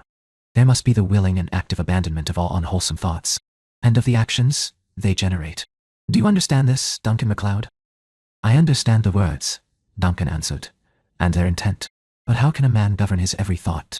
Life has a way of interfering with even the best intentions. The Dalai Lama smiled at him, eyes dancing merrily in his unlined face. That is so, Duncan MacLeod, and it is well said. Although Buddha himself set out the steps anyone many follow, the path to enlightenment is not easy. We govern our thoughts by training, by meditations, and by consciousness. Yes, that is the key. Then you're saying that a man, a conscious man, does choose his thoughts? The answer is both yes and no, the young man said, and Duncan had to smile. That was so often the answer. The Dalai Lama saw his expression. Ah, you smile, he said. I'm sorry, Your Holiness, Duncan replied quickly. No, no, no. The Dalai Lama held up his hands to stop Duncan's words. It is good that you smile. Humor, pleasantness, delight. These are good thoughts, right thinking. But, to your question, what, Duncan MacLeod, does consciousness mean? Duncan paused, unsure of his answer. It means he is awake, he said at last. Awake, yes, the Dalai Lama nodded. But what is awake? For a man it is more. The tree here, he gestured. It, in its own way, is awake. Its sap flows, it seeks the sun. So too, the grass and flowers. Also, the birds and animals, all are awake with the day, the season, the sun. A human being, he continued, is more. He or she is awake, but also aware. Of what? Of surroundings? Of day or night? Yes. But so are the animals. It is choices of which we are aware, choices of thoughts, of actions, of karma. We can change our situation because we can change ourselves. But situations can arrive over which there is no control. No choice, Duncan said. Sometimes, all you can do is respond. No, Duncan MacLeod, the Dalai Lama replied. Always there is a choice. Always. Duncan became very silent, very still, looking down at the grass beneath him. What could this holy man know of the situations he faced all too often? A choice, yes. Live or die. And he chose life. Was it wrong to want to go on living? Duncan stood and began to pace restlessly, searching for an answer to the question he had posed himself. He knew the Dalai Lama was waiting for him to speak, but this was something he could not ask aloud without revealing all of who he was, and what a life such as his entailed. Finally, he turned and looked at the young man. As was so often the case, MacLeod was struck by the dichotomy of the Dalai Lama's gaze. The eyes that met his were pools of endless compassion, of understanding that was at odds with his mortal years. Seeing them, Duncan was tempted to reveal his long-kept secret. But habit, and perhaps a touch of fear, stayed his tongue. He did not want to lose this young man's friendship. Still, silent, he sat back down and waited for the Dalai Lama's next words. The young man sighed, knowing a moment, a choice had passed. So what then is right thinking, Duncan MacLeod? He said, resuming their discussion. It is compassion. When compassion fills us, there is no room for negative thinking, negative actions. If someone is angry at me, what are my choices? To return anger for anger, yes, or to return compassion for anger. I can choose to think he is my enemy or not my enemy. He is a man, like me, with choices, like me. Each time I choose compassion, I am training my mind, so that next time, the choice becomes easier. Are there then no just battles, no causes worthy enough to fight for? Duncan asked him. No man may answer that for another, the Dalai Lama said. For me, there is never a reason for violence, and that is what I teach my people. Another man? He must ask himself his own questions. He must look at his own thinking, his actions, his intentions. Is compassion served by what is being done? He must ask. Choices, always choices. What about justice? Duncan said. There is always justice, the Dalai Lama replied evenly. There is karma. Positive out creates positive returning. Negative out creates negative back in. The great wheel spins, and it is perfect justice. Duncan shook his head slightly. It sounded so reasonable, and yet in the world outside this graced kingdom, he doubted it was possible to live only by the laws of compassion and karma. At least for him. Holy men, perhaps, like the Dalai Lama, like saints and martyrs, but he was none of these. For all his immortality, he was just a man. And there was the game. Duncan sighed. The Dalai Lama smiled at him. It is a journey, Duncan MacLeod, he said, not traveled in a day or a year or even a single lifetime. You have become aware that the journey exists, and that alone is progress. Yes? Duncan nodded, trying to find encouragement in the young man's words. If you say so, Your Holiness, he answered. Xiao Nan was watching for him. She ran out to meet him, while he was still several doors away. The joy of her greeting cleared the last of thought-induced fog from Duncan's mind. Her arms slid around his waist and nothing else mattered. When he looked into her eyes, the only journey that existed was the one to bring her joy. Duncan MacLeod knew, for well and certain, that he was in love. They walked arm in arm down the city streets. People smiled at them as they passed, perhaps sensing that here, love was still fresh and new. Or perhaps, in a place like Lhasa, where everyone knew and cared for each other, they were as pleased as MacLeod to see Xiao Nan happy. Duncan did not ask where they were going as they left the city and began to walk down the long road. Over the last weeks, Xiao Nan had shown him many places he would never have found on his own. Beautiful places, not just the blue orchids, but hidden stands of silver birch and wild cherry, sudden meadows carpeted with wildflowers, eagle eyries and marmot dens, all places of life and wonder. Today they returned to the river, to a place where the rocks were flat and warm in the sunshine, and the gentle sound of the water was soothing to both mind and spirit. Xiao Nan had told him once that this was a favorite thinking spot of hers, and Duncan understood the attraction. They sat on the rocks, content to hold each other in silence while they watched the birds dip and dive through the air, feeding on a fresh hatch of aquatic insects. Being in Xiao Nan's company was like sitting in a pool of calm. It radiated from her, blessing everything around her with peace. Duncan realized how much he had come to need that peace as part of his life. To need Xiao Nan. He turned to kiss her, and she lifted her face to his. As their lips touched and hers parted gently beneath his, Duncan felt again the need to protect her, to keep her warm and safe and happy. It was a feeling that few other women had awakened to such depths in him. He wanted to hold her forever, in his heart and in his arms. The kiss went on for a long, timeless moment. When it ended, Duncan pulled away slightly to look into her face. He reached up with one hand and ran a finger gently down her cheek and across her lips. He desired her, yes, but most of all he loved her and wanted to go on loving her for however long her life allowed. Xiao Nan, he said softly, I do not know the customs of your country, so forgive me if I am speaking in the wrong way or breaking any traditions, but I want us to be together, husband and wife. I love you. Will you marry me?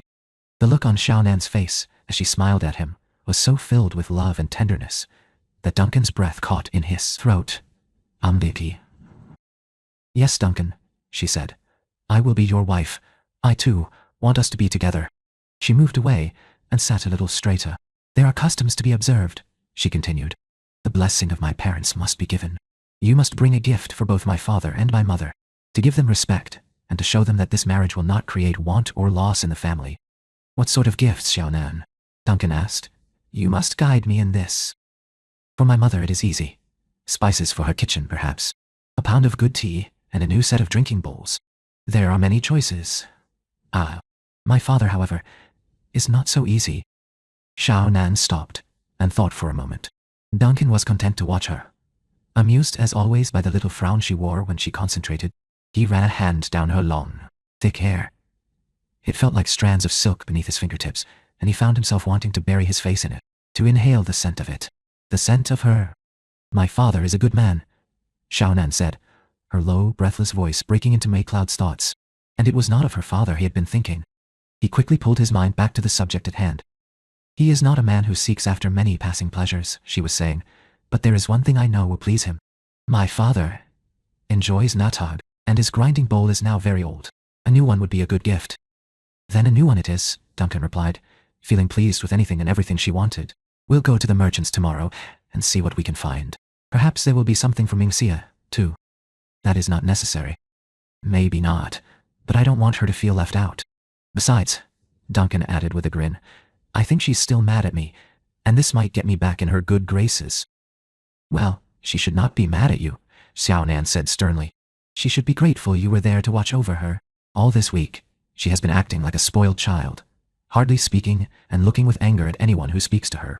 I try to be patient with her, but sometimes I think father should send her to live among the nuns until she again remembers the way of respect and compassion. No. As you told me once, Duncan said, she is young, very young. At her age little things can take on great importance. Until the next thing comes along, it will pass. Xiao Nan leaned back, settling herself again into his arms. You are very kind, my Duncan, she said, to think so well of my sister. How can I not think well of your sister, when her sister owns my heart? What you love, I must also love. Duncan had had enough of talking about families, for now anyway. His arms closed around Xiao Nan, holding her close to him, feeling the way their bodies melded together in perfect harmony. As he kissed her, he could only marvel that she had truly agreed to be his wife. The years ahead suddenly offered a realm of sweetness he had never hoped to see. And for the rest of Xiao Nan's life, for whatever time they would have together, Duncan knew that his greatest joy would be to make her happy.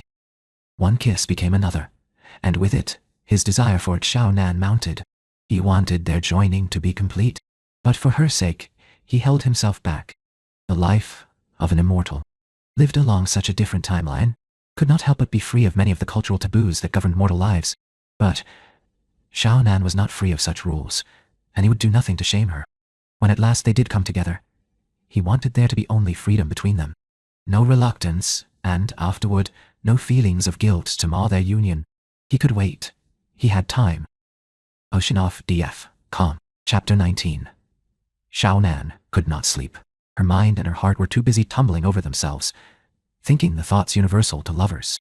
She could hardly believe that today had happened. She would soon be the wife of Duncan MacLeod. She had no doubt that her parents would give their blessing to the match, and that day could not come soon enough for her. Each time she was with Duncan, she wanted the hours to go on forever, and each moment they were apart felt like an eternity. Xiao Nan could not keep herself from laughing aloud that she, who had never thought to be in love, should be feeling this way. On the sleeping mat next to hers, Mingxia stirred in the darkness. Xiao Nan immediately became silent, scolding herself. Even in her happiness, she must not lose sight of the feelings of others, nor allow her present joy to disturb their peace. But Mingxia was not sleeping. "Xiao Nan," she whispered, "what happened to you today? You've been very quiet since you came home, even for you." "You'll find out soon enough," Xiao Nan answered, not sure she wanted to share her news yet. The joy of it was so deep, so personal. "Tomorrow," she said. She could hear Mingxia turning toward her, and Xiao Nan did the same, though nothing could be seen in the darkness. "The night's half gone," Mingxia replied, insisting. "It is tomorrow." Xiao Nan still hesitated. And yet, over the years she and her sister had shared many confidences here in the dark.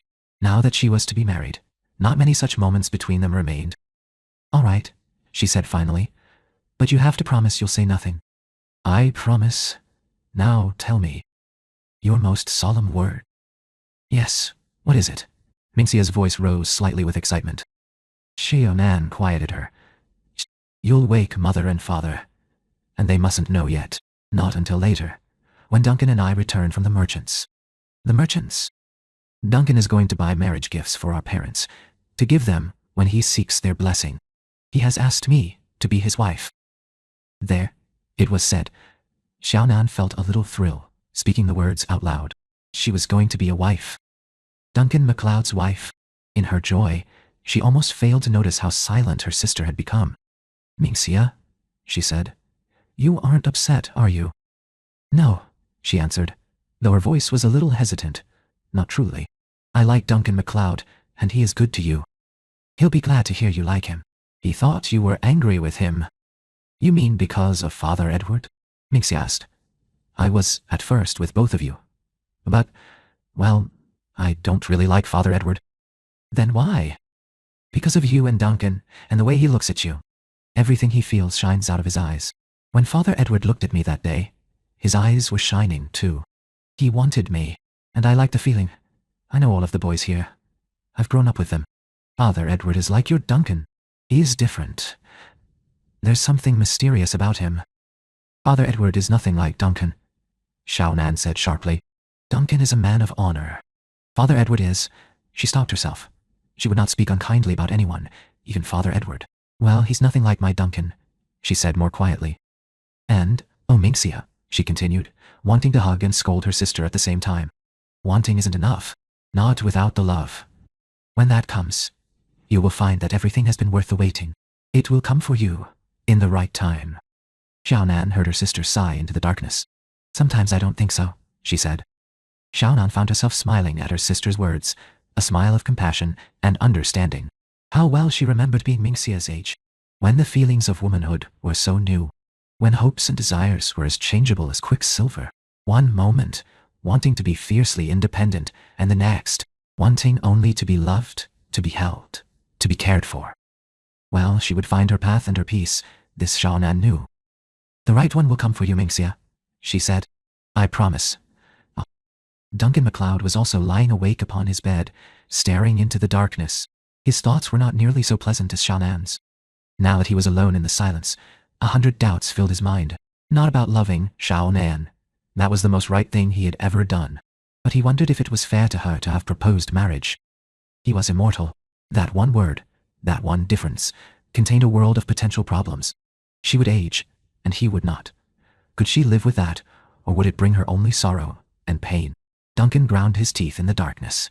He could not stand the thought of causing Xiao Nan pain. Children were another issue. The children she would not have if she married him. Children which, as a mortal woman, she had the right to bear, to hold, to raise into adulthood. Would his love be enough to fill the void? And there was the game. In all his time in Tibet, first in the higher elevations with his nomad friends, and now all these weeks in Lhasa, he had not encountered another immortal. But that did not mean there were none in this land. How long before they found him and challenged him? How would his gentle Xiao Nan feel knowing she had wed a man who must kill to stay alive? Duncan turned on his narrow bed, filled with a sudden bitter restlessness. Perhaps I should leave, he thought. Go now before I can harm her goodness. But he knew it was an idle thought. He would tell her the truth of who he was, all of it, before they wed. He would give her the chance to send him away. But if she still wanted him once she knew, he would stay. He loved her. Heart, body, and soul. In spite of the 200 years of life, or perhaps because of it, Duncan MacLeod still believed that love could conquer anything. When dawn finally came, Duncan sent his apologies to the Dalai Lama, saying he would return later in the day, and headed down into Lhasa. The night had left him filled with a restless energy. He walked down the winding streets that had become so familiar to him, listening to the sounds of the city, awakening, and trying to picture how his life would be. Soft voices drifted out from the houses, as if carried on the smoke of cooking fires. Birds twittered and sang in the trees. Dogs barked. They were comforting sounds. Sounds of home. Home. It had been a long time since he'd had a true home. MacLeod kept walking. The movement came easily now. His immortal lungs had long since healed the strain of breathing in the thin Tibetan air. As always, movement freed his mind, and it, too, began to travel familiar pathways, walking the streets of memory. MacLeod thought of his early life, his years in Glenfinnan, and of all his travels since, trying to catalogue the places he had been. Weeks, months, sometimes years spent in hundreds of places, but always as a traveller, a visitor, at least within his own heart. Even returning to Scotland for Bonnie Prince Charlie's cause had not been a homecoming. The people he had known were long dead, and the places had changed with the centuries. But here on the other side of the world from where he was born, here he had found a home. A Siount. Here he had found love. MacLeod paid no mind to where his feet were taking him until he stood outside the Capuchin mission house, just as Brother Michael opened the door. Mr. MacLeod, the monk said pleasantly. What a nice surprise. Good morning, Brother Michael, Duncan returned. Have you come to see one of us? Is there something we can do for you? Duncan shook his head. I was just walking and happened to pass. Well, come in, the monk gestured, waving him inside. Come and have a cup of tea with us. Duncan found himself smiling. He nodded and stepped toward the door. It is a glorious morning, is it not, Mr. MacLeod? Brother Michael said as he stood aside to let Duncan pass. I like to open the door on mornings such as this and let the air sweep in. It does more than clear the staleness from the house. Fresh air clears the mind. Don't you think, Mr. MacLeod? Aye, brother, that I do. Brother Michael led the way to the back of the house, where the other monks were already seated at a table with a pot of tea before them. We have a visitor, brothers, the eldest monk announced as they entered the room. Get him a chair so he may be comfortable. The youngest of the three, Brother Peter, was quickly on his feet. Here, he may have mine, he said as he hurried to get himself a stool. MacLeod soon found himself seated and being served tea from the steaming pot, as if he had been visiting royalty and not someone who chanced by. Were you on the way to call on Xiao Nan, Mr. MacLeod? Brother Thomas, the third monk, spoke for the first time. Duncan shook his head. As I told Brother Michael, I was just out for a walk. 'Tis early to do much visiting. But you do plan to see her later? Next to him, Brother Michael laughed. Please excuse Thomas, Mr. MacLeod. He is known within our order for his blunt tongue. Peter and I are used to it. But it sometimes takes others by surprise. I will admit, he stopped and sipped his tea, we are all curious about your intentions toward Xiao Nan. She is such a dear girl. You need have no fears then, MacLeod told them. I've asked Xiao Nan to be my wife. Splendid, Brother Michael beamed. Splendid. When will the wedding take place? I only asked her yesterday, MacLeod replied. Nothing has been settled. A more important question, Brother Thomas spoke again, is how will the wedding take place? Has she converted to your faith, Mr. MacLeod, or have you become Buddhist? Softly, Thomas. Brother Michael admonished. Softly, where love is present, the way for such things can always be found. I would never ask Xiao Nan to change who she is or what she believes, MacLeod answered Brother Thomas's question. Nor would I ask her to participate in a ceremony that for her has no meaning. For myself, I am neither Buddhist nor Catholic. Whatever Xiao Nan wants for her wedding will be fine with me. But surely you will want a marriage your family will recognize as valid when you return home? Brother Peter, the youngest monk asked. I've no intention of taking Xiao Nan away from her family, Duncan replied. Lhasa will be my home, as it is hers. But what of your family? Brother Peter continued. MacLeod was beginning to lose his patience. There is no one in Scotland I want to see more than I want to be here, he said sternly, hoping his tone would put an end to these questions. Brother Peter opened his mouth to speak, but Brother Michael held up his hand. Peace, my brother, he said. Then he turned to Duncan. Mr. MacLeod, he said, it is truly not our intention to interfere with the happiness of this occasion, but perhaps there is a way for all to be satisfied. You say you have no wish to leave Lhasa, but that may change. Or Xiao Nan herself may wish one day to see your homeland. You would not want others think less than well of her, I'm sure, or failing to recognize her as your wife. What I am suggesting is that we blend the two ceremonies. A few prayers, a blessing, nothing more. A union of East and West, as your marriage union will be. MacLeod was grateful for Brother Michael's calm and reasoned argument. Perhaps, brother, he said. I'll talk to Xiao Nan when the time comes. That's fine, the monk replied with a smile. Now, let us all have another cup of tea, and speak of other matters. Tell me, Mr. MacLeod, do you by chance play chess? MacLeod smiled. Aye, I've been known to enjoy the game. Splendid. Then maybe sometime you'll favor me with a match. I've a board and a set of players I carved myself, but I'm afraid they've rarely been out of their box. My brother's here to not share my fascination with the game. Mere foolishness, Brother Thomas said bluntly. A waste of time. Not so, Thomas, said the older monk. It is a way of opening the mind to see the possibilities. I'm sure Mr. MacLeod will agree with me. Brother Thomas grunted noncommittally, and Brother Michael sighed. It is an old standing argument, he told MacLeod. One of many. I can see that, MacLeod said as he raised the small drinking bowl to his lips. They were very different, these three monks, yet they made an harmonious whole. MacLeod knew with sudden and absolute certainty that here were men he could call on if there was need, and if something were to happen to him, they would watch over and care for Xiao Nan. Oddly, he found the thought gave him comfort. Ocean off DF. Come. Chapter 20. Nasir-ad-Din sat astride his favorite horse far at the head of his army, where all his men could see him. They were moving at last. Behind him rode his captains, 20 of them. Men whose hearts and loyalties he knew, as well as he knew his own. Men he trusted above all others. Behind them, marching four abreast and stretching back for almost half a mile, was his army. His army. Warriors that he had personally chosen for this campaign. How they cheered when he rode through their ranks at dawn. They were, every one of them, proud to be his men. The king had not bothered to come out this morning and see the army on its way. Nasir-ad-Din was not surprised. Coming out to view the army would have meant leaving the comfort of his bed before the sun had fully risen. Not something the king was personally inclined to do, or something the regents encouraged. The regents encouraged little that did not keep the king under their control. It does not matter, not any more, Nasir-ad-Din thought. He had obtained what he wanted from the king. He had permission to leave the court and to lead this invasion, with the crown's backing. In the end, all of the regents, even old Kumar, had urged the king's support. They were happy to see Nasir-ad-Din go. It removed his influence over the king's imagination. They had even provisioned the baggage carts that rolled at the end of the line from out of the royal stores. They knew nothing of the extra cart that had been added. A cart loaded with Nasir-ad-Din's belongings, including 2 coffers of gold and another of jewels that he had collected over the centuries. The regents in their stale, underused imaginations could not conceive that Nasir-ad-Din and the army would not return to Nepal, except as invaders and conquerors. The horse beneath him pranced and capered, sensing its rider's excitement. Nasir-ad-Din laid a hand on its neck to quiet it. Like everything else with him today, this horse had been personally chosen and trained. Nasir-ad-Din had raised it from a foal, taught it to respond to his moods and his silent commands. Like the sword by his side, this horse was an extension of himself.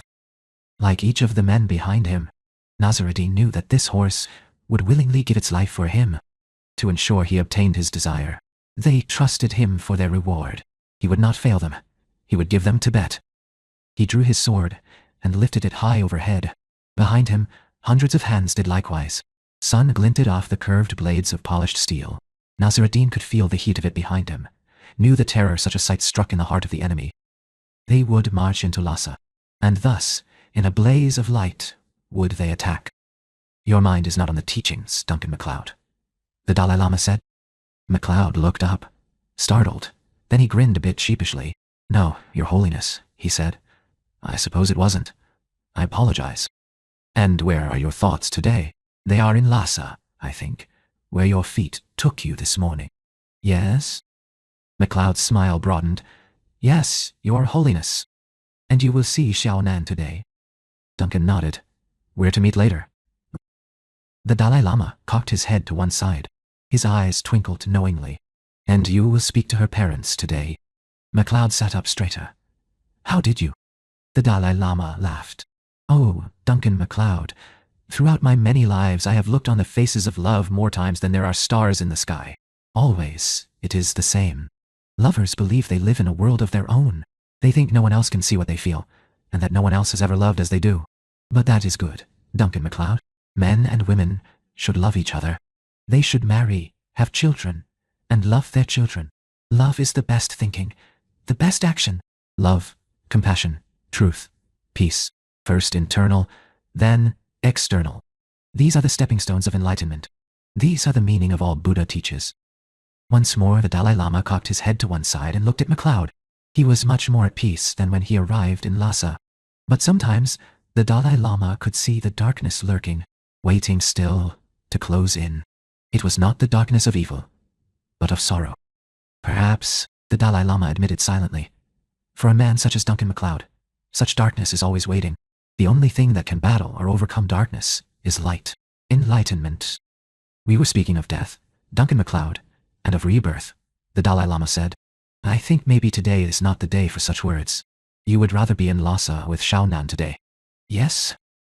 Xiaonan would be most upset if I were to pass up any opportunity to learn from Your Holiness. And you, Duncan MacLeod, speak the truth of what your heart is feeling. It is true, Duncan said slowly, that every moment I am apart from Xiaonan, I wish to be with her. But I also believe the hours I spend with Your Holiness are of great importance, and I am most humbly grateful for them. The Dalai Lama inclined his head graciously. Then we shall continue, but for a little while only. We feed here the mind, the soul, but the heart must be nourished also. Yes? Duncan smiled at him, though his eyes remained grave. You are very wise, Your Holiness. Yes, the Dalai Lama replied, nodding.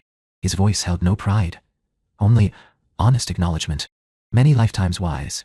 You also have seen many lives, though you do not believe it, I think. But it does not matter. The truth will come in its own time. So now, Duncan MacLeod, the Dalai Lama continued before good manners could make MacLeod deny his disbelief. We return to the teachings. Tell me, why do you think death is feared? Is death feared, Your Holiness, or what comes after? Ah, Duncan MacLeod, you ask the good question. The answer is within each individual. Is death for them an end or a liberation? Do they face it in preparation or in ignorance? Death comes to all living things, and that we cannot change. But what comes after? Ah, there we can have influence, not by our thoughts of past lives or future lives, but by our mindfulness of this life, by the karma we create. Karma still seems difficult to understand sometimes. Duncan said, for instance, you have said that to take the life of any living thing, even an animal, is a negative action producing negative karma. Yet the nomads with whom I stayed raise herds of yak to feed and clothe themselves. When they kill a yak for food, is that also a negative action? The killing, yes, the Dalai Lama nodded. But remember, Duncan MacLeod, the Eightfold Path speaks not only of actions, but of thoughts and of intentions. Is it compassion, right action, or thought to let one's family starve or freeze? No, to kill for greed, for anger, for selfishness. These always are negative only, but the other. Here balance may be found within karma with right intention. Duncan sighed.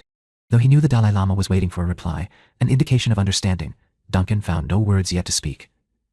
Memories of battles, mortal and immortal, swirled in his mind. They tumbled over each other, melded together, and separated yet again. So many battles. Killing is always wrong, always negative. The words loomed large in Duncan's mind. What are right intentions? Does survival count? Duncan raised his eyes to the Dalai Lama's and saw that the young man's expression had changed to a look of infinite sadness. I'm sorry, Duncan told him wordlessly. Even here, I cannot lay aside my sword. Few of my kind ever can. The most I can do is be a warrior of honor. Hideo tried to teach me his meaning of honor, but I only understood part of what he said. You have taught me the rest. Have I not told you many times? Duncan MacLeod, the Dalai Lama said, breaking the silence between them, that the path to enlightenment is not easily traveled? It takes many, many lifetimes. So you have, Your Holiness, Duncan answered. But what is a lifetime? How many chances are we granted?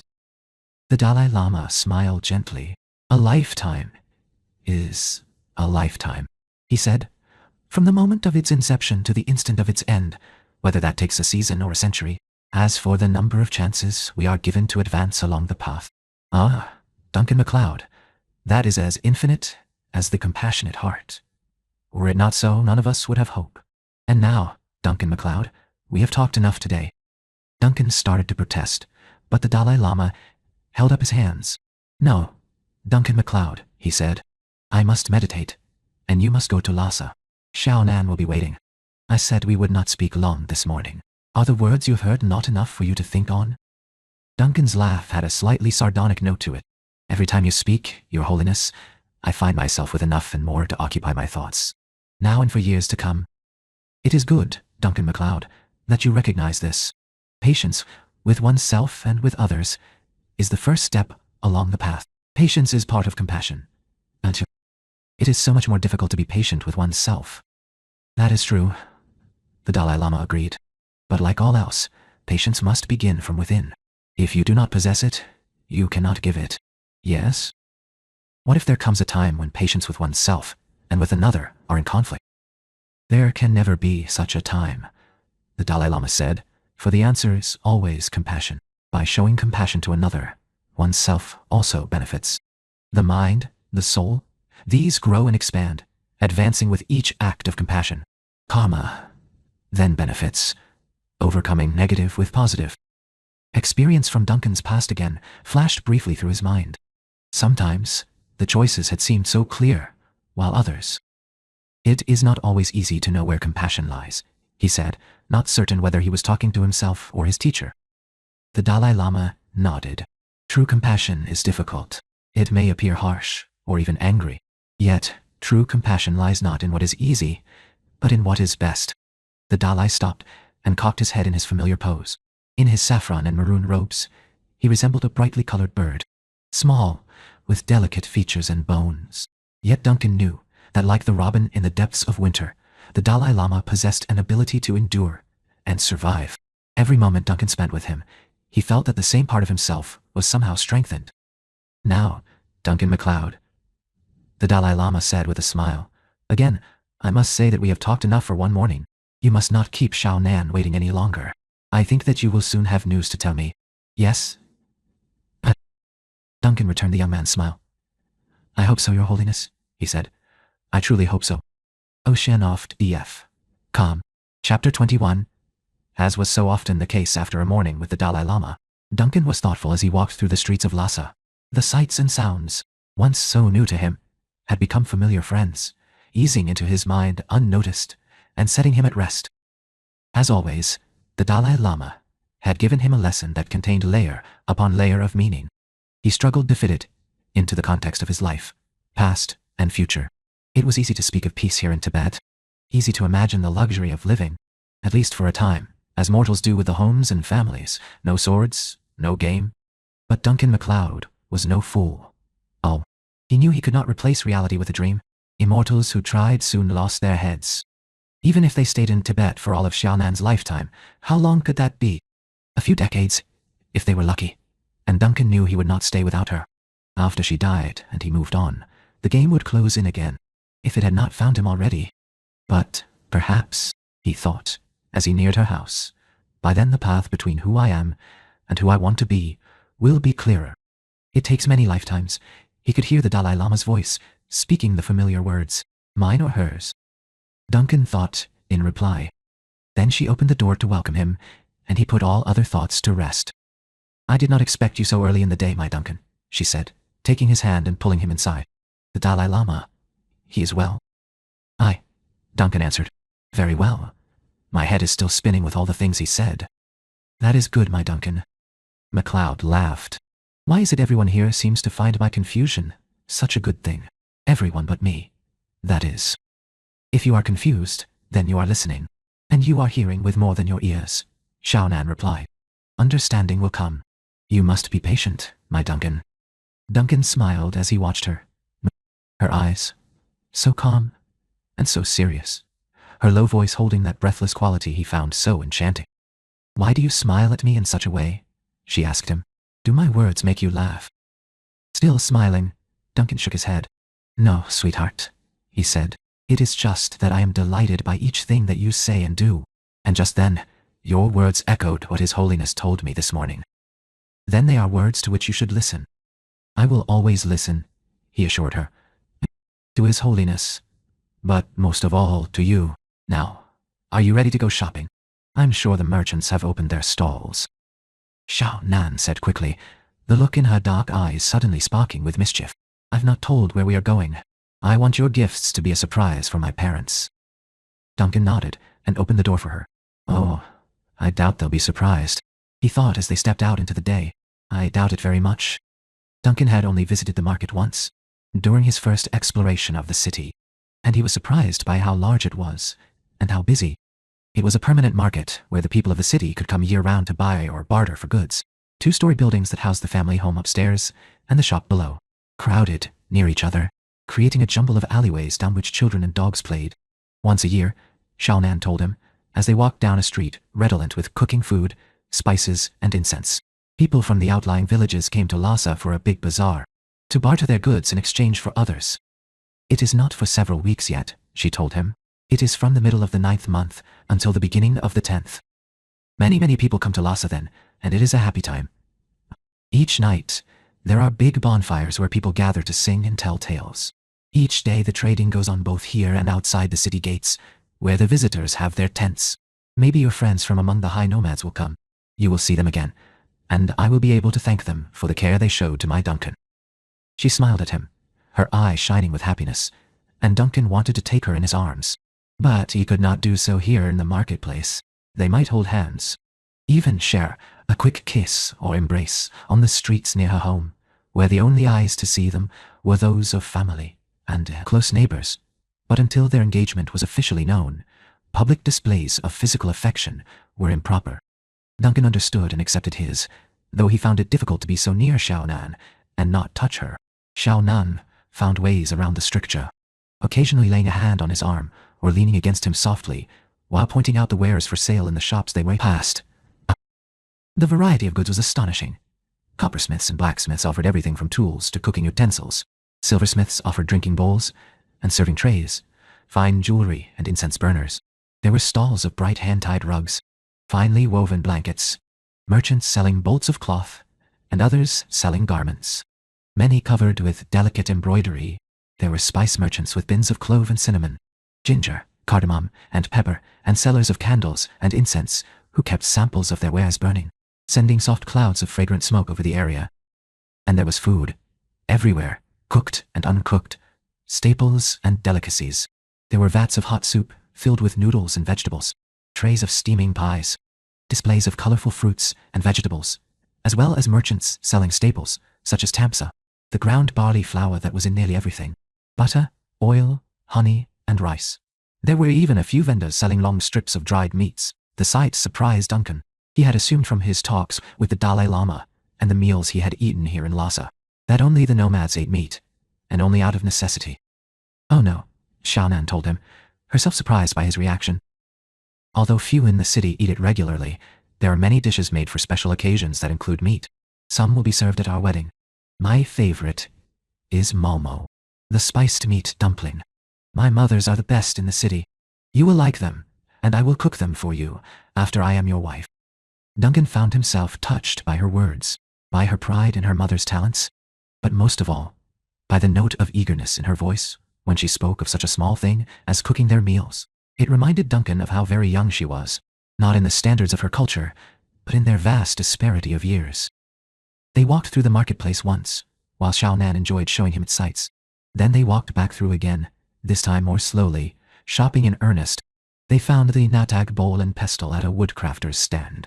It was a beautiful piece of work, carved out of cherry burl and inlaid with coils of bright copper. MacLeod would have happily paid full price, but Xiao Nan stopped him. She haggled the purchase with practiced ease. For her mother, they found a set of porcelain drinking bowls that were a soft, creamy yellow color. The color of joy, Xiao Nan told him, with little bluebirds, the symbol of good fortune, done in enamel work around them. Duncan picked one up and held it to the sunlight. It seemed to him as delicate as eggshells. Duncan himself picked out a silver comb for Minxia's hair, though Xiao Nan insisted again that such a gift was unnecessary. When she was not looking, he also purchased a pair of silver and ruby earrings he thought would suit her, not bothering to bargain the price in his haste to keep the purchase secret. The packages they carried back to Xiao Nan's home had been wrapped in sheets of thin paper and tied with red ribbon. They were cheerful looking, and Xiao Nan was pleased by them. But Duncan could not help thinking of the paper arts he had seen in Japan, and wishing he had taken time to learn something of them he could use now. Instead, as they walked back down the city streets, Duncan picked a few blossoms from overhanging trees and arranged those as best he could beneath the ribbons. After the busyness of the marketplace, Xiao Nan's home seemed unusually silent. The family was outside in the garden, eating the afternoon meal in the soft, fragrant shade. Xiao Nan arranged the packages to her satisfaction on the small table in the center of the main room. Then, before she went to call her family, she stepped into the circle of Duncan's arms. "Have you thought about what you will say to my father?"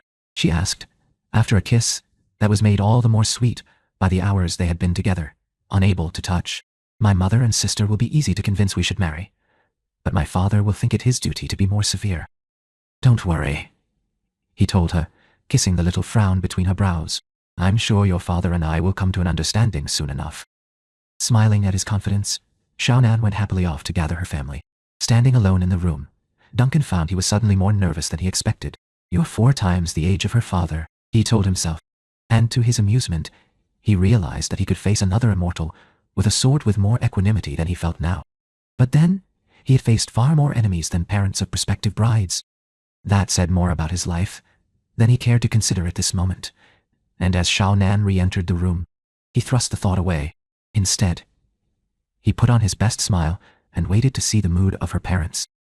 Xiao Nan's father kept his face composed, trying to look stern, but there was no mistaking the twinkle in his eye. Her mother and sister were smiling openly. Duncan felt himself relax. Xiao Nan directed each of them to where she wished them to sit, while Duncan remained standing, waiting. When Xiao Nan came again to stand beside him, the two of them bowed deeply and silently to the family. "Ya Hui Choi," Duncan began, addressing her father formally, man to man as custom demanded. "I have come to ask for your daughter Xiao Nan's hand in marriage. I know that she is a great treasure to this household. I therefore present these humble gifts to you as a token that by this marriage our fortunes shall be merged." Yao Hui made no move yet to acknowledge the package before him. "Xiao Nan is more than a treasure to our house," he replied. "She is also a blessing to our hearts. You are a man of the West. It would be too great a hardship to lose our daughter to such a distant place." "This land is Xiao Nan's home," Duncan said, "and it will be my home too. It is our belief that the law of compassion forbids us to allow even the stranger to suffer with want of food or shelter." Yao Hui continued, "But it is best for a man to have the way of providing for his family before he is wed. You are a stranger to our land, Duncan MacLeod. I must ask you what work you will do to give my daughter a home?" Duncan had thought about this for a long time. Most of the experiences of the last 200 years would be of no value here in Tibet. But today in the marketplace, Duncan had reached a decision that made him grateful for his early life and his years as a chieftain's son in Glenfinnan. "It is true, I have traveled much," he said to Yao Hu, "and I have turned my hand to many professions. In the place where I was born, my people own land on which they raise cattle and crops. I learned the ways of this at my father's knee. It is my thought to build a farm near the city and grow food for the marketplace. If you do not think this is a correct choice, then I would gladly be guided by your wisdom. It is my wish to provide well for Xiao Nan, and for this family's care." Yao Hui gave a satisfied nod. Then he turned to Xiao Nan. "And you, daughter," he asked, "what is your heart in this? It is my right to choose your husband, but I have no wish to see you wed without joy." Duncan watched Xiao Nan bow again to her father. "My heart," she said softly, "is to be the wife of Duncan MacLeod." Her words sent a quiet surge of gladness through MacLeod. Their eyes met briefly, and he smiled at her, Then he turned back to Yao Hui to await the next question. To Duncan's relief, Yao Hui picked up the package before him and turned it over in his hands, examining it carefully. He took his time before he put it back on the table and undid the wrapping. The paper fell away, and a slow smile spread across his features. "This is a fine grinding bowl, Duncan MacLeod," he said, "and a wisely chosen gift. I will first use it on the day of your wedding." Xiao Nan's mother gave a little cry of joy. Soon, she and Mingxia had opened their gifts and were exclaiming over their beauty. Duncan and Xiao Nan sat on one of the cushions, basking in the excitement that had replaced the silent tension in the room. Duncan took Xiao Nan's hand. As her delicate fingers closed around his own, he was again filled with the desire, the need, always to keep her safe and happy. In that moment he thanked whatever force, be it God or fate or karma, that had brought him to Tibet. Audiobook. Chapter 22. It was a long time before Duncan and Xiao Nan had the chance to be alone. After opening their gifts, Mingxia immediately replaited her hair so that her new comb could be displayed, and Xiao Nan's mother made buttered tea, a Tibetan treat, which they drank from her new bowls. Xiao Nan's father put his gift aside, reserving its use, as he had said, but he brought out his old grinding bowl. And while they talked, he methodically and expertly ground the spices and tobacco to refill his small box of natag. Duncan was pleased. Yao Hui would never grind his snuff in front of anyone who was not accepted as family. While he ground, they talked of other options besides farming. Duncan might choose to support a wife, soldier and seaman, bodyguard and scout. These and similar occupations Duncan did not mention. But 200 years gives a man time to develop many skills.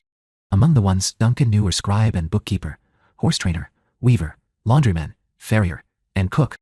"You are a young man to have gained knowledge of so many things, Duncan MacLeod," Yao Hui said without looking up from his grinding.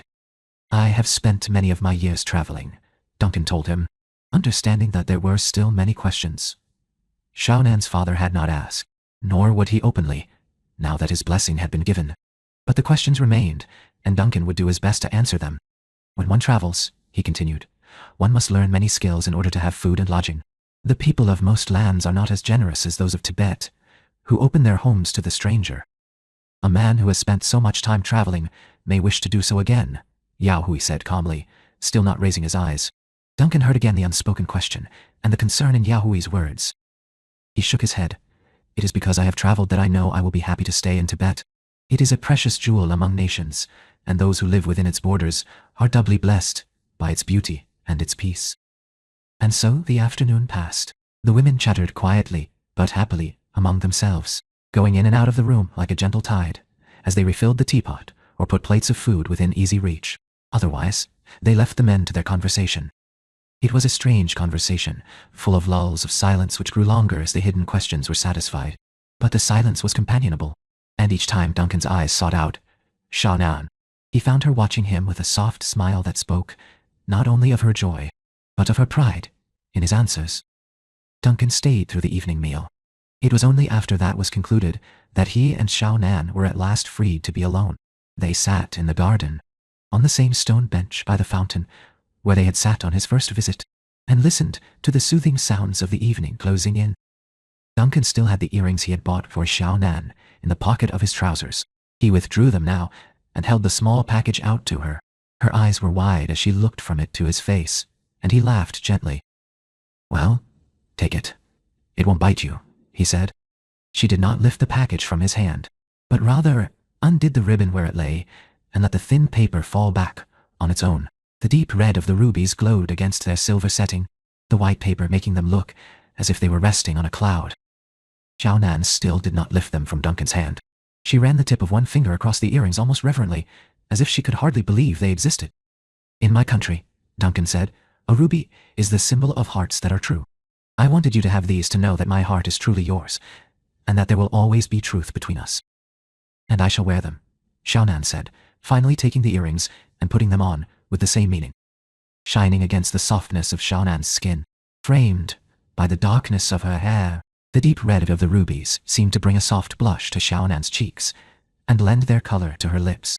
Duncan held out his arms to her, and when he held her close, her head resting on his heart, he felt an exquisite sense of completion.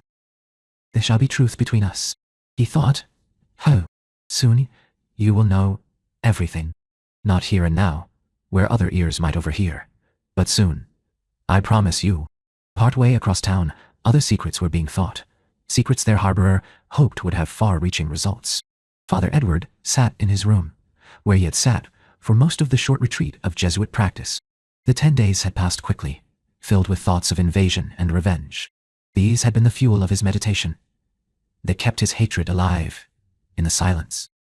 He had meditated, yes, and he had prayed, though not to any Christian god, whom he considered weak beyond contempt.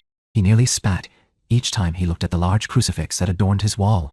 Nor had he prayed to the compassionate Buddha, whose words were revered in Tibet. He had prayed to the great Shiva, maker and destroyer. He had prostrated himself time and again, imploring the great God for the privilege of being Shiva's hand of destruction. And he knew the God had heard him. He could feel Shiva's strength flowing in his veins, keeping his heart alive with the fire of his aims. The great Nazaradin would arrive, and Edward saw himself riding at his master's side. Together, they would be unstoppable. Together, they would conquer Tibet. The Gurkha spy smiled to himself, playing his fantasy on the fabric of his imagination. He saw Nasir-ad-Din's arrival, himself, opening the gates wide to admit the army. Nasir-ad-Din, smiling at him in acknowledgement of his good work. He saw himself mounting one of the army's horses and, by his master's side, riding through the streets of Lhasa, fighting, hacking, trampling all who stood in their way. The carnage would be great, the streets red with the blood that fed Shiva. He would take Nasir-ad-Din to the Potala, and up the stairs into the great monastic palace. What treasures its 1,500 rooms might contain, not even he could imagine. But in his mind's eye, he pictured the monks cowering in fear as he and his master strode through the vast building until they found the Dalai Lama. Yes, Edward thought. He would wait until the great Nasir-ad-Din was with him before he accomplished his mission. He would show his master his skill and strength as he killed Tibet's religious ruler. Then he would find MacLeod. Here the man known as Father Edward allowed his fantasy to vary just a little. He and MacLeod would fight, but always he was the victor. Sometimes, he liked to envision MacLeod on his knees, begging for mercy. Other times, it was the swordplay that held his fancy, the blade in his hand flashing like lightning, straight from Shiva's hand, overwhelming this Westerner, who knew nothing of the destroyer's might. In both scenes, the end was the same. His sword would pierce MacLeod's heart, and he would fall lifeless at Edward's feet. Thoughts of defeat, of his own mortality, never entered the impostor's mind. There was a knock on the door. Father Jacques opened it and looked in. "I am glad to see you smiling again, Edward," he said. "It has been a good retreat for you then." The Gurkha spy was ready to resume the role he was put here to play. His frustration had been eased by his fantasies, his unrest calmed by the knowledge all this would soon be over. He kept the smile on his face, making sure it was cheerful, and did not turn into a grimace as he looked at the priest. "Very good," he replied. Father Jacques came into the room. He sat beside Father Edward on the bed, hands resting on his knees. Father Edward noticed that, as usual, he had dirt ground into the fibers of his cassock and caked under his fingernails. The spy suppressed a shudder of distaste. "He's as bad as an untouchable, a lowest caste, with his constant groveling in the dirt," he thought, but he was careful to keep his face neutral. He waited for what the priest had come here to say. Father Jacques cleared his throat. "Edward," he began slowly, as if each word was a difficult task. "I know I have not counseled you much during this retreat, but I felt you wanted, even needed, to wrestle with this temptation alone for a time." Father Edward said nothing. After a moment, Father Jacques sighed and continued, "Well, then I'll say only this and speak no more about it. It is easy when we are so far away from our home, our community, to lose our perspective. But we must always remember that we are the face of the church to the people we serve, and our conduct must therefore be even more circumspect than would be asked of us at home. To work in the mission field is a most difficult life. There is no shame to find one is not called to it. If your retreat has revealed that you would better serve the church in another manner, then I will make the arrangements." "No," the Gurkha spy answered. "I need to remain here. I am sure my calling is among these people." Father Jacques slowly nodded. "All right then," he said. "We'll start fresh. Clean slate. But you understand this must never happen again. Should you fall to temptation a second time, you will be sent immediately home to the Vicar General for discipline." Edward did not reply. He kept his head properly bowed in an attitude of quiet submission, though his thoughts laughed at the priest's words. Father Jacques stood. "Come," he said. "We'll have a mass to celebrate your return to service. Then we'll walk through the city to show the people that all is again well." Keeping his face in a false, and he hoped, properly humble expression, Edward stood to join the priest. "I have fed and watered your birds each day," Father Jacques said before he led the way from the room. "You will find them well cared for. I also found some writing things behind the cages. Are they yours?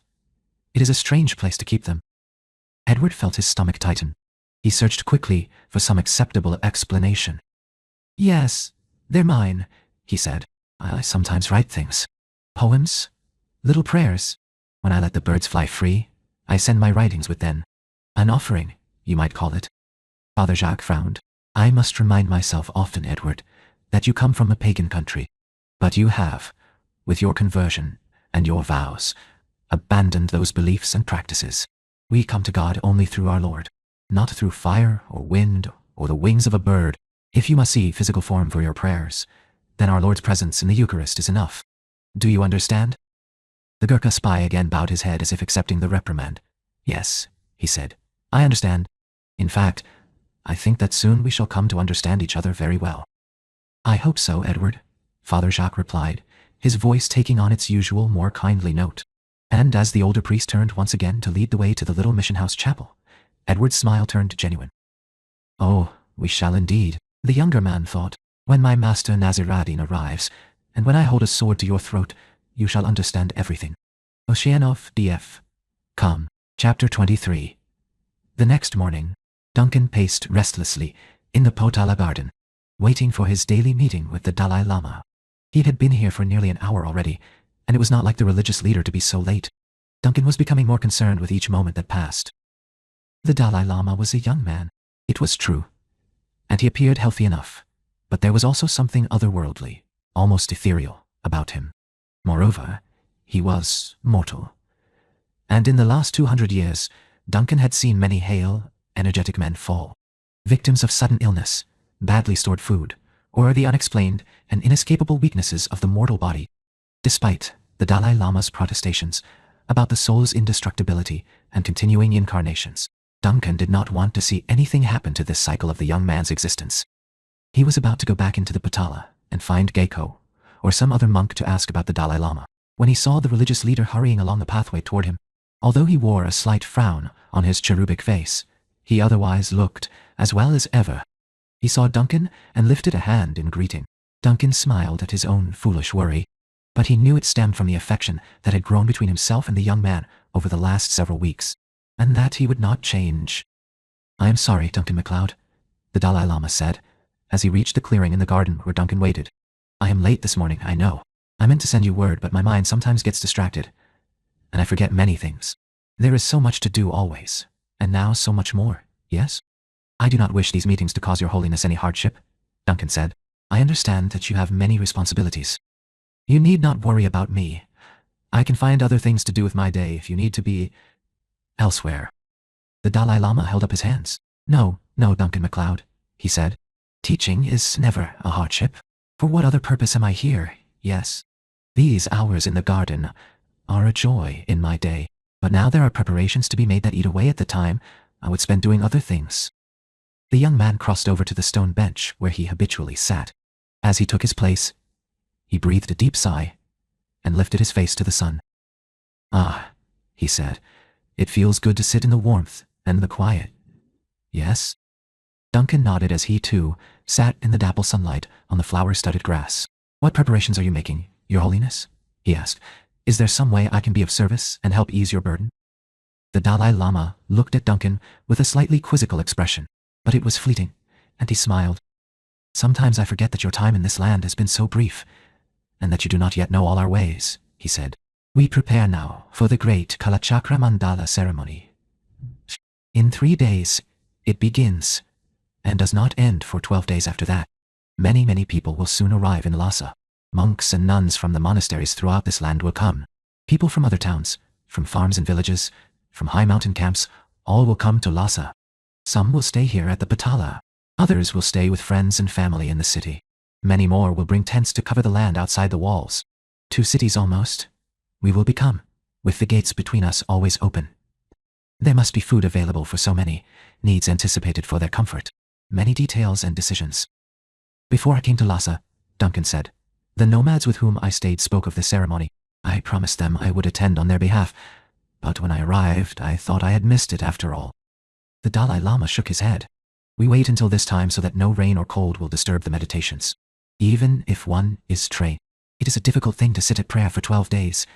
If the rain is pouring on the head, or too much cold is filling the body. Yes? 12 days of prayer and meditation. Duncan tried to put it in perspective with the hours spent on a single move, in sword or kata. Weeks spent on the open stillness of the sea. Years of lonely travel. The difference, he realized, was that each of these things, occupations that had so far defined his life, were physically active. Even the time he had spent at Brother Paul's monastery had been quiet and restful, but it had also been filled with the gentle activities of communal life. Perhaps it is time, Duncan thought, to learn the activity of being still. As was so often the case, the Dalai Lama seemed to know what he was thinking. 12 days seem a long time to you, yes? He said. I tell you, Duncan MacLeod, they are not. It is only once, maybe twice in a man's lifetime that this ceremony occurs. Only once, every 40 years. What are 12 days out of 40 years? Nothing? But they are also everything. For they are days which build us and bind us as a people. MacLeod felt humbled by the religious leader's words. They reminded him that this young body housed the soul of someone who was truly holy. Duncan thought back to his own land, half a world away. What did they have, he wondered a little sadly, that could be said to bind them together, to define them as a people and a faith? Memorials of battles, athletic games, religious holidays such as Christmas, Lent, and Easter. But did these unite the clans or reinforce their separation? Their sense of competition? They had put aside their differences rarely. Most recently, many of the Highland clans, especially the MacDonalds and the Camerons, the MacPhersons and MacGregors, had united around the Bonnie Prince. Even his own clan had been divided in this cause. But why? Duncan asked himself. For war. To separate themselves from the English with blood and battle. Was it a worthy cause, Duncan had once thought? Charlie had said that peace would follow victory. But now, with the perspective of the years, MacLeod doubted that would have happened. Clans would soon have pulled apart again, each vying for the royal favour. Well, Culloden Field had ended the dream of Scottish sovereignty, and the clans had returned to their long history of petty skirmishes and hatreds. Nothing changed. Perhaps, Duncan thought, it takes a land as isolated as Tibet to be able to find a way to put such differences and discord to rest. For the sake of the years that were to come, and the world he might well live to see, Duncan MacLeod truly hoped not. Now, Duncan MacLeod, the Dalai Lama said, his voice pulling Duncan's thoughts from the morbid path they threatened to take.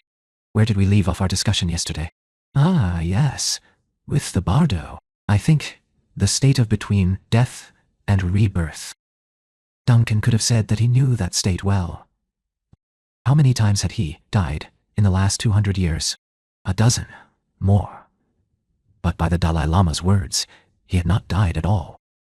Death does not come with the ending of our breath, the stopping of the heart and the blood, the young man was saying. Death does not truly come until the mind changes into the clear light. This often takes 3 days or more. Only then, when one's mind has changed, does one enter the bardo, the between, and begin toward the process of rebirth. When Duncan went down into the city, he noticed the subtle changes that had come over the place. People were still as pleasant, smiling as he passed. Children still played in the streets. Dogs still barked and romped among them. But there was an air of expectancy and a greater sense of purpose in the way the people were going about their daily tasks. Everywhere, doors and windows stood open, welcoming in the fresh air of the day. Time and again, Duncan saw people washing the front of their houses, scrubbing away the grime of winters past, trimming overgrown bushes, and cleaning out garden beds. The already bright fairy tale city of Lhasa was becoming a wonderland. Perhaps, he admitted, these things had been happening for days, and he had not noticed. His mind had been too full of Xiaonan to notice much else but her. When he reached her home, he found that her family was also busy. Furniture was being carried out into the garden, so that the house could be scoured from ceiling to floors, while the bedding and sleeping mats were aired and the rugs and cushions beaten free of dust. Duncan, who had come to appreciate cleanliness during his months in Japan, did not hesitate to join in. He enjoyed working beside Xiaonan. She smiled at him often while he moved and carried at her direction. It was like a gentle preview of some of the moments their life together would contain. A life he wanted more with each passing hour. Soon all of the furnishings were outside. While Xiao Nan helped her mother in the house and her father worked on the front, Duncan aided Mingxia with the rugs and cushions. It was the first time they had been alone together since the incident with Father Edward. Duncan was uncertain what she would say to him. Mingxia, however, acted quite happy to be working beside him. She laughed and chattered as if there had never been anything amiss between them. Is it her youth and the natural flexibility of mind that is part of the young? Duncan wondered as he swung the bamboo rug beater against the heavy fabric. Or is it something more? A purpose of forgiveness woven into the very bones of this society? There is so much for the world to learn here. Yet, Duncan also found himself hoping that the world, with all its ways of hatred and pain, would never come to this land, never contaminate its peace and beauty. If you become a farmer, Duncan MacLeod, Mingxia said, what will you grow? I thought I'd let Xiaonan and your father guide me, he answered. She made a face at his words, and Duncan almost laughed. They'll only tell you to grow rice and beans and cabbage, she said, her disapproval as obvious in her tone as in her expression. Those are good crops, Mingxia. People must eat. But anyone can grow them. She stopped swinging her rug beater and looked at him. You should do something else, Duncan MacLeod, she said emphatically. Names of his no de web to going be. Antena, Monetile, Grand Jade. You must do something special. Again, Duncan held back his laughter. What would you suggest I do then? He asked, quite seriously. I don't know, she replied, but I will think about it. They resumed beating the rug in silence, in rhythmic, alternating strokes, while Mingxia concentrated on the problem of his future. Duncan had the chance to watch her out of the corner of his eye, and he smiled to see she wore the same little frown that appeared on Xiaonan's face when she was deep in thought. Mingxia, Duncan said a moment later, what would you say if I raised horses as well as vegetables? Would that be special enough? I could train them, and trade them with the other farmers, or even the nomads. Mingxia considered. Yes, Duncan MacLeod, she said at last. I think that is what you should do. Do you think your sister and father will agree? Xiaonan will agree to whatever you want, she answered. And my father will wait to say anything until you have spoken all of your reasons why horses are a good choice. He will ask you many questions. Then he too will agree. If you wanted to come, stay with us sometimes. I could teach you to ride, and you could help me with the horses, Duncan told her. Mingxia stopped beating the rug. She turned to MacLeod, her eyes wide with sudden excitement. Truly? She asked. You would teach me? This time Duncan did laugh. Aye, he said. I think you'd be very good at it. He did, too. She was much like many a wild colt he had known. Headstrong, vibrant, unwilling to be broken by harsh methods, but responding well to a gentle touch. He thought she and the animals would quickly understand each other. Yes, Mingxia said with a nod as she went back to her chore with renewed energy. I will be good at it. You will teach me, and I will become best at it. Duncan smiled. It was good to be part of a family again. Soon he would have a wife to cherish and care for, a little sister to watch grow, parents. Only children would be missing. And he would have peace. Here in this land where peace and compassion were more than words spoken by mystics and idealists, he would live out the fulfillment of too many a lonely dream. He had been alone far too long. Ocean off DF. Calm. Chapter 24. Nasir ad-Din ground, his teeth together. His hands clenched on the pommel of his saddle as he struggled not to strike the messenger kneeling in the dirt. Anger and frustration gnawed at him, but it was not this man's fault. And Nasir ad-Din never punished one of his men unjustly. His men knew that, counted on it, took pride in it. Punishment was swift, and often brutal when it came, but it was never unjust. No, the snail's pace at which the army moved could be blamed on no living thing. It was the mountains. Even the passes seemed determined to stay closed. There were rocks and logs and other debris, not there when Nasir ad-Din had scouted this route a year before. That had to be cleared so the supply carts could pass. New trenches had been formed by snows and rains and runoff that were treacherous to horses' hooves and wagon wheels alike.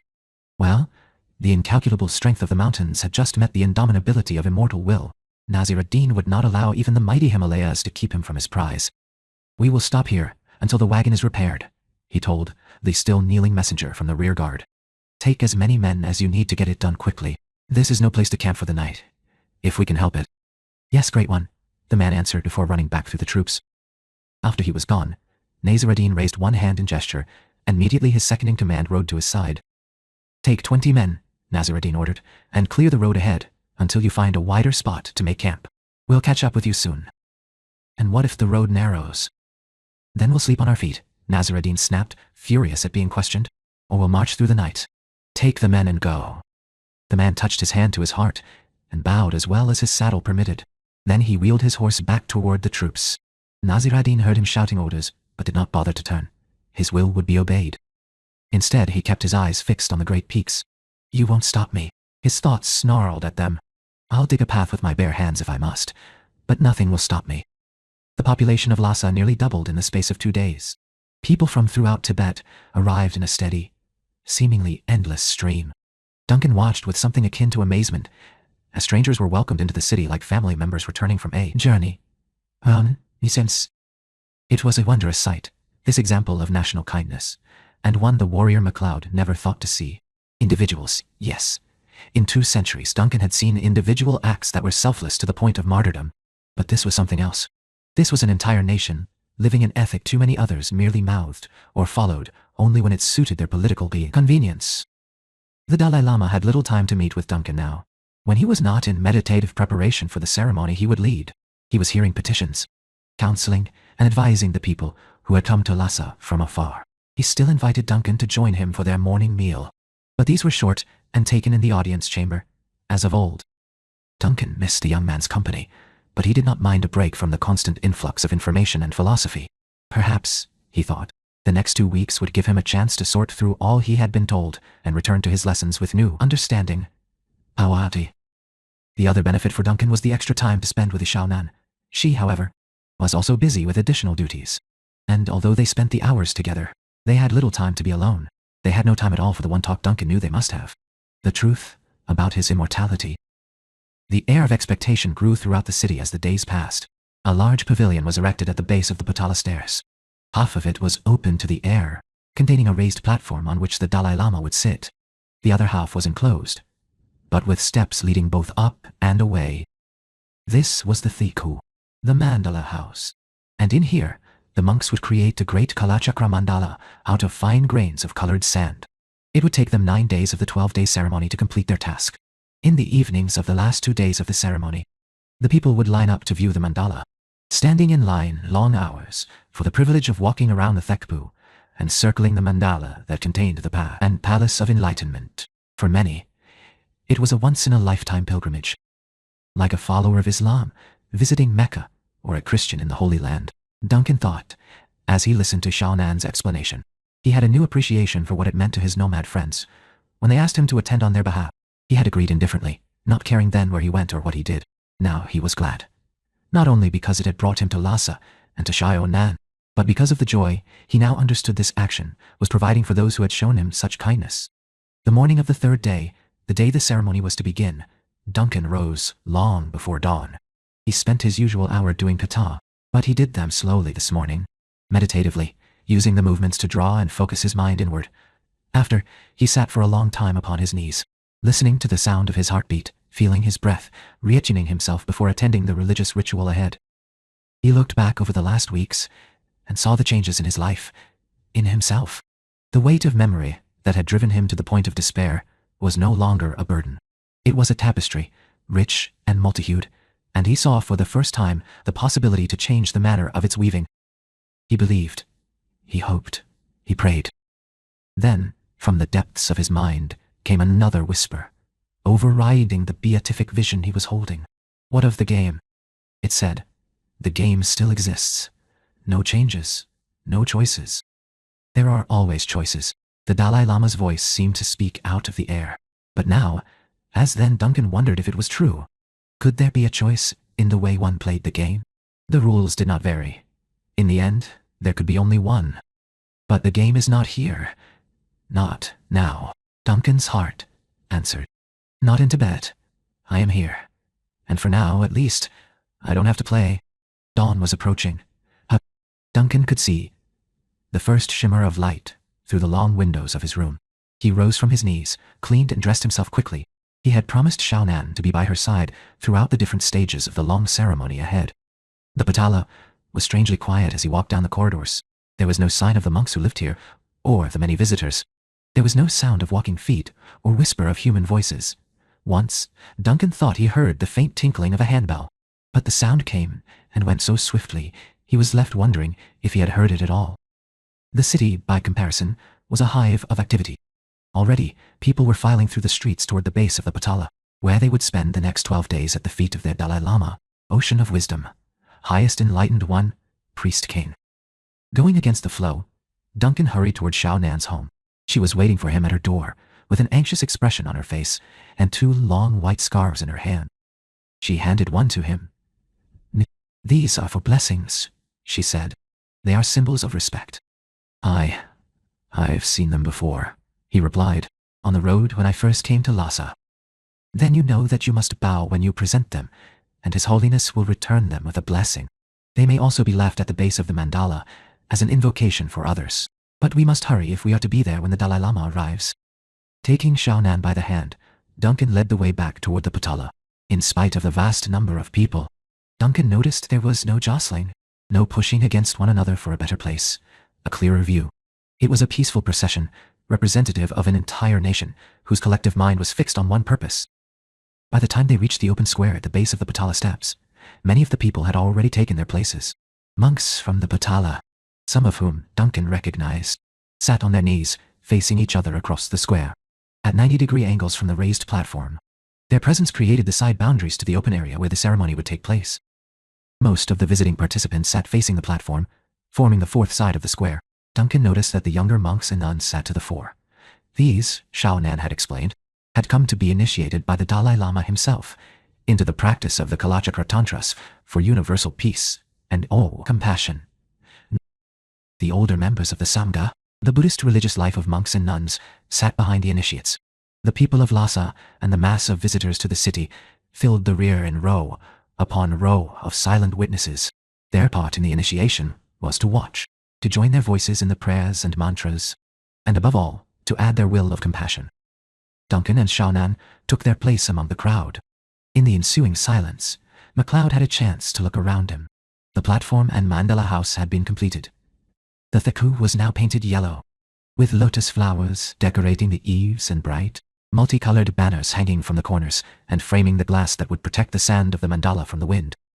The platform, too, had been decorated. Long silken tapestries were draped down the front, on which more lotus flowers flowed in colors of red, yellow, white and blue.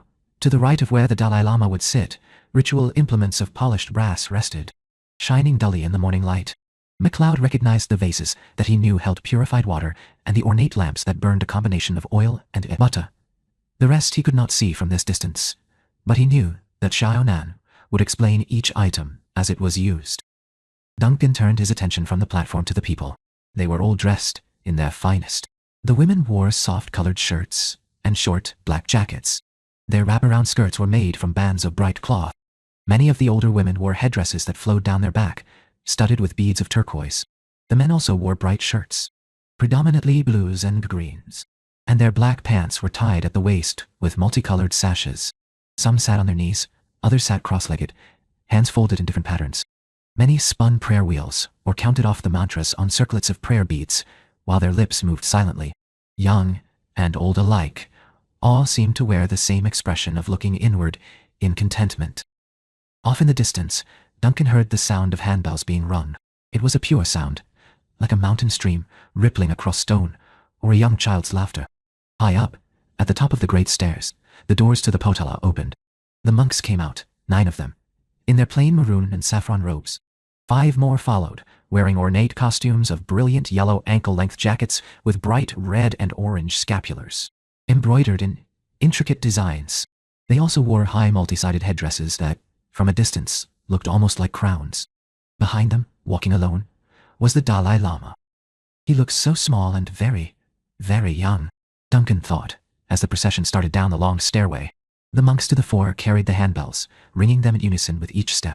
As they neared, the monks in the square took up the triple-tone chant of Tibetan religious meditation, creating a rumbling undercurrent to the high tinkling of the bells. To Duncan, it seemed as if he could feel the sounds reverberating through his body all the way down to his bones. The procession reached the bottom of the stairs. Slowly, majestically, It walked into the square and up onto the platform. After the Dalai Lama had seated himself, an expectant hush descended, following the long minutes of chanting. The silence felt alive, as if it too was an entity, a participant in the ritual yet to come. The Dalai Lama picked up the darja and handbell that rested on the platform in front of him. With practiced ease, he began reciting the first of the Kalachakra tantras, his voice floating out softly over the crowd. With a single motion, the rows of initiates stood and began prostrating themselves. Over and over, they stretched themselves in the dust, yet the movements were natural and graceful, like the rise and fall of waves upon the sea. Meanwhile, after a few moments, the prostrations ended in the same fluid motion as they had begun. Again, a deep silence followed. Without marring that silence, a single initiate stood and stepped forward. Not even his robes seemed to move. Xiao Nan had already told Duncan this monk represented all the initiates. On their behalf, he asked to become practitioners of the ancient teachings, dedicating themselves to the way of universal compassion. When the initiate reached the base of the platform, he bowed and held out the long white cloth, symbolizing his petition. The Dalai Lama leaned forward and lifted it from his hands. With this action, the chanting began again, and the bells, but this time with a different cadence. Drums Duncan had not noticed were picked up and struck in a steady, heart-rhythmic beat. As the initiate returned to his knees in the front row, the ornately clad monks descended from the platform to the open square and began a long, intricate dance. Instruments flashed in their hands. Xiao Nan leaned close to Duncan and whispered, "The dancers now claim and purify the site," she said softly. "They carry the purba daggers to cut the influence of any negative thoughts or karma that might defile the ceremony, and their prayers asked the help and blessings of the Kalachakra deities. See, on their robes and crowns are the figures of 722 positive emanations." Duncan understood now, as he would not have several weeks ago, that the deities to which she referred were not separate gods. They were different aspects of the Buddha nature. He was so intent upon watching the dancers, he almost did not see the Dalai Lama rise, and, with 6 of the remaining monks on the platform, enter the Seku. They would now begin the elaborate sand drawing that held the symbols and steps of enlightenment. The Dalai Lama would snap the chalked threads, the strings of wisdom, to lay out the selections and make the first marks. Then he would return to the initiation. For the next 9 days, the monks would apply the colored sand of the mandala. Duncan's thoughts went back to his nomad friends. In his mind's eye, he could see each of their faces as plainly as if he sat among them. He felt again the warmth of their care, heard their happy voices as they sent him on his way to Lhasa. "Well, my friends," he thought fondly, "I have spun the prayer wheels for you many times, and I sit here, holding you in my memory and my heart. As I promised each day, I will pray for the blessings and benefits of your tribe." Yet, as Duncan MacLeod sat in the warmth of the Tibetan sun next to the woman he loved, he knew he was the one who had been blessed. Oceanoff DF. Com. Chapter 25. Nazaruddin. Satish led his men onward. Sometimes he rode. Sometimes, when the way became too treacherous, he dismounted and walked his horse over the crumbling trails and washed out gullies. But always he was at the fore of the army, and his men knew that if he had made it, so would they. They followed him into the heights of the Himalayan passes where, though it was high summer, their breath still formed crusts of ice on their beards and eyebrows. At night, they huddled together for warmth around pitiful fires that sputtered and smoked more than burned. The passes had felt endless, and Nazaruddin knew that without the sight of their leader, struggling and suffering beside them, the men would have turned back to Nepal. But they followed him. They would follow him wherever he led, and they would give him his dream. Now the passes were behind them. Last night, Nazaruddin and his men slept on the Tibetan plateau. Or rather, his men slept. Nazaruddin had tried, but for the first time in over a century, he had been haunted by childhood dreams, nightmares of the rotting corpses of the 2 whom he had known as parents. The dreams would not leave him. Each time he closed his eyes, they returned until finally, Nazaruddin had risen in the darkness. He would be awake to greet his first dawn in Tibet, and rather than weaken him, the dreams served only to strengthen his resolve to succeed, to conquer. He did not mind the darkness. It was neither silent nor lonely. It was filled with the voices of his plans, the company of his desire. He could feel Tibet like a living fire in his bones. Possession would be a consummation greater than any physical union or release. And after Tibet, A small voice inside of him whispered, "When this land kneels at your feet, what then? You have centuries ahead. Endless, ageless time." In that moment, Nasir ad-Din felt the hand of destiny close about him. He would take Tibet. He was sure of it. By the time the children now living had passed to dust, Tibet would become a warrior nation, his warrior nation. He would lead them back into Nepal, into India, perhaps into Mongolia and China. With a nation of warriors behind him, he could conquer the continent and build an empire such as the world had never seen. He, who had begun his life as an untouchable, would rule over the mortals as the emperor and demigod his kind were meant to be. As the first light of dawn blushed in the eastern sky, it was greeted by Nasir ad-Din's laughter. His army had not been marching long when smoke rising from a village greeted them. Here, they would strike their first blow. Nasir ad-Din had no illusions about it being a worthy battle, but his men needed something to whet their appetites for what lay ahead.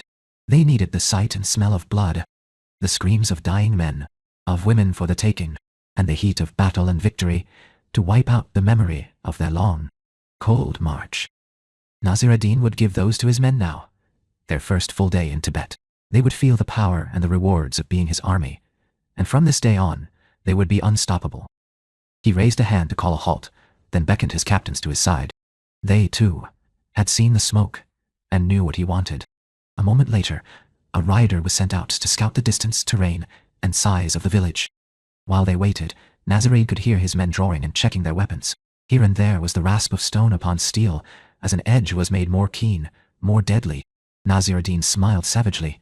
They were ready, even eager, for battle. The rider returned quickly. His expression was almost a sneer, as he told his leader what he had found. "It's a small village," he said. "No more than 100 people at most. Crops grow in the fields. No sentries. A few dogs. I'm not even sure they have weapons." Nasir ad-Din nodded and gestured the man back to the line.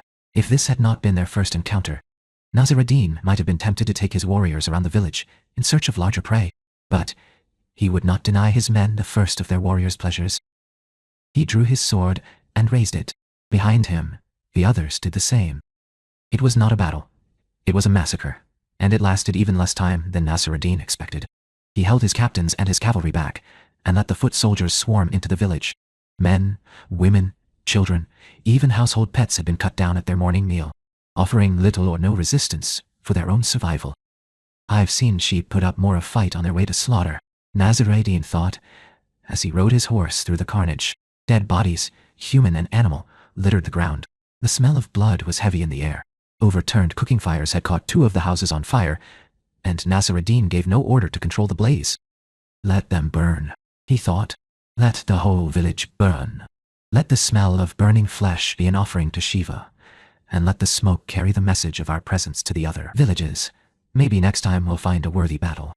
Around him, he heard the screams of women his men had captured for their pleasure. This, too, he made no effort to stop. Most of the women would die from their wounds, or from the shock of grief and rape, but the ones who lived would give birth to sons who would be warriors. They would grow up under a different regime, his regime, and they would be strong enough not to let this happen to their mothers and sisters, wives and daughters. Nasir ad-Din drew his horse to the outskirts of the village, inclined to wait this once until his men had wearied of their victory. Then they would press onward toward the city of Lhasa, leaving a conquered country in their wake. The days took on a surreal quality for Duncan MacLeod. It was as if he had entered into a time without time, a place where pageantry and superstition, ancient symbols and future intent melded in elaborate union. In his long life, Duncan had been witness to countless rituals. He had attended weddings and ordinations, coronations and knightings, births, deaths, and rites of passage. Yet this ceremony was different from anything he had seen. For 9 days, amid the tantric prayers led by the Dalai Lama, the initiates were made part of a spiritual lineage going back centuries. The intricate dances of the first day, to claim and purify the site of the ceremony, had been only the beginning of the rite. After the first day, the emphasis shifted to the preparation of the initiates, who were, in the essence of their beliefs, asking for spiritual rebirth as children of the Vajra Master, the Dalai Lama. Amid her more elaborate prayers and blessings, the initiates made their bodhisattva vows, pledging themselves to eternal altruism. Offerings of flowers, incense, butter lamps, and food were exchanged between initiate and master, symbolizing their union in enlightenment. Divinations were also made on behalf of each new practitioner of Kalachakra, so that they might individually know how best to purify themselves along the path. Even their sleeping each night was an ordered part of the ceremony. Blades of Kushi grass, the grass upon which the Buddha was sitting when he attained enlightenment, were handed out to be put under the initiate's pillow and mattress, one to clear the mind of obscuring thoughts, and the other to aid in the generation of beneficial dreams. While the initiates were being thus prepared, the monks in the Thaku, the mandala house, continued their work on the great Kalachakra mandala. Theirs was another ritual, as elaborate as the one taking place outside. All 722 emanations of Kalachakra had to be visualized, and their individual mantras recited. The different sections of the mandala purified with scented saffron water, and each of the monks inside the Thaku likewise consecrated before the actual sand construction could begin. All of this lasted for 9 days. On the morning of the 10th day, the sand mandala was completed, and the final steps of the ceremony began. Duncan and Xiao Nan are seated on the ground in their accustomed places amid the crowd. She had carefully explained each day's action to him, wanting him to share this experience as fully as possible. And Duncan knew he had reaped the benefit here. He felt no closer to understanding the Buddha mind, as the Dalai Lama called it, or to attaining enlightenment. Those were both still concepts in words only. What he had found was peace. The restless strivings that had filled him for so long had finally, somewhere in the last 9 days, been set to ease. All of the ghosts were quiet. For Duncan MacLeod, that was enlightenment enough. Xiao Nan leaned close to him and whispered, "Do you see, my Duncan?" she said. "The blindfolds they are given now. These show the spiritual blindness they must overcome." Duncan watched as strips of red cloth were handed out to the monks and nuns in the first rows. These were tied in symbolic actions around their foreheads. Then, pitchers of scented water began to make the circuit through them. "The sips of water they now take," Xiao Nan continued her explanation. 3 sips to cleanse the gates of their bodies, speech, and minds. Now, they will make their pledges to turn from all wrong ways of conduct and repeat their vows of bodhisattva. Then they will be taken to view the great mandala. We must pray for their benefit, my Duncan, as they will pray for ours, and for that of all beings. All around Duncan, the people were chanting again. The soft syllables of this mantra had a soothing, almost hypnotic effect. Duncan joined his voice to the others. He had done so often over the last days, so that now the sounds rolled easily off his tongue.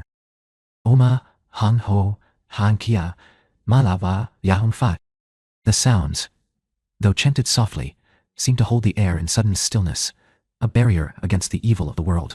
The mantra would continue for hours, until the initiates had all viewed the mandala and retaken their seats before the Dalai Lama. As Duncan chanted, he let his mind drift over the days past, and the days yet to come. Tomorrow, the initiation rite would be concluded, and the mandala house opened to the people so that all could see the great sand map of enlightenment. The day after that, the 12th day, the colored sand would be swept up and placed in a special receptacle, then carried to the river and poured into the moving water so that its blessing power could move across the land.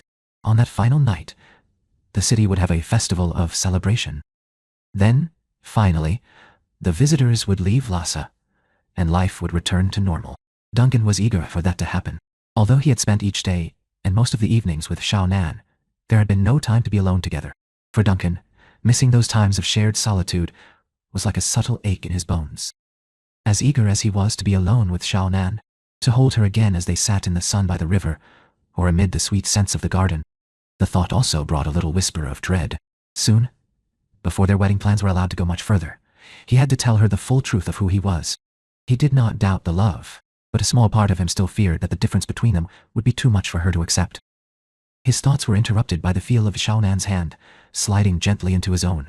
He turned to see her watching him with eyes so full of love that all else in the world ceased to matter. Duncan had seen many wondrous things in his 200 years. He was living proof that the inexplicable existed. But it was from Xiao Nan he was learning the true magic of life. It was the magic of needs met without speaking, of human hearts united. It was the eternal magic of love. Oceanoff DF. Come. Chapter 26. Father Edward knew Nazaruddin must reach Lhasa soon, and the charade he was playing would finally be over. What he did not know was whether the army would arrive before this Tibetan ceremony that occupied the city was over or after, when all was quiet again. Either way, Father Edward would be prepared. A part of him hoped Nasr ad-Din would arrive before all of the many visitors had departed. He had no doubt the army would cut them down to a man. Nasr ad-Din was not known for his clemency to the vanquished. But the ceremony was almost concluded now. Tomorrow was the 12th and final day. After that, the people would go home. How many of them would Nasr ad-Din meet on the roads? He wondered. They would have to be killed before they could bring back a warning. So much fighting going on without him. Edward wanted his share in the victories. For the last few days, Father Jacques had gone to watch the activities in the city square. He had tried to persuade Father Edward to accompany him, saying that the more they understood about the people of Tibet, the better they could minister to them. But Edward had refused. Oh, he used the phrases Father Jacques expected to hear about heathen practices and beliefs. But the truth was far different. He needed time alone to find something he might use as a sword. It had been a frustrating and fruitless search. The house, including Father Jacques' belongings, yielded nothing but a few kitchen knives, appropriate for cutting vegetables but useless for anything else. Edward tucked one into his boot and went to search through Father Jacques' tools. Here, too, he was frustrated. 2 hand trowels, a shovel, a small hand rake, and a pair of shears. Nothing he could turn into a weapon to fit his hand and his training. This morning, he waited until Father Jacques was out of sight, then headed in the opposite direction. His goal was the marketplace. Surely, he thought, some of the stalls would be open for business.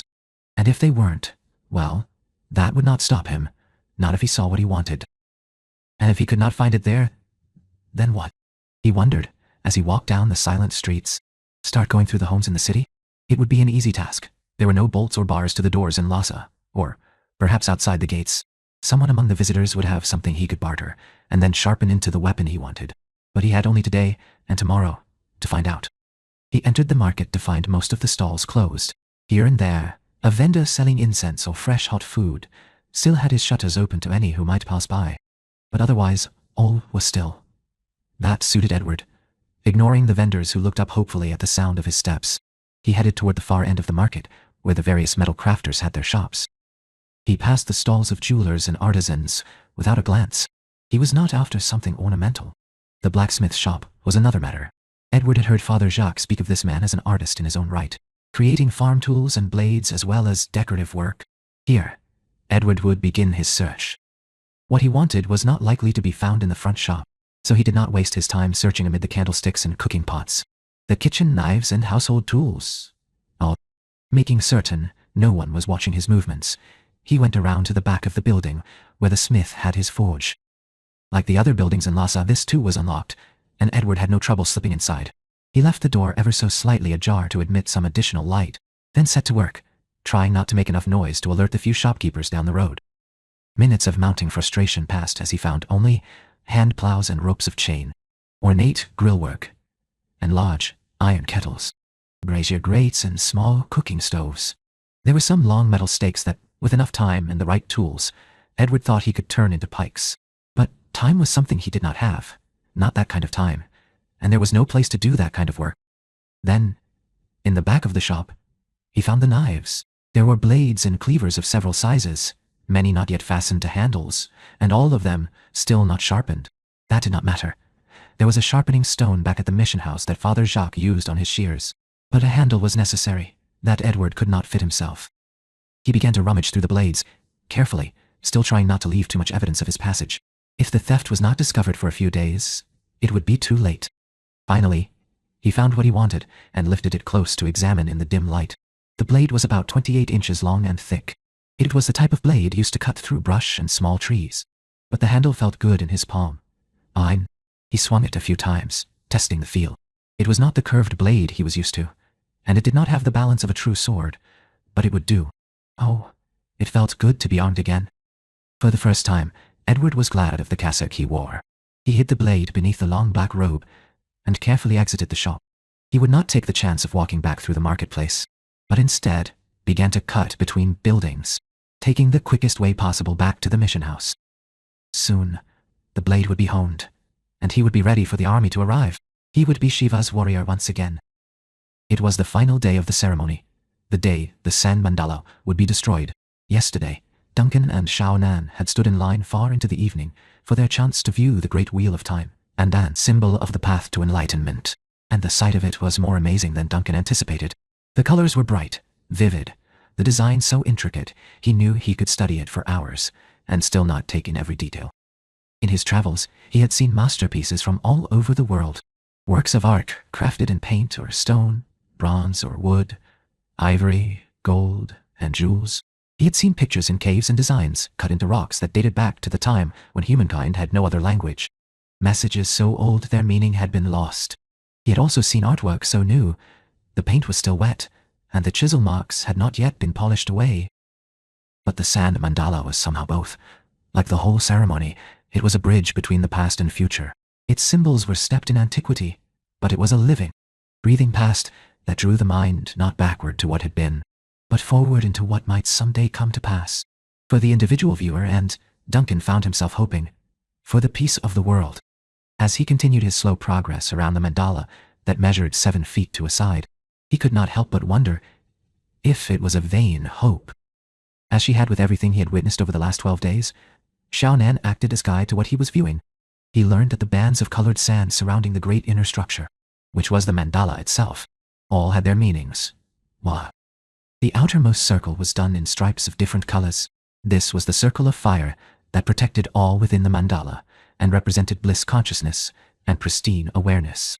The green circle within that was the symbol of space. It contained a chain of varjas, which were the indestructible mind. Next came the gray sand of wind and the pink red of fire, the white of water, and the yellow of earth. Within the band of yellow, a great pattern swirled, representing stability. The circles were the 6 elements, and inside them was an ornate square surrounded by 4 crescents. These were the gardens which contained offerings to the deities and the gates into the heart of the mandala. The square itself was the palace of enlightenment, each floor a step closer to that perfected state. The outer square was the mandala of the enlightened body. Inside that were the mandala of enlightened speech, of the enlightened mind, and the enlightened wisdom. Finally, the innermost square was the mandala of enlightened great bliss. Within the different levels of gardens and squares were figures of animals and dancing deities, humans in different poses, flowers, trees, and the heavenly wheels. So much to see. Duncan could only open his mind and let it imprint itself on his memory, to be called up later and pondered. But now, it was all being swept away. The colored sand was being pulled together into a pile, into a vase to be poured into the river. Duncan felt a vague sense of loss to know that the beauty of these last days would not be repeated for another 40 years. The Dalai Lama had been right when he had said they would pass swiftly. But then, Duncan admitted to himself, the young man was usually right in the things he said. Usually. Duncan and Xiaonan walked with the rest of the people, following the Dalai Lama to the river to watch the sand cascade into the water and be carried on to bless the land. The ritual completed, the mood turned to one of celebration. Returning to the city as dusk fell, large bonfires had been lit in the square where the initiation had taken place, while the Dalai Lama and monks returned to the Patala. The people of the city gathered in the square for a night of social gaiety, and the usually quiet city of Lhasa seemed to erupt in laughter. People brought food from their homes and from the camp outside the city walls. Musical instruments, drums and cymbals, flutes, bells and horns, appeared and added their noise to the night. Children set off firecrackers, ran and danced around the fire, while the adults talked and sang and told stories from the past. Duncan left Xiaonan chatting with a group of friends, while he went to stretch his legs. The last 12 days had been a wonderful experience, but now that it was over, he found himself weary of sitting. He walked through the crowd, listening to the sounds of Lhasa at play. Now and then, someone would beckon to him, inviting him to join their conversation, but he would only smile and wave and move on. Then, he spotted Brother Michael, the eldest of the Capuchin monks, standing along the edges of the crowd, and went to join him. "Good evening, Brother Michael," he said when he drew close. The monk turned and looked at him, squinting in the growing darkness. Then a bright smile spread across his face. "Ah, good evening, Mr. MacLeod. It is indeed a fine night for a party. Matu and the party. I saw you sitting among the people at the ceremony these past days. Tell me, what did you think of it? Like everything else in this land, I found it to be unique, beautiful, moving, and yet often difficult to comprehend." Brother Michael laughed at his words. "And there, Mr. MacLeod," he said, "you have truly described Tibet." Duncan also smiled. "I have to admit I'm surprised to hear you attended the ceremony," he told the monk. Brother Michael shook his head. Attended is too strong a word, he replied. Watched, perhaps. It was too great an opportunity to miss. Even Father Jacques was there, though his brother priest was nowhere to be seen. Brother Michael's words reminded Duncan that he had not seen the younger Jesuit since that day outside the Choi house without Mingxia, and content in the pattern of his days, MacLeod had let the absence calm his previous suspicions. Perhaps they had been based on nothing more than personal distaste after all, he thought briefly. But another part of him still whispered a warning, and MacLeod silently promised himself to be more wary. It would be so easy, here in this land of pace, to drop his guard. But if he did, who might pay the price of his negligence? Duncan knew he would continue to heed that small inner voice he had come to trust over the centuries. He would renew his vigilance. Brother Michael's gesture recalled MacLeod's attention. A little distance away, he saw Father Jacques sitting surrounded by a group of children. What story the priest was telling, MacLeod could not hear, but the children squealed with delight as he made faces and changed his voice with the characters. He's a strange man, is Father Jacques, the monk said softly, unaware of the misgivings his words had caused in MacLeod. One would hardly guess that someone with a soul of such genuine love and simplicity also has a brilliant mind.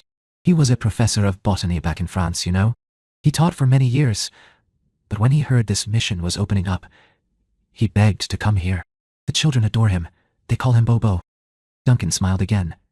I've heard them, he said. Well, don't let his gentle spirit fool you, Mr. MacLeod. Father Jacques also plays a very mean game of chess. Speaking of which, you said you might come by for a game. Aye, so I did. Next week? I'll look forward to it. Perhaps you can explain the ceremony to me. There was much I could not see from where I was, unless I understood. The conversation was ended by a loud crash of cymbals. All around them drums began to pound in a steady rhythm. MacLeod looked toward the center of the square and saw dancers in costumes and headdresses performing around the fire. One had the head of a deer, another of a dragon. The third was wearing a huge black hat with the face of a fierce deity. All were dressed in bright, multicolored robes that flowed around them as they moved. This dance I have seen before, Brother Michael said over the noise. It is the Tibetan version of a morality play. Soon, they will write out an effigy representing evil that they will dance around and eventually destroy. When that is accomplished, the dancers climb to the next step of rebirth, by the animals becoming human and the fierce deity changing to a face-of-face compassion. Duncan stayed by Brother Michael to watch the dance, and he clapped with the rest of the crowd at its completion. When it was over, he headed back to Xiaonan to spend the rest of the celebration in her company. Tomorrow, he told himself, as he slid an arm around her waist, tomorrow there will be time to be alone. Tomorrow I will tell her the truth of who I am. Oceanov DF. Com. Chapter 27. There was no time for Duncan and Xiaonan to be alone the next day, or the day after that. Finally, on the third day after the Kalachakra ceremony concluded, when the last of the visitors had truly left Lhasa, Xiaonan packed a basket of food for them, and they headed out into the hills. It was a warm day, the warmest Duncan had known in Tibet. He wanted to go down to the river and sit on the rocks in the sun and the quiet. But Xiaonan knew it would not be quiet today. On a day such as this, many of the women from the city took their washing to be cleaned in the river and laid out to dry on the rocks and bushes near the water's edge. Instead, they went into the hills. Neither had a destination in mind, yet they both headed toward the same place, back to where the blue orchid grew, where they had spent their first day together and begun to fall in love. Xiaonan chattered while they walked, far more talkative than usual, but Duncan was only half listening. With each step, he could feel the tiny spark of dread in his heart growing. He struggled to find the words that he would say to her, knowing that, no matter how eloquent his explanation, Xiaonan might still choose to turn away from him. It was not an unreasonable fear. It was born of experience and sorrow. Had not his own clan cast him out? People with whom he had spent all the years of his youth, who knew him better than any others on earth. The man whom he had called father, whom he had honored and revered and loved, turned from him, calling him a demon and devil's spawn. Even after 200 years, Duncan still felt the pain of their last meeting on the road near Glenfinna. Of all the clan, only his mother had still loved and accepted him. It did not matter who had borne him or what others might say about his life. He was her son, and ever would be. It was only the memory of her love that gave Duncan hope now. The blue orchids still bloomed in rich profusion beneath the slender trees, sending their sweet fragrance into the summer air. More than ever, The place had a feeling of enchantment as the slight breeze moved the leaves overhead, sending dappled pools of golden light dancing across the brilliant blue flowers. The summer heat had dried much of the ground beneath the trees, but Duncan still spread out a thick blanket so that they could sit in comfort. Xiaonan quickly unpacked the basket she carried, then sat back and breathed deeply, smiling at the fragrance of the flowers. "I have been thinking, my Duncan," she said, as she moved close, nestling into the circle of his arms, "that our wedding might take place at the time of the next new moon. I know that is only 3 weeks away, but you have not family with whom marriage property must be settled, and if we marry soon, we will have many weeks of fine weather ahead to build our home." "Marry in haste, repent at leisure," Duncan said in English under his breath. Xiaonan looked up at him, puzzled. "What did you say, my Duncan?" she asked. "I did not understand." Duncan shook his head slightly. "'Tis nothing," he said. "An old saying of my people that popped into my head. But I would like to learn the words of your people." Duncan looked down at her head, resting on his shoulder, and gave her a small smile that did not quite cover the worry in his eyes. He knew he was just postponing the inevitable. He took a deep breath. "It is a saying that means to be certain about the person you marry. Are you certain you want to marry me, Xiaonan? No doubts or reservations." Xiaonan pulled away from him. Duncan watched her dark eyes cloud with concern, losing the spark of joy that had been there all morning. "I am certain, my Duncan," she said. "Are you no longer?" "Oh, sweetheart," he said as he reached out and ran a finger down the softness of her cheek. "I've never been more certain of anything. But if we are to marry, then there are things about me that you must know. No secrets, the whole truth." Xiaonan took his hand and held it in both of her own. Duncan looked down at her fingers, so slender and delicate, clasped around the squareness of his palm. In a moment, she would likewise hold their future. Would she be strong enough, or would the truth shatter their lives? Even in the love Duncan saw staring out of her dark eyes, he found no answer. He searched for a way to begin this conversation. "Do you remember when your father asked how I would provide for a wife, and after I told him, he said I knew many trades for a man so young? He said at last, well, he was wrong. Oh, not about my knowing many trades. I've had more occupations that I chose to tell him, but about my being young. I have lived a long time, Xiaonan, far longer than you can imagine." Duncan waited, giving Xiaonan a chance to speak, but she sat, staring at him with her serene expression, and waiting for the words yet to come. Again, Duncan drew a breath. He held it and let it out slowly. "I am truly Duncan MacLeod of the clan MacLeod. As I have told you," he said, "I was born 200 years ago in the Highlands of Scotland. I do not age. I cannot die as other men do. I am immortal." Xiaonan remained very still while she listened, letting her silence encourage Duncan to speak. She had questions, certainly, but she knew that if she spoke, Duncan would stop. He would answer only what she asked, and, perhaps, not say all the things he needed to say.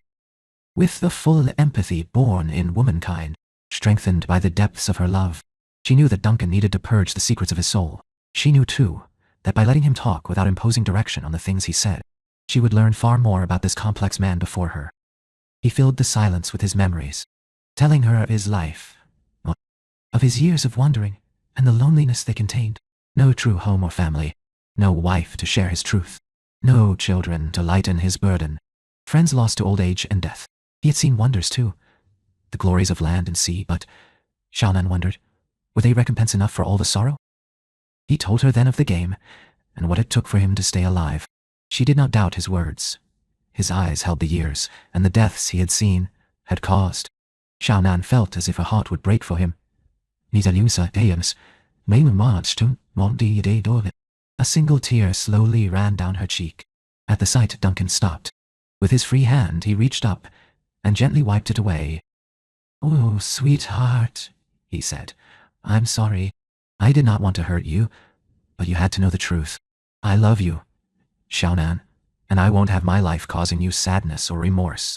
Now that you know the kind of man I am, if you want me to go, I'll understand. I'll think of something to tell your family, so they know it's my fault, and no shame to you." Xiaonan put a hand to his lips. "Shh, my Duncan," she said. "You speak with foolishness now. Do you think my feelings are so weak, that I am so changeable, that I will love you less for having opened your heart to me?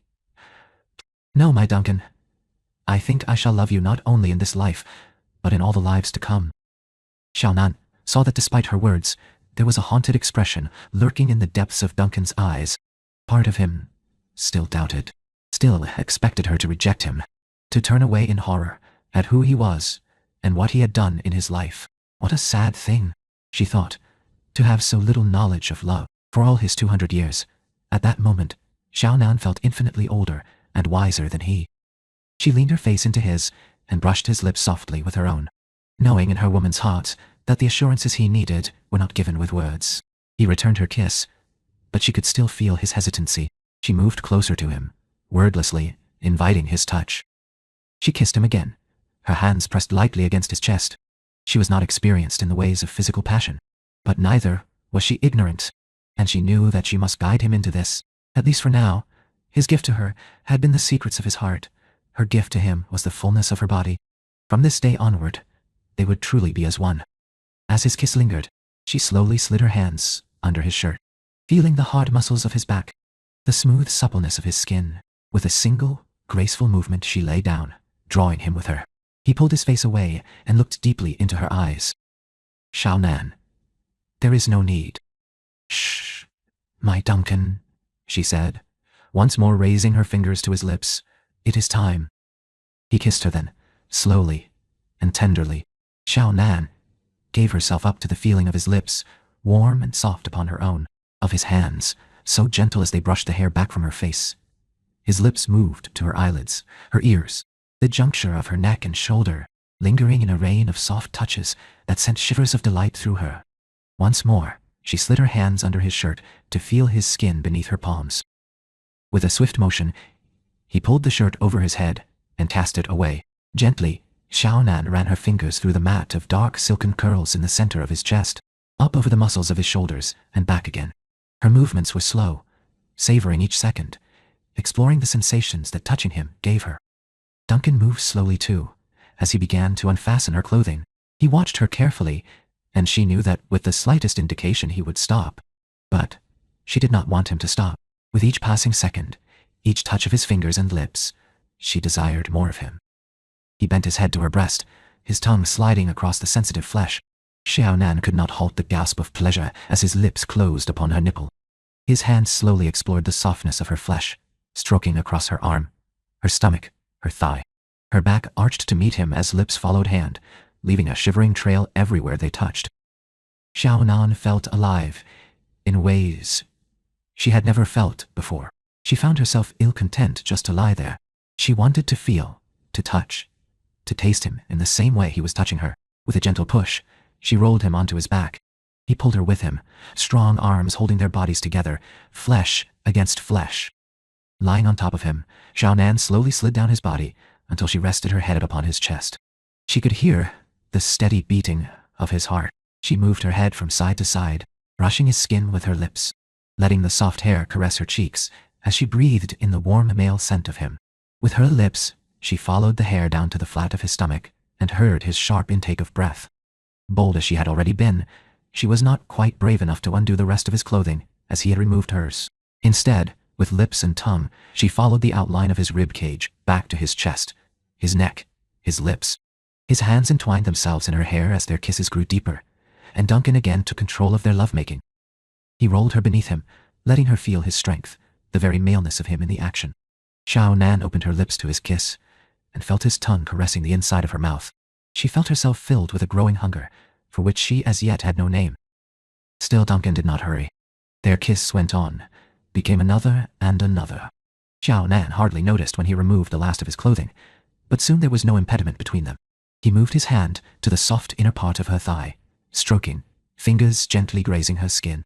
She opened herself to him, as his hand traveled to the dark triangle of hair, and found the warmth awaiting him. He moved himself more fully on top of her. She opened herself wider to him, every part of her body aching to have him inside her, male to her female. She knew there would be pain the first time, but when it came it passed quickly, the memory of it erased by the pleasure that followed. Duncan's movements were slow and sure, teaching her body how to meet and move with his. Her breath came in gasps as the sensations built. Her hands roved down his back, to his hips, the firmness of his buttocks, the power of his thighs. He seemed to know her body's needs, before she did as he slowly brought the rhythm of their joining to match the pounding of their jaw, their hearts in movements as old as life and as elemental as the mountains around them. Xiaonan had not known such pleasure existed. She wrapped her legs around his thighs, bringing him deeper into her as the sensations built in waves through her body. Her back once more arched, her hands gripped his arms as light erupted inside of her. She rode the crest of it for a long timeless moment, feeling as if the light wrapped around the two of them, binding their souls together and reaching on toward infinity. As the sensation began to fade, she felt Duncan give the deep shudder of his release. Then he too was still, and they lay there as their breath quieted, wrapped in the warmth of their love and each other's arms. He rolled off of her and pulled her to him. She nestled, cradling her head in the hollow of his shoulder. She felt as if she could stay here forever. Duncan kissed the top of her head, and Xiao Nan turned to look at him. All of the doubts were gone from his eyes. She saw only peace and love.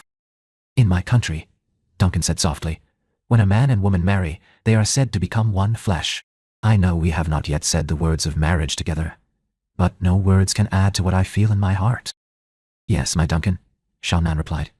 "We are one, now and forever, through all the lives to come. Oceanoff DF. Come." Chapter 28. They stayed in the hills for most of the day, talking and touching, loving each other in that enchanted place where the blue orchid grew.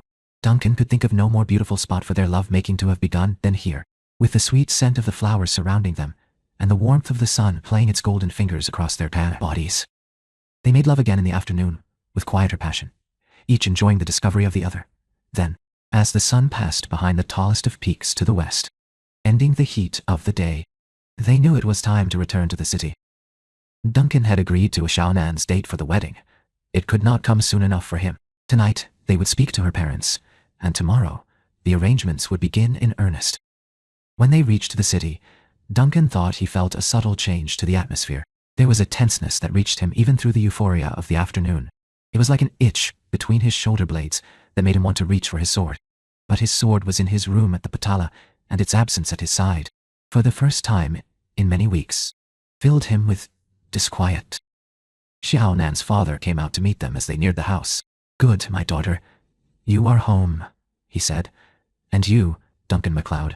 We feared you would not be in time." "In time for what, Yahui?" Duncan asked sharply, the uneasy feeling within him focused into a flood of dread. "What has happened?" "One of the monks who attended the Kalachakra ceremony has returned with his robes bloody and torn. Now there is talk of closing the city gates." "What happened to the monk? Do you know?" Yao Hui shook his head. "I know nothing for certain. He is at the Patala now, speaking with His Holiness, the Dalai Lama. But there are whispers of an army on its way toward Lhasa." Duncan knew he must return to the Patala at once. He pulled Xiao Nan into his arms for one quick embrace. "You stay here, in the house where it is safe," he told her. "I'll return as soon as I can." Xiao Nan nodded. Duncan did not like to see the fear that suddenly filled her eyes. He ran a fingertip down her cheek. "Don't worry, sweetheart," he said softly. Then he turned and began to run toward the Dalai Lama's palace. He met two monks from the Patala on their way to close and bar the city gates. From them, he learned the rest of the news. There was indeed an army marching toward Lhasa. Its arrival could come at any time. The injured monk and his companions had been set upon as they walked toward their home monastery. Though they were unarmed, they were attacked mercilessly. Only this one monk escaped. He had hurried back to warn the city as fast as his wounds would allow. A messenger had been dispatched for help from the Chinese emperor, in accordance with an agreement that had been signed many years ago. It was the Dalai Lama's hope that by barring the gates, Lhasa could withstand the army until such help arrived. Duncan's frown deepened as he heard this last part. He doubted the inhabitants of Lhasa had any idea what it took to withstand a siege, or how to fortify their city against the coming attack. But, Duncan thought as he headed once more toward the Patala, he did, and he knew where he would go for help. If he was any judge of men, Brother Michael had been a soldier before taking the cloth. There MacLeod hoped to find the aid he needed. He raced up the Patala steps, taking them two at a time. Once inside the great building, he hardly slowed his pace down the long corridors to his room. His only thought was to retrieve his katana and return to the city. He found the monk, Geiko, waiting at his door.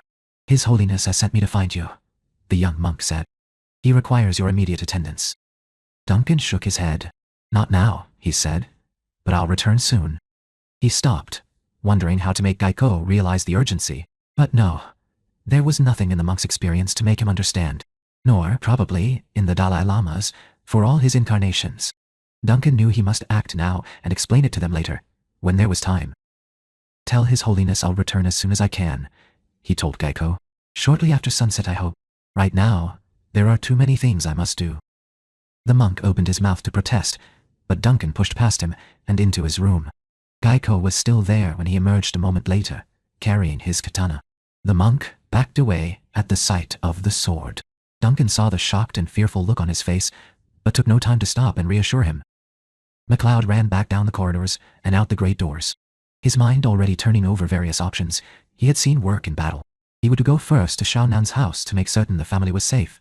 Then he would find Brother Michael. Duncan was certain that between them, he and the monk would find a workable plan. When he reached Xiao Nan's house, he found her mother and father waiting for him. Xiao Nan has gone to find her sister, they told him. Mingxia went to help old Hulan earlier today, but when we sent for her to come home, she was no longer there. Xiao Nan said we must wait here and tell you where she has gone. She said she would start looking for Mingxia at the city well. Damn the girl. Why couldn't she have been where she was supposed to be just once? Duncan thought as he rushed off. He had to find Xiao Nan, and now Mingxia. Or he would not be able to keep his mind on anything else. The area around the well was deserted when Duncan arrived. Unnaturally quiet, without the bustle of women, chatting, and children playing. It was like the silence that came upon you at sea just before a storm. And the storm was not long coming. Duncan felt the sound before he heard it, rising up through the ground and into his bones. The tramping feet of a marching army. The heavy thud of horses and men coming to attack. More terrible still was the woman's scream that pierced the city's silence. Duncan's heart seemed to freeze at the sound, but not his feet. He was running even before the thought could form. He ran toward the city gates that had been closed and barred against invasion. But no, one side stood open to the road, and in its frame played a scene from the mouth of hell. The bodies of two monks, the servants of the Dalai Lama Duncan had passed such a short time ago, lay limp and lifeless on the ground. The maroon and saffron of their robes was stained with the wet crimson of fresh blood. Duncan's eyes slid across them almost without seeing, their deaths paled by the other horror, the moving horror, that he saw. Xiao Nan, creature of love and tenderness, sweet, gentle Xiao Nan, struggled with a man. His upraised hand gripped an odd-shaped sword. Even from the distance, Duncan could see the blood upon the blade. With all the strength of her slender body, Xiao Nan was holding against him. She fought him for her city, her home, for the people she loved. She fought against Father Edward. Icy fingers gripped the base of MacLeod's spine. They reached into his soul as all his half-formed suspicions coalesced. Duncan knew the man for what he was. He screamed Xiao Nan's name to warn her away. Oh God, she should not be here. She should be home where she was safe, where he could keep her safe, just as the spy's free hand whipped out hard across her face. Xiao Nan stumbled back, but she did not let go. She struggled to keep her feet as she pulled her enemy with her. Away from the gate. Outside, off of holy ground. Again, Edward raised his hand and struck at Xiao Nan. Even from a distance, Duncan could see the blood on her face, pouring from the cuts to her lips. Lips Duncan knew to be so gentle, so soft. Anger, hot and primitive, erupted in him. He pushed his body to its limit and beyond, but they were still so far away, too far away. The man who was no priest looked straight at Duncan. An odd smile twisted his face. Suddenly, Duncan knew what was to come. The cry began down in the pit of his stomach. 200 years of civilization fell away to the sound. The war cry of his clan, a sound as untamed as the hills that gave it birth, poured from Duncan's throat. He screamed. He roared as Father Edward raised his makeshift sword an inch higher, turned it, brought it down. The pitch of Duncan's cry heightened. The false priest's hand hesitated, but only for a second. Not long enough. He stabbed, piercing Xiao Nan's body. Duncan felt it in his own as he lunged, throwing himself onto his enemy. But too late. Too late. Ah. Xiao Nan crumpled to the ground as Duncan hit, taking Father Edward with him. The Nepalese man scrambled frantically to gain his feet. But for all his fantasies, he was never a match for Duncan's size and power. Duncan could not draw his sword. He did not even want a weapon for this first blow. He needed to strike, to rend, to wound with his bare hands. Eyes nearly blinded by the red haze of rage and pain, Duncan's arm shot forward. He felt his fist connect. Facial bones smashed beneath his fingers. Blood spurted across his flesh and his opponent went limp. Duncan tossed him away like a rag doll and crawled quickly to Xiaonan's side. She lay with one hand covering the wound of her stomach. Blood stained her long, delicate fingers. Once more, Duncan felt the pain of it in his own body, though it was his soul that bore the cut. He gently brushed the hair away from her face. Her skin was growing ashen, the blush of life draining so quickly away. Her eyelids fluttered open with his touch. Her eyes were still so serene, so full of love. "My Duncan," she whispered through her swollen lips, now so pale, lips that only hours before had been so warm and sweet with passion. "Xiaonan, don't move," he said urgently. "I'll get you home. I'll get." She raised her other hand to his lips. He ached to feel the cold already seeping through her skin. "Shh," she said. "I am glad of today, my Duncan. We are one now, and forever." Her voice was growing weaker, but Duncan heard her clearly, with his heart. "And for all the lives to come," he answered her. "Me." A little smile moved her lips as her hand caressed his cheek. Gently, a bare flutter of a touch. Then her eyelids closed again, and the hand dropped. She lay still. A single sob filled him, rose, caught in his throat. It cut off his air. He could not breathe around the pain. He felt as if his soul had shattered. "Duncan!" came a scream behind him. "Oh!" Instinct moved him now as he whipped around. He looked up and saw Mingxia crouching, half kneeling, in the opening of the gate.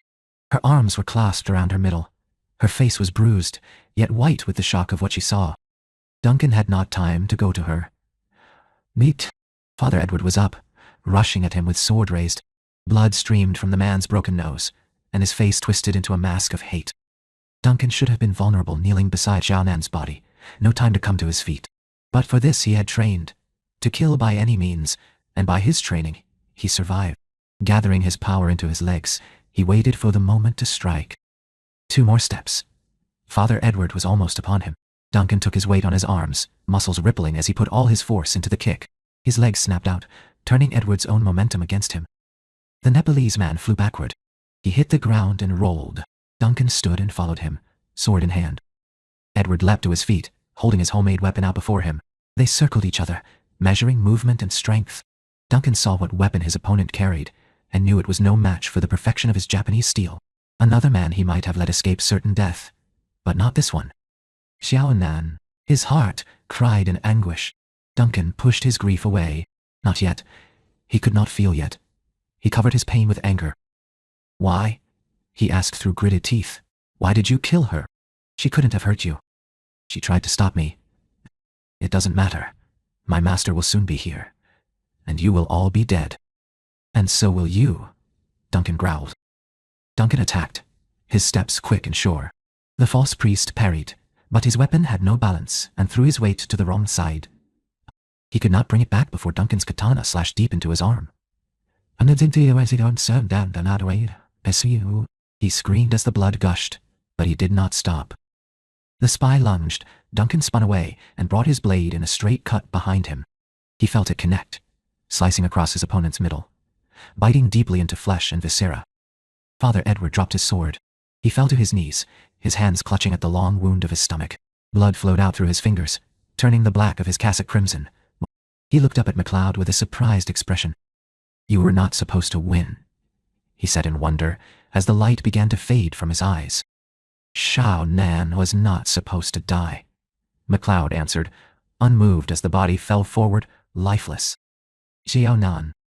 Duncan was vaguely aware that the sound of the army's approach had ceased. He turned to find a single rider nearing. With him came the one feeling Duncan did not want to feel, the searing presence of another immortal. The rider stopped a few feet from where Duncan waited. "You have killed my tool," he said, "and he was useful to me." "He deserved death," Duncan answered, quickly assessing the immortal's size, his dress, his speech, the way he sat his horse. Here would be no easy victory like the one just passed. "He no doubt did," the immortal replied somewhat dryly, "but I do not like my tools ill-used by anyone but myself. I am Nazaruddin Satish, leader of the Gurkhas, and we have business together, you and I. I am Duncan MacLeod of the Clan MacLeod, and you've only to dismount for our business. To begin." Duncan raised his sword to the ready. "Come now, Duncan MacLeod of the Clan MacLeod. You know our battles are not for mortal eyes." Nazaruddin looked around and pointed to the west. "My army will camp where they are, and they will obey my orders, not to disturb us." Let us meet over that rise at dawn. Spend this night praying that whatever gods you serve will welcome you. For tomorrow, Shiva will drink the blood of your sacrifice. Or yours, Duncan said, still not lowering his sword. Nasruddin laughed as he turned his horse and rode back to his waiting men. Duncan watched him go, not lowering his sword until the Gurkha commander had reached his men, and Duncan saw them move out of attack formation. Then, it was as if a fist closed around his heart. Pain of it made it almost impossible to breathe, to live. Shao Nan was dead. Dead. Dead. Oceanoff DF. Com. Chapter 29. Mingxia was kneeling by her sister's body when Duncan turned again toward the city. Nearby, back through the gate, the bodies of the monks lay limp and twisted in death, but Duncan could spare them only pity.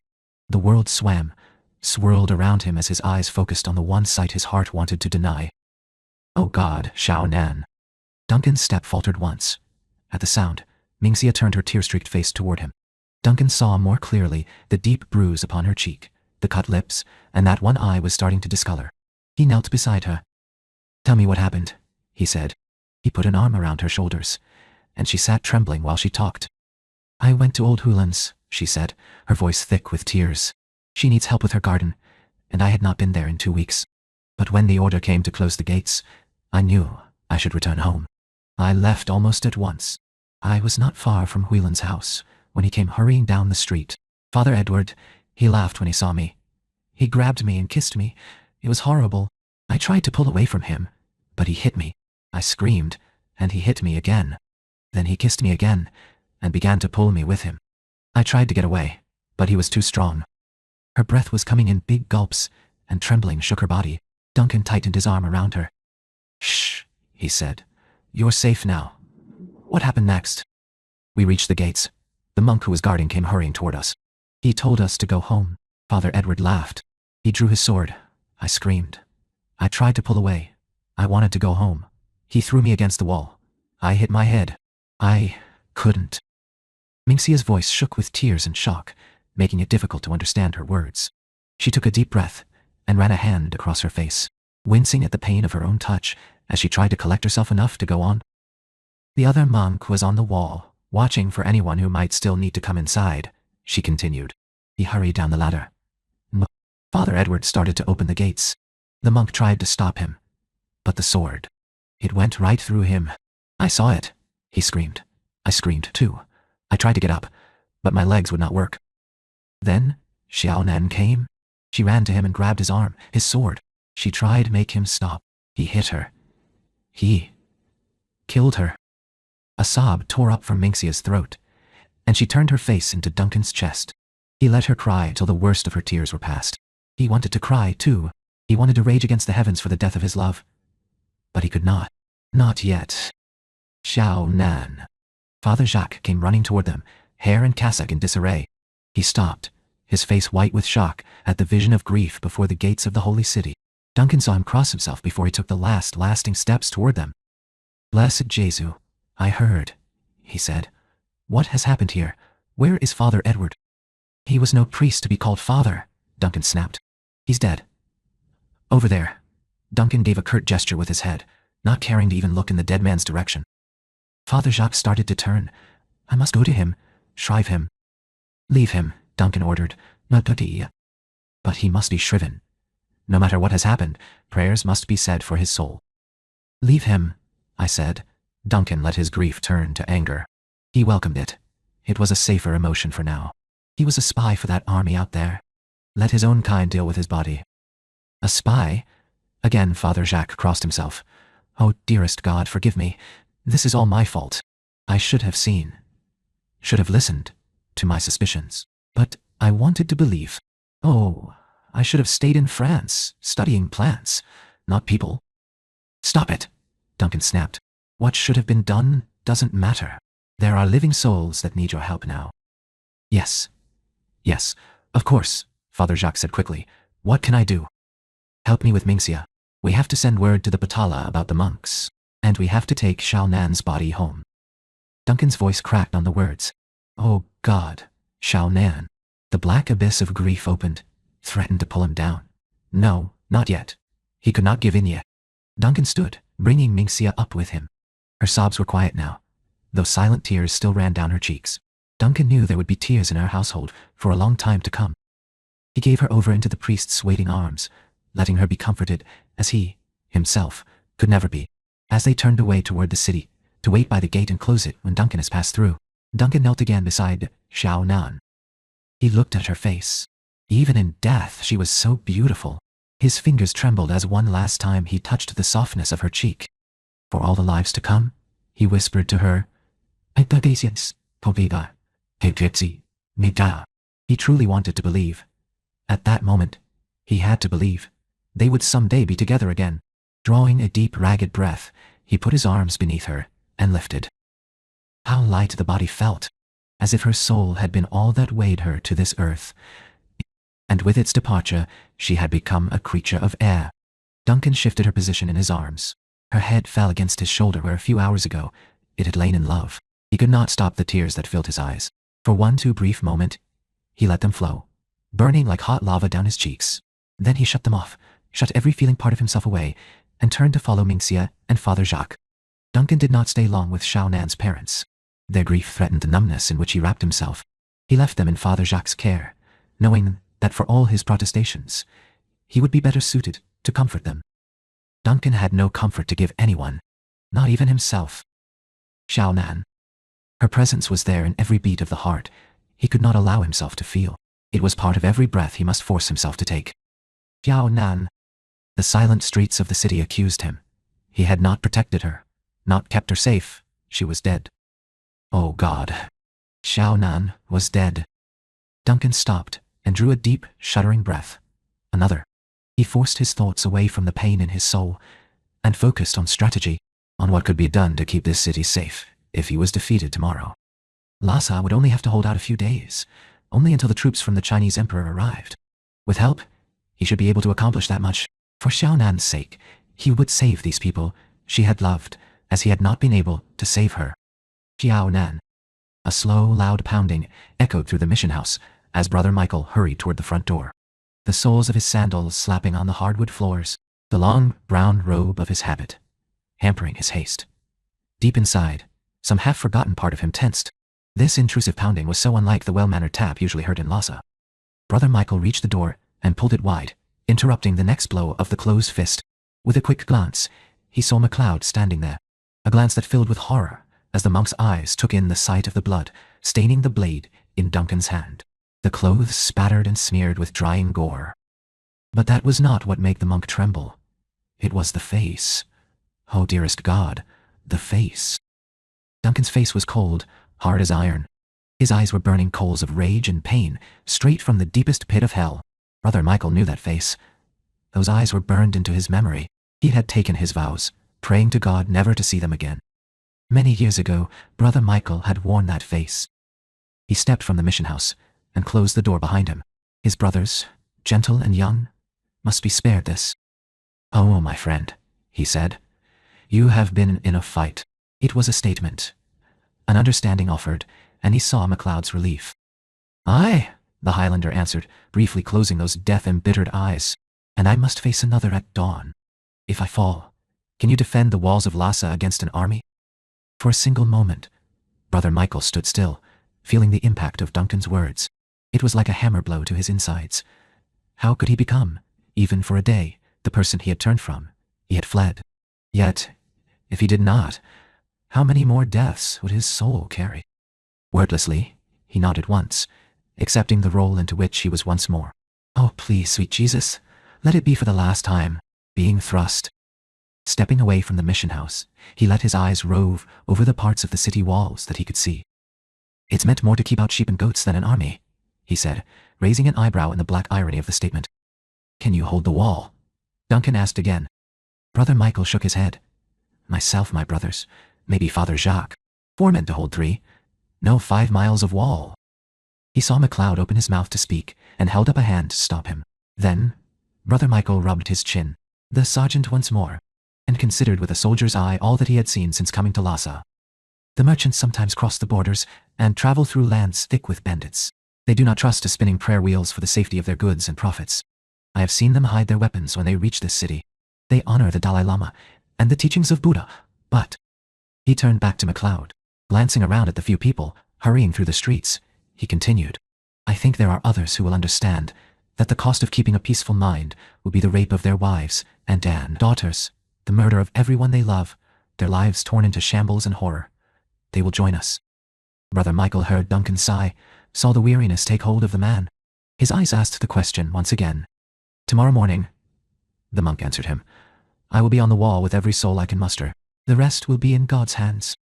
Duncan nodded and turned, his footfalls leaden as he started toward the Patala. Brother Michael re-entered the mission house, preparing to call his brothers together. His eyes fell on the crucifix hanging from the wall. 2 quick steps. Then he dropped to his knees. The last few minutes had reopened scars the monk bore upon his soul, and he felt them now as the wounds in the sacred body. Sweet Jesu, he whispered, help me. I know my vows have called me to another path, but I cannot let these gentle people die. Give me strength to do what must be done. Brother Michael bowed his head. When this was over, he would have to do penance. 40 hours of fasting and prayer before his Lord in the Eucharist. He would pray to cleanse his heart.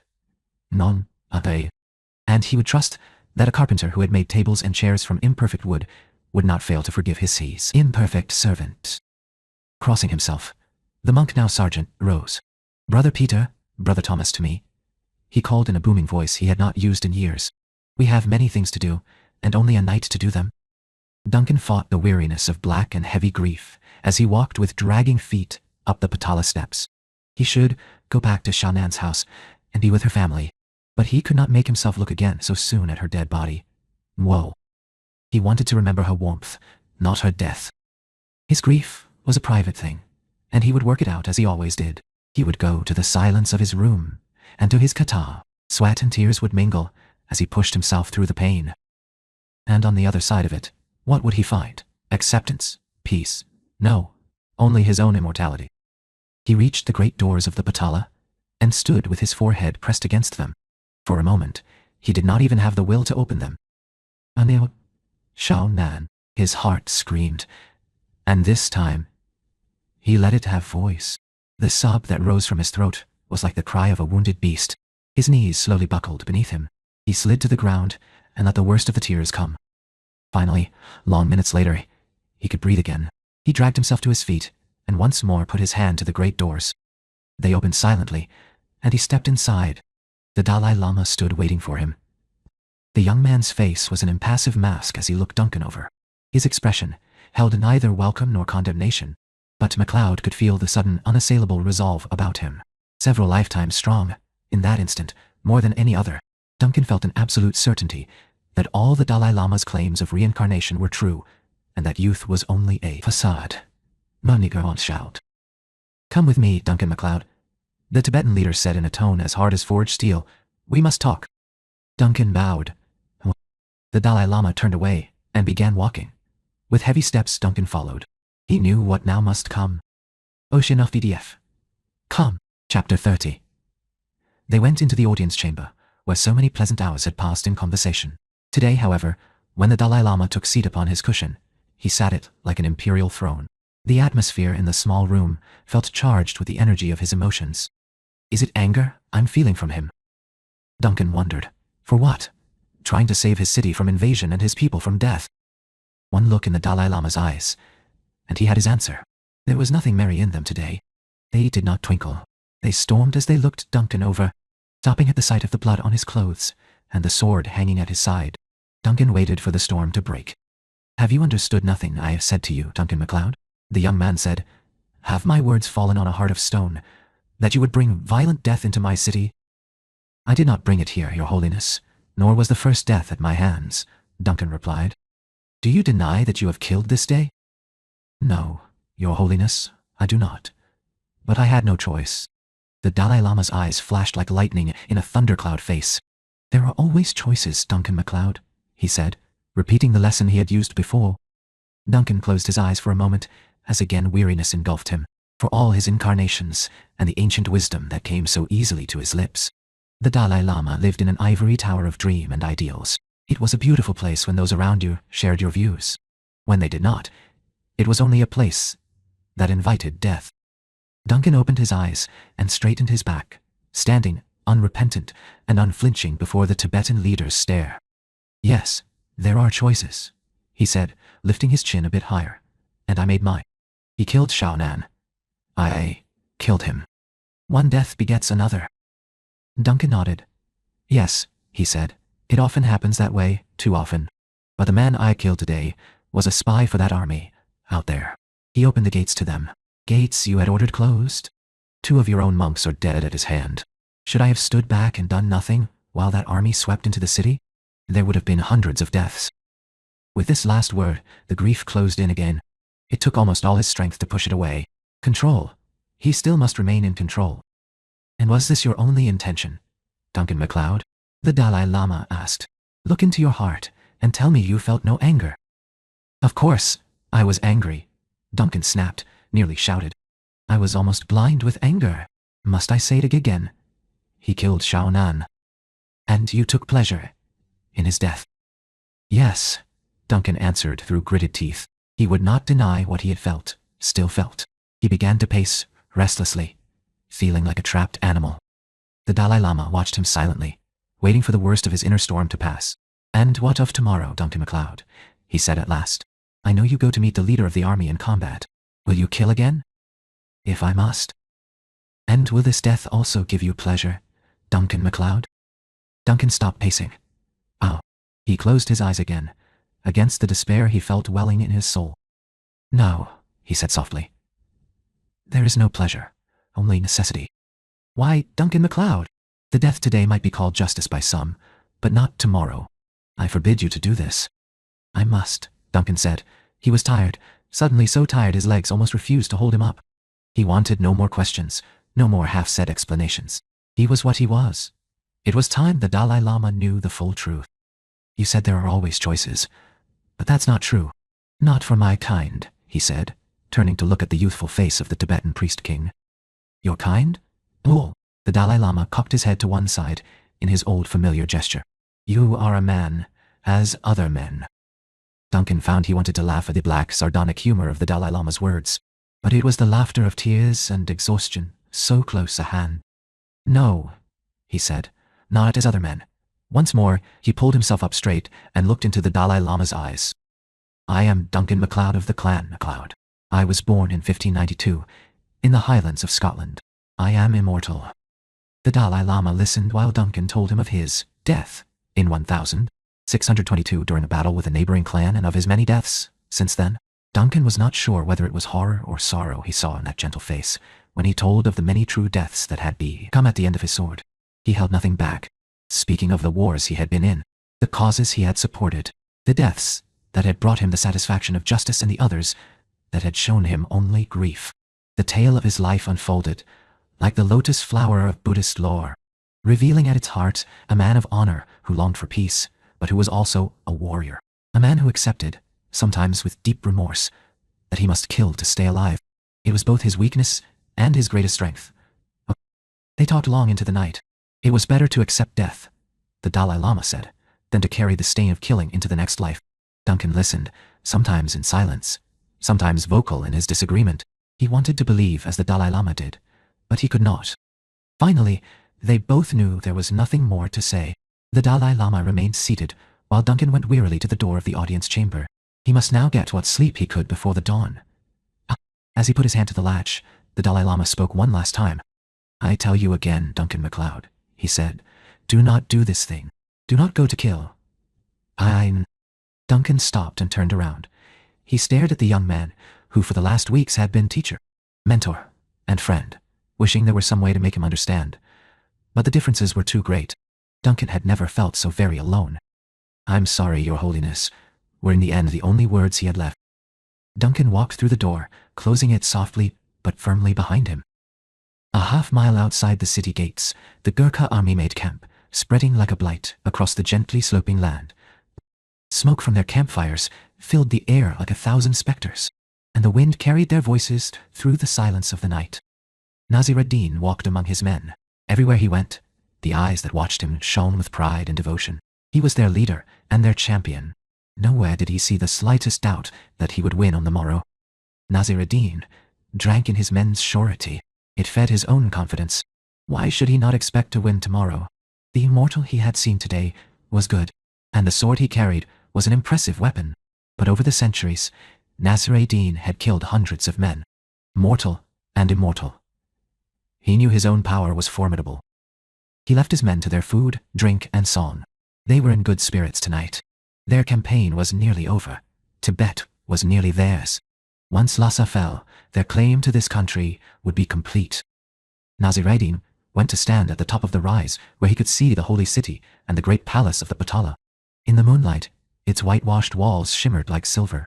The light shining from the many windows made it look studded with slabs of gold. The sight of it made the hunger grow in him again. Yes, he thought, it is a fitting palace for a conqueror and a king, an immortal king. Then Nasir ad-Din frowned as he noticed the dark spot outside the gates, where the body of his spy still lay unattended. The man had been a nuisance through much of his training. Given to flights of fantasy, his skill with a sword had never been great enough to fulfill. But he'd had other talents and had been a useful tool. He deserved to have his soul sent home to the gods. Nasir ad-Din turned and called back to the camp. Immediately, half a dozen men left the nearest campfire to answer his summons. Build a funeral pyre, he told them when they reached his side. Then go down to the gates and retrieve the body. Prepare it, but do not light the fire yet. Tomorrow I shall lay the body of an enemy at his feet as an offering to Shiva. Yes, great one, the men said, touching their hands to their hearts, then went quickly to do his bidding. Nasir ad-Din turned back to his contemplation of Lhasa. His thoughts went to the battle the would face at dawn. A man from the west was a new experience for Nasir ad-Din. Who are you? Duncan MacLeod of the clan MacLeod. He wondered, what will I gain from you when I drink your quickening? And there was the quickening itself. It had been too long since he had felt that raw power surging through him like the thunderbolts from Shiva's hand. How long? Nasir ad-Din tried to remember. 10 years? 12? No matter. He had kept his skills sharp, honing them on mortal blood. In Kathmandu, he had often spoken to the boy king of the glories of a warrior's life, trying to convince the boy to become a man. But such glories were nothing compared to a quickening. Riding into battle, sword tasting the blood of the foe, seeing your enemies fall at your feet, even taking a dead man's woman when the battle was won. These mortal pleasures paled when compared to what one immortal felt when the quickening of another entered him in the searing, savage ferocity that shook the heavens. Here was proof, Nasir ad-Din believed, of an immortal's power, of their strength and superiority over the poor mortal creatures that surrounded them. And you, Duncan MacLeod of the clan MacLeod? He thought, staring down at the city of Lhasa. What are these mortals to you? Have you lived long enough to see them for what they are? Instruments of passing pleasure, tools to be used and discarded at leisure. Or do you foolishly still count yourself among them? Nasir ad-Din hoped MacLeod's time in Tibet had not made him soft. The Gurkha was tired of conquest without fitting battle. He had hardly unsheathed his sword since they crossed the mountains. Villages his army had destroyed had not been worth the effort. But tomorrow, he grinned into the night. Tomorrow, he hoped for better things. First a quickening, and then Lhasa. Nasir ad-Din turned back to the camp behind him.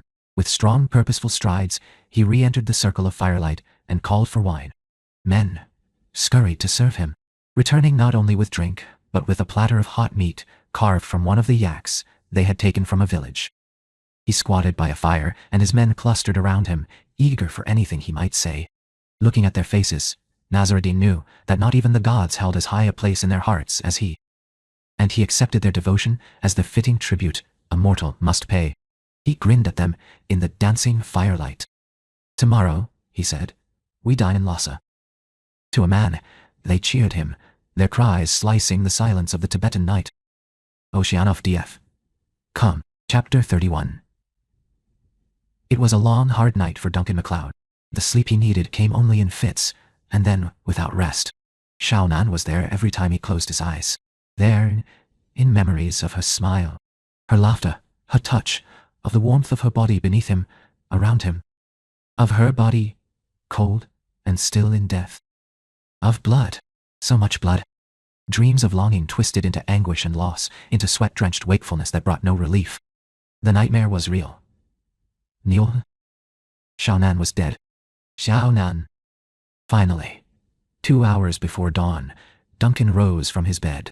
To remain there was not only futile, it was exhausting his spirit, even more than his body. If he was going to survive, he needed to clear his mind of everything but the day ahead. He sat on his knees in the darkness of his room, legs wide, weight balanced, hands resting lightly on his thighs, and began deep, focused breathing.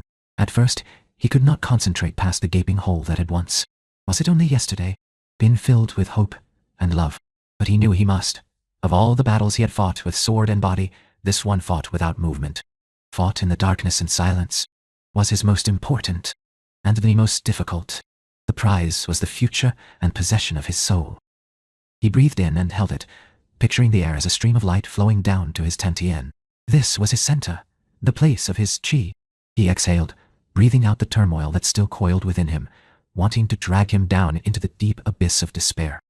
Slowly, breath by breath, he backed away from that chasm.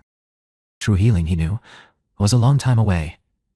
The scar of his loss, perhaps, would never heal. But as he breathed, he found the strength to face the future. He rose from his knees and began to stretch, muscle by muscle, moving out of stiffness, releasing the tension. He went from stretching into kata, and there in the movements, he met himself again. He found balance. His body warmed, and Duncan knew it would be folly to push himself further. He lit one lamp and dressed, then retrieved his katana from the corner by the door where he had placed it to wait in readiness. As his hand closed around the hilt, feeling the familiar grooves of the intricate carvings fit themselves into the calluses of his palm, he was flooded with the surety of his life, come full circle. There were things worth fighting for, worth killing or dying for. All the man could do was choose his causes carefully and walk the path his heart told him was right. Dawn was now less than an hour away. Duncan still wanted to walk through the city and check that the defenses were in place. He needed to talk briefly with Brother Michael. Then Nezaruddin would be waiting. Duncan paused at the door, turned, and looked around the softly lit room. On the morning of Hideo Koto's death, the samurai warrior had composed a haiku, a poem of gratitude for the life he had lived. After reading it to the rising sun, he had peacefully faced his death. Duncan did not know if death awaited him this day, but his own poem was carried in the beating of his heart. We are one, Shaonan, it said, now and for all the lives to come. Duncan walked the halls of the Patala with swift, long steps. Through many campaigns such a pace had eaten up the miles. This morning, it took him quickly through the halls of the great monastery, and down its steps. He did not see a single monk. His mind was elsewhere, but his feet took him toward the main gate. He made only one detour along the way. He stopped for a moment outside Shaonan's home, and put his hand silently on the door. Goodbye, he whispered to the still and lifeless body of the woman he loved, to the family he had hoped to call his own. Then he turned away, and strode toward whatever destiny lay ahead. When he neared the city gate, torches set into the wall flickered in the darkness before dawn, and in their light what Duncan saw both relieved and saddened him. Brother Peter, young and innocent, squatted among a group of Tibetan women. He was helping them tear apart firecrackers, left over from the celebration, and pour the gunpowder, as well as nails and bits of metal, into small libation jars and twist cloth into wicks. A pile of filled jars was already stacked in the center of the circle. Duncan looked up and saw fires burning at intervals along the top of the wall, with small cauldrons set in the heart of the coals. MacLeod did not have to look to know they would contain oil that could be poured in hot, sputtering agony on anyone below. Brother Thomas stood amid a group of young men, giving instructions to those who held bows and cloth-wound arrows that could be quickly ignited by the fires beneath the cauldrons. All along the top of the wall, men clustered, as if trying to give each other courage. There were so few, maybe 30 in all. Yet more than Duncan had hoped to see. Some of them held long knives, others had sharpened poles in their hands. All of them wore grim and frightened expressions. Brother Michael walked back and forth among them, offering a word here, a clasp on the shoulder there, a commander to his men. Duncan's glance slid over the scene quickly. He knew that all that could be done was here. He started to turn away, when two figures caught his eye. Mingxia and Yahui stood together, father's arm around his remaining daughter's shoulders. They clutched short poles like clubs, poles that might have once been table legs, things of beauty in a peaceful home. Their faces wore the same look of determination overlying grief. Duncan started toward them when Brother Michael noticed him and descended the ladder. Xiaonan's family should not be here, Duncan said as the monk neared. They have already paid too dearly for this city's defense. I could not deny them the right to fight for that which Xiaonan gave her life. Her mother sits vigil over her body. These two stand here to honor her as well. I could not turn them away. Duncan knew Brother Michael was right. When the fighting starts, he said. Brother Michael nodded, understanding. I will try to keep them separated from it, he promised. Thank you. Brother Michael paused for a long moment. My friend, he said at last, searching Duncan's face for the sign of hope MacLeod knew was not there.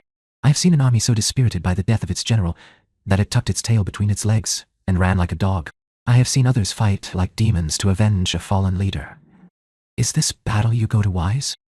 Wise or not, I must go to it. I feared you would say no less. Then, my friend, may God go with you. Duncan accepted the monk's blessing with a single nod. For one more moment, the two men's eyes locked, each understanding what the other did not say. Duncan turned away.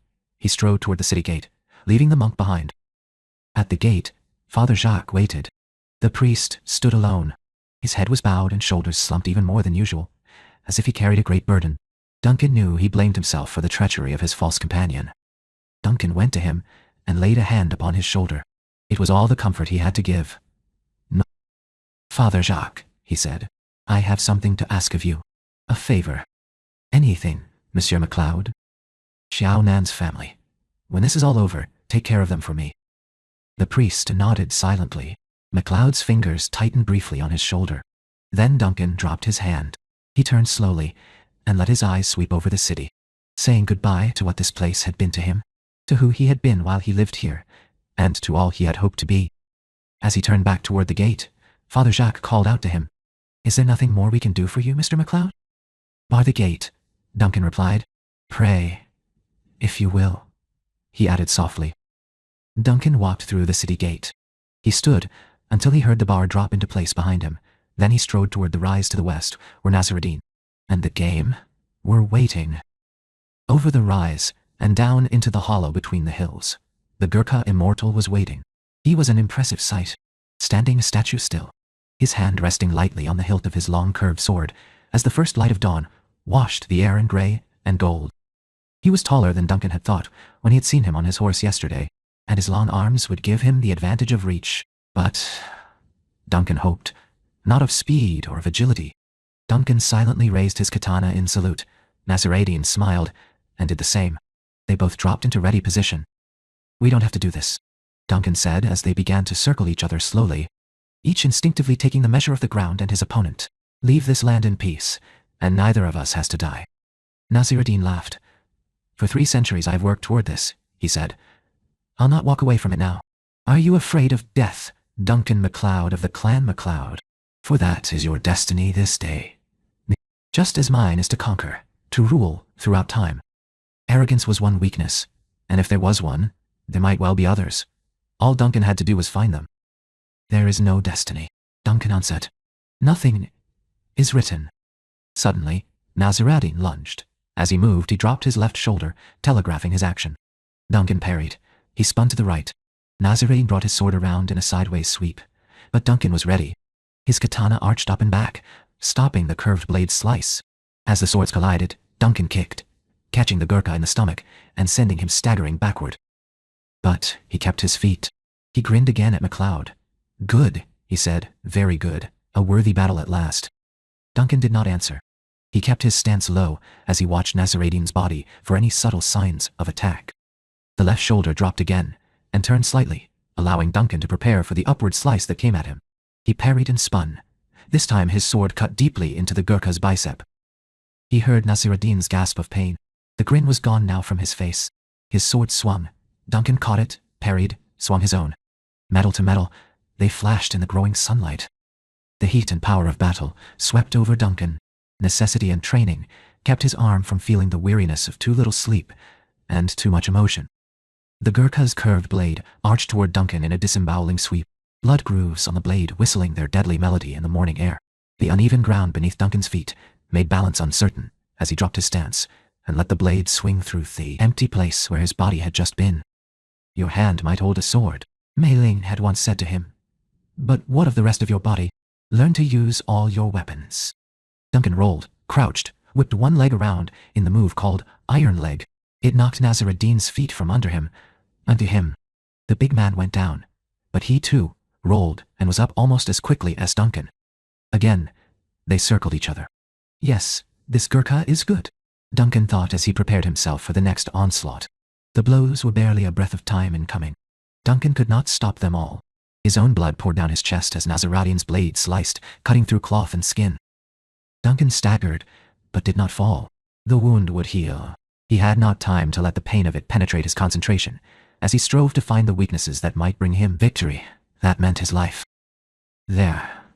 Wow.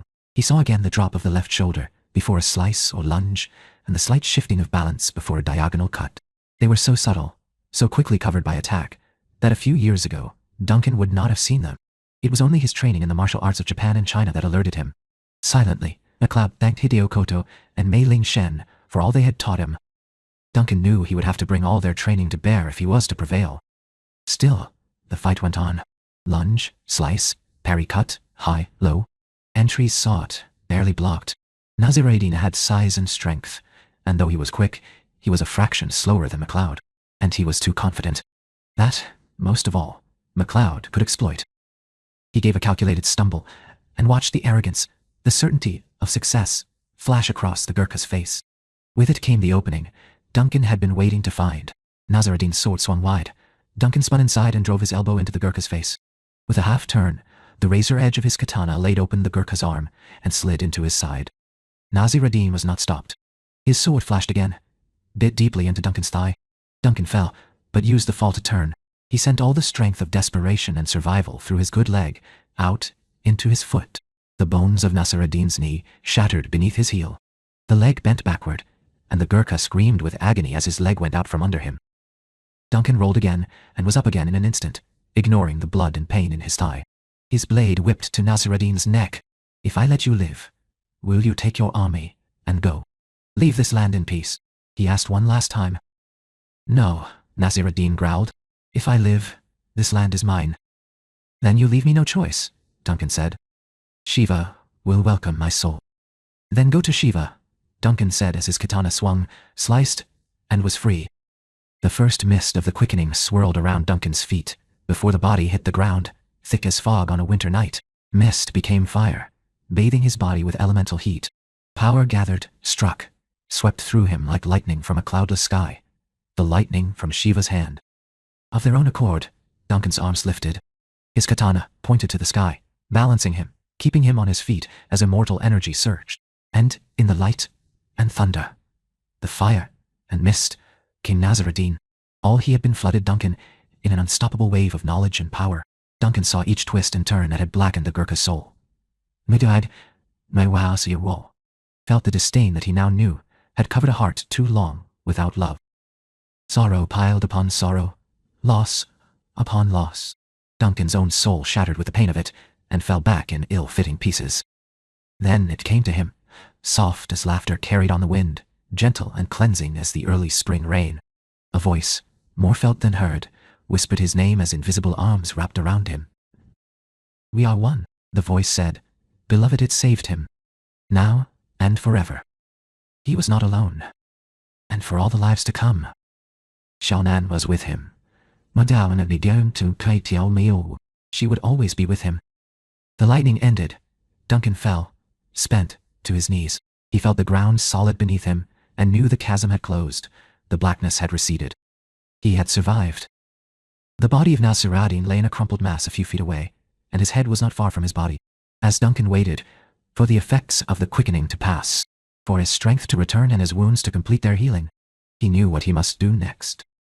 Slowly he stood and crossed the distance. He bent and picked up the Gurkha's head, ignoring the expression of shock and surprise that was now Nasruddin's death mask. Then he turned toward the Gurkha camp and the waiting army. The massive cluster of men were waiting as Duncan crested the rise. 500 or 1,000 strong. Duncan did not know their number, but they were an ocean of armored warriors staring at him in wide-eyed terror. They had seen the lightning. That was their leader's death. Duncan smiled in a grim, unrelenting expression. He wanted their fear. It was perhaps Lassa's best hope of survival. Blood-covered, his hand wound into the hair of Nasruddin's severed head, Duncan marched forward. He changed his face into a wild and savage snarl. He looked like a demon from the darkest depths of hell as he neared the camp. The men nearest him struggled and stumbled into one another as they scrambled to back away. Duncan raised his arm and swung. He let loose the head he carried, and watched it arch upward, a hideous missile against the brilliant blue sky. Within the mass of men before him, an opening cleared, as pushing and shoving, they moved away from where the head must fall. It landed with a sickening thud, and lay there, sightless eyes staring upward, all arrogance gone. Now Duncan raised his sword. He brandished it before him like a bright flame of victory. "The way to Lhasa lies through me," he shouted. His voice sliced through the morning, sharp as any sword. "Who will fight me now?" No one answered. Duncan waited a moment more, then he continued. "This invasion is over," he shouted. "You will trouble this land no more. Take the bodies of your dead, and go. I will be watching. I stand ready to do battle with anyone who defies these words." With that, Duncan turned back toward the city. He kept his head high, his body tense and erect as he walked. He would not, could not, for the sake of the city below, let the army see his weariness. Although the battle was over for now, shock and fear would soon fade, and there was still the chance that someone among Nasruddin's troops might find the strength to rally the army for one last attack. Duncan knew he must be ready to fight again. Oceanofdf.com. Chapter 32. Brother Michael and Father Jacques were there when he pounded on the gate. They asked him no questions, though the look in their eyes said they too had seen the fire of the quickening, even if they had not understood. Together, they climbed the ladders to the top of the wall and watched. It was not long before they saw riders from the army come retrieve their leader's body. Soon a long plume of black smoke rose from the funeral pyre. When Duncan made no move to turn away from the sight, the others stayed with him, waiting. Throughout the city, people began to creep from their homes, looking for news. They needed either direction or reassurance. When Duncan gave them neither, would not turn from his contemplation of the distant pillar of smoke, Brother Michael descended the ladder and took over the job himself. Soon the news was spreading throughout the city that Duncan had won the challenge, and was now waiting to see that the army was departing. The ordeal was not over yet, but most of the people of Lhasa faced the morning with more hope than they had known throughout the night. Up on the wall, while Duncan watched the distance, Father Jacques watched him. The priest did not know the meaning of the wild pyrotechnics that had risen out of the little hollow where Duncan fought, nor would he try to guess. Father Jacques had long ago accepted the existence of mysteries. What he did know, as he looked at the man next to him, was that Duncan MacLeod had battled with demons this day, demons that had nothing to do with swords and armies. The eternal battle, Father Jacques thought. Good versus evil, darkness or light. We all tread the narrow precipice between them, making our way warily through this life. But I think for this man, the edge is much closer. The threat of falling, a much more continuous danger. Off in the distance came the sound of men's voices shouting indistinct orders. Horses snorted and whickered, carts creaked. Father Jacques saw Duncan's shoulders stiffen. The priest could feel the tension radiating from the man as he readied himself for whatever was to come. Father Jacques nodded silently. He saw the path this man walked, understood it clearly as he understood his own, perhaps more clearly than Duncan did himself. Always at the forefront of the war for what is right. 1 foot in heaven and 1 foot, perhaps, in hell. I do not envy you the road. The army folded as the wind swept away the smoke of its dead leader. Father Jacques did not have to watch the road to know. MacLeod's posture told him everything. As the threat diminished, tension was replaced by release, and then by weariness, as if a bowstring had been unhooked and the weapon set to rest. "Monsieur MacLeod," Father Jacques said softly as Duncan turned away from the view and headed toward the ladder. "What will you do now?" Duncan looked at the priest, and Father Jacques saw that he understood the question was not about the next few hours, but the years to come. There was a sad irony in his eyes, as a brief, wan smile barely twitched the corners of his lips. "Go on living," he replied, as he swung himself onto the ladder and began to descend. When Duncan reached the patala, he did not go to his room, though his body cried out for rest. There was no rest in this place anymore. He went to the audience chamber, where he knew the Dalai Lama would be waiting. He knocked once, then entered without waiting for a reply. The young man was not sitting on his usual cushion. He stood, contemplating a tapestry on the far wall. Duncan saw that his own belongings had been packed in his travel bundles and were piled at the Dalai Lama's feet. Duncan sighed as he came into the room. The Dalai Lama did not turn, did not speak until Duncan was by his side. "It is done then," the Dalai Lama stated flatly. "You have killed, willingly, despite my words." "Yes, Your Holiness," Duncan replied. He would give no further explanations, no excuses. He had made his choices as clearly as Nasruddin had made his on the hills outside the city. And all that could be said between himself and the religious leader had been said last night. The Dalai Lama said nothing. But Duncan saw the tightening around his lips, the slight clenching of the hands behind his back. The young man continued to stare at the tapestry. Finally, Duncan also turned to look at it. He had seen it countless times as he sat in this chamber, and though its vivid colors and designs had been beautiful, they had had no meaning to him. Now Duncan saw it for what it was. The great Kalachakra mandala. The sight of it flooded him with the memory of days in the sun, and Xiao Nan by his side. Xiao Nan. Though her love was still with him, so was the grief. In an odd way, he now welcomed the pain of it. But he held it as a thing apart from this scene he knew must be played. For a moment, he felt like a spectator to his own life, watching a half-remembered play where lines are heard with the dichotomy of recognition and surprise. I have spent most of the night in this room, the Dalai Lama said at last, thinking of your words. Many things I sought to understand about you have now become clear. I will keep your secret, as I promised you last night, but you must leave Tibet and not return. Your path does not lie among my people, Duncan MacLeod. There is no place for a life of violence in the Palace of Enlightenment. Perhaps not, Duncan answered, as he, too, stared at the tapestry, at the elemental circles of time enclosing the gardens and palace of the way to eternal peace. Perhaps all I can do, Duncan added softly, is to guard the gates. The Dalai Lama turned to look at him. In the young man's eyes, Duncan saw the disappointment and the flashing anger of a teacher who knew his words had been abandoned, and a friendship strained perhaps beyond endurance. The look did not surprise Duncan, but it did sadden him. You must go, the Dalai Lama said. Duncan nodded. It had all been like a dream, living here, hoping for a different life than the one he lived. It was now time to wake up.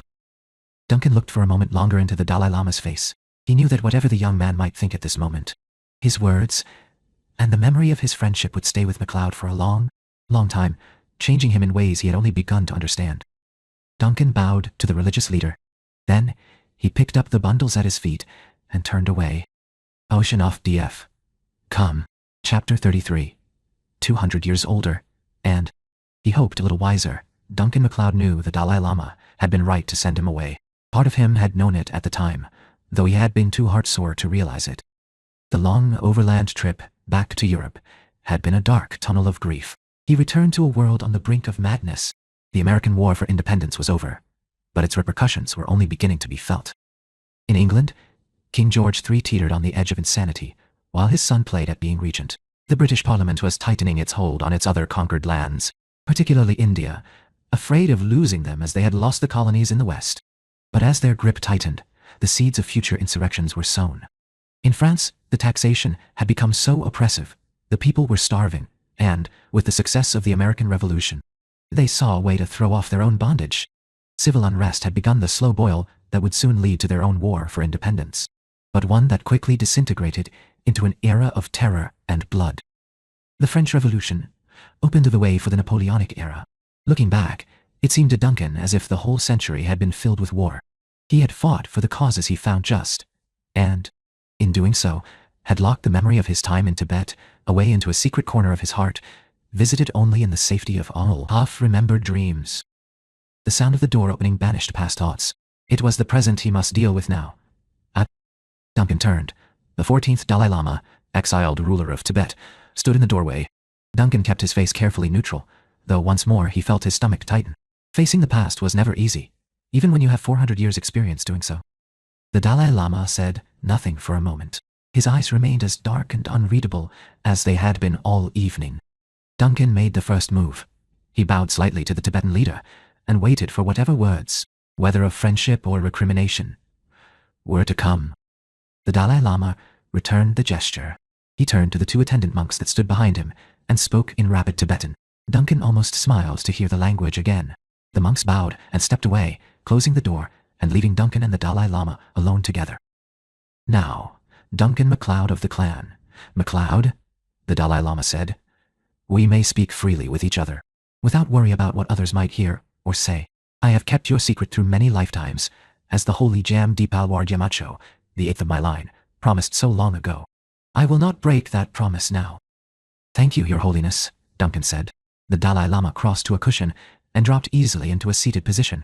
He motioned to the place next to him, inviting Duncan to sit. The action brought a strong wave of déjà vu for Duncan. Standing in this room, half a world and 2 centuries away, he was for an instant transported back to the many weeks he had spent in the holy city of Lhasa. The current Dalai Lama was watching him, dark eyes now twinkling, and in his eyes Duncan saw none of the hurt, the anger, or the disappointment that had been in the eyes of the 8th Dalai Lama the last time they met. "Well, Duncan MacLeod of the Clan MacLeod," the Dalai Lama said, "you are unchanged, as you said you would be. Through each of my lifetimes, the memory of you has remained clear, and I have wondered if we would ever meet again." The Dalai Lama stopped and stared at him for a moment. Another wave of déjà vu swept through Duncan. As with his predecessor, Duncan felt in the Dalai Lama's gaze as if his soul were somehow opened and read. "But you are also not as unchanged as your face would tell me," the Dalai Lama said, cocking his head to one side in the old familiar gesture. "It has been a difficult life you have lived. Darkness and light have both touched you, I think. Yes? Darkness and light, joy and sorrow, hope and despair." Duncan knew these forces shaped him now, as they had 200 years ago. Somewhere between them, he walked a narrow path that was his truth. "It has been 2 centuries, Your Holiness," he replied. "What man is immune to such things? If he does not know them, is he truly alive?" The Dalai Lama nodded. "Ah, Duncan MacLeod, always did you ask such questions? It is good, this seeking for answers, but it does not make the living any easier." "No, Your Holiness, it does not." Duncan looked around the room at the many tapestries that lined the walls. Once more, his eyes came to rest on the great mandala. "Yes, Duncan MacLeod," the Dalai Lama said. "It is the same tapestry. I took it from the Patala when I fled into exile. When we looked at it last together, it was an unhappy time. That one day, yes, there had been sorrow, but before that, sunlight and joy. It was these Duncan thought of, as he looked at the tapestry. "What happened after I left Tibet?" he asked softly. There were many people he had cared about. Mingxia and her parents, Father Jacques, the Capuchin monks. He hoped they had lived good, happy lives. The Dalai Lama shook his head. "I am sorry, Duncan MacLeod," he said. "My memories are not as yours. Some things I remember the whole of, others only pieces." Duncan nodded, a little sadly. "The great wheel has spun," he thought, still not turning his eyes from the tapestry. "What is it the Rubaiyat says? The moving finger writes, and, having writ, moves on. Words from a different land and a different time, yet the same truth. I accept it, but it still would have been good to know that all had been well." "And you, Duncan MacLeod?" the Dalai Lama said. "What have you done these many years?" Duncan's thoughts slid quickly over the centuries. Memories of faces and places swirled before him like a vast kaleidoscope of loves and hates, successes and failures, journeys and battles and longings. "I have gone on living," Duncan replied. The Dalai Lama nodded once more. Slowly, his gentle middle-aged face filled with compassion. "Once, I would not have understood the cost of those words," he said. "But now, tell me, Duncan MacLeod, have you found peace in the path you walk?" Duncan did not answer right away. There were no easy words for such a question. No, he admitted to himself. It was not peace he had found. It was, perhaps, something more important. "I found myself," he said at last, hoping the man next to him would understand. The dark eyes that met his twinkled gently in a timeless face. But these eyes possessed a knowledge of the world his predecessors had lacked. They had seen Tibet fall to invasion, and his people suffer all the atrocities Duncan had fought to prevent 200 years earlier. Yes, this Dalai Lama knew the meaning of the words Duncan had just uttered. "And do you still guard the gates?" he asked softly. "Adio." Duncan smiled. "Someone still must, Your Holiness." The Dalai Lama nodded very slowly. "And will you never find a way to put down your sword and enter the gate?" "Perhaps in time, Your Holiness, when the great wheel spins again. And when that day comes, Duncan MacLeod, I hope that we will sit together once more in the beauty and sunlight of the Potala Gardens." The Dalai Lama's words sent a flood of warmth through Duncan. The thought of returning to Tibet, of walking again down the streets of the holy city, of sitting again in the hills among the blue orchids, brought a joy that was like the gentle caress of love and laughter. Even after 200 years, he knew he was not alone. Xiaonan was still with him. She lived in his soul. for all the lives to come. They had promised. He thought about the other great loves he had known. He thought about Tessa. Perhaps Xiao Nan had been part of each of them, as she was and would always be part of Duncan MacLeod. He looked at the Dalai Lama and smiled. "So do I, Your Holiness," he said. "So do I." Ocean of DF. Com. Author's notes for the purposes of the story. I have changed the date of the Gurkha invasion of Tibet to 1781. In reality, the Gurkhas, the army of the royal house of Nepal, invaded Tibet and attacked the holy city of Lhasa in 1792. It was the troops of the Chinese emperor, not Duncan MacLeod, who repelled the invaders. The people of Tibet were once as warlike as their neighbors, but in the 7th century, the teachings of Buddha were brought to the high plateau and swept through the nation. By the 13th century, the people had embraced a life of nonviolence to such a degree that the fame of their masters and lamas spread throughout the East. A treaty was eventually signed with the Chinese emperors. They would come to Tibet, to the Dalai Lama, for spiritual guidance, and in return, the emperor's troops would protect Tibet whenever necessary. Unfortunately, the people of Tibet are paying a high price for that relationship now. In the 1950s, China began its occupation of Tibet. By 1959, conditions had become so bad that the Dalai Lama was forced to flee the country. He now lives in Dharamsala, India, from where he travels, lecturing, writing, teaching, and continuing to bring his message of nonviolence and compassion to the world. I have tried to encapsulate some of the most basic teachings of Tibetan Buddhism in the book.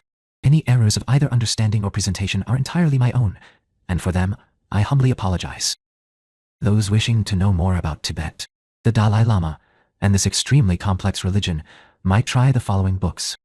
The Teachings of the Compassionate Buddha, edited by E.A. Burt. The Tibetan Book of the Dead, translated by Robert F. Thurman. Introduction to Tibetan Buddhism, by John Powers. Inside Tibetan Buddhism, Rituals and Symbols. Text by Robert F. Thurman. The Four Noble Truths, by the Venerable Lobsang Gyatso. The Modern Buddhist Christian Dialogue. Two Universalistic Religions in Transformation, by Paul O. Ingram. The Religions of Man, by Houston Smith. The Wheel of Time Sand Mandala, by Barry Bryant, in cooperation with the Namgyal Monastery. And the Many Writings of His Holiness, the Dalai Lama, as to the world of Tibetan Buddhism and beyond dogma, dialogues and discourses. Finally, they say no good deed ever goes unpunished. And with that in mind, I wish to thank the following people whose aid has been invaluable in the creation of this book. First of all, to the people of Filmline International Highlander Inc. for such a wonderful and complex character as Duncan MacLeod, and particularly to Gillian Horvath, Associate Creative Consultant, for her timely suggestions and shared vision of what this book might become. Betsy Mitchell, kind, patient, encouraging, insightful, all the things an editor should be. Working with you has been a delight. Wayne Chang, for all the help and the shared jokes. Mike Moscow, who can see with the eyes of a soldier and a priest. Donna, for reading, and trips to the library, and reading. And, as always, to Stephen, husband and friend, who understands that having a writer for a wife might not produce a great deal of domesticity, but it is never boring. Peace. Rebecca Neeson, Watch for Zealot, the new Highlander novel by Donna Leto, on sale in October 1997, from Warner Aspect. Ocean of DF. Com. There can be only one. He is immortal, a Scottish warrior born 400 years ago. He is not alone. For centuries he has fought others like himself. He can die only if a foe takes his head, capturing his life force in an event known as the Quickening. But his battles are eternal, for in the end, there can be only one. He is Duncan MacLeod, the Highlander. The immortal way, it is said that the Dalai Lama is immortal, in his own way. Repeatedly reincarnated with his memories of past lives intact, will the current incarnation of the Dalai Lama remember the Duncan MacLeod he met in 1781? And will he greet him as a friend or an enemy? In 1781, Duncan MacLeod was a weary traveler, trying to escape the memory of too many European battlefields. Reaching Tibet's holy city of Lhasa, he found peace in a woman's love, an ancient land's eternal wisdom, and friendship with the Dalai Lama, until a bloodthirsty immortal turned his unstoppable army toward Tibet, and the head of the Highlander team, the series all new, Original adventure, Oceanoff DDF. Com.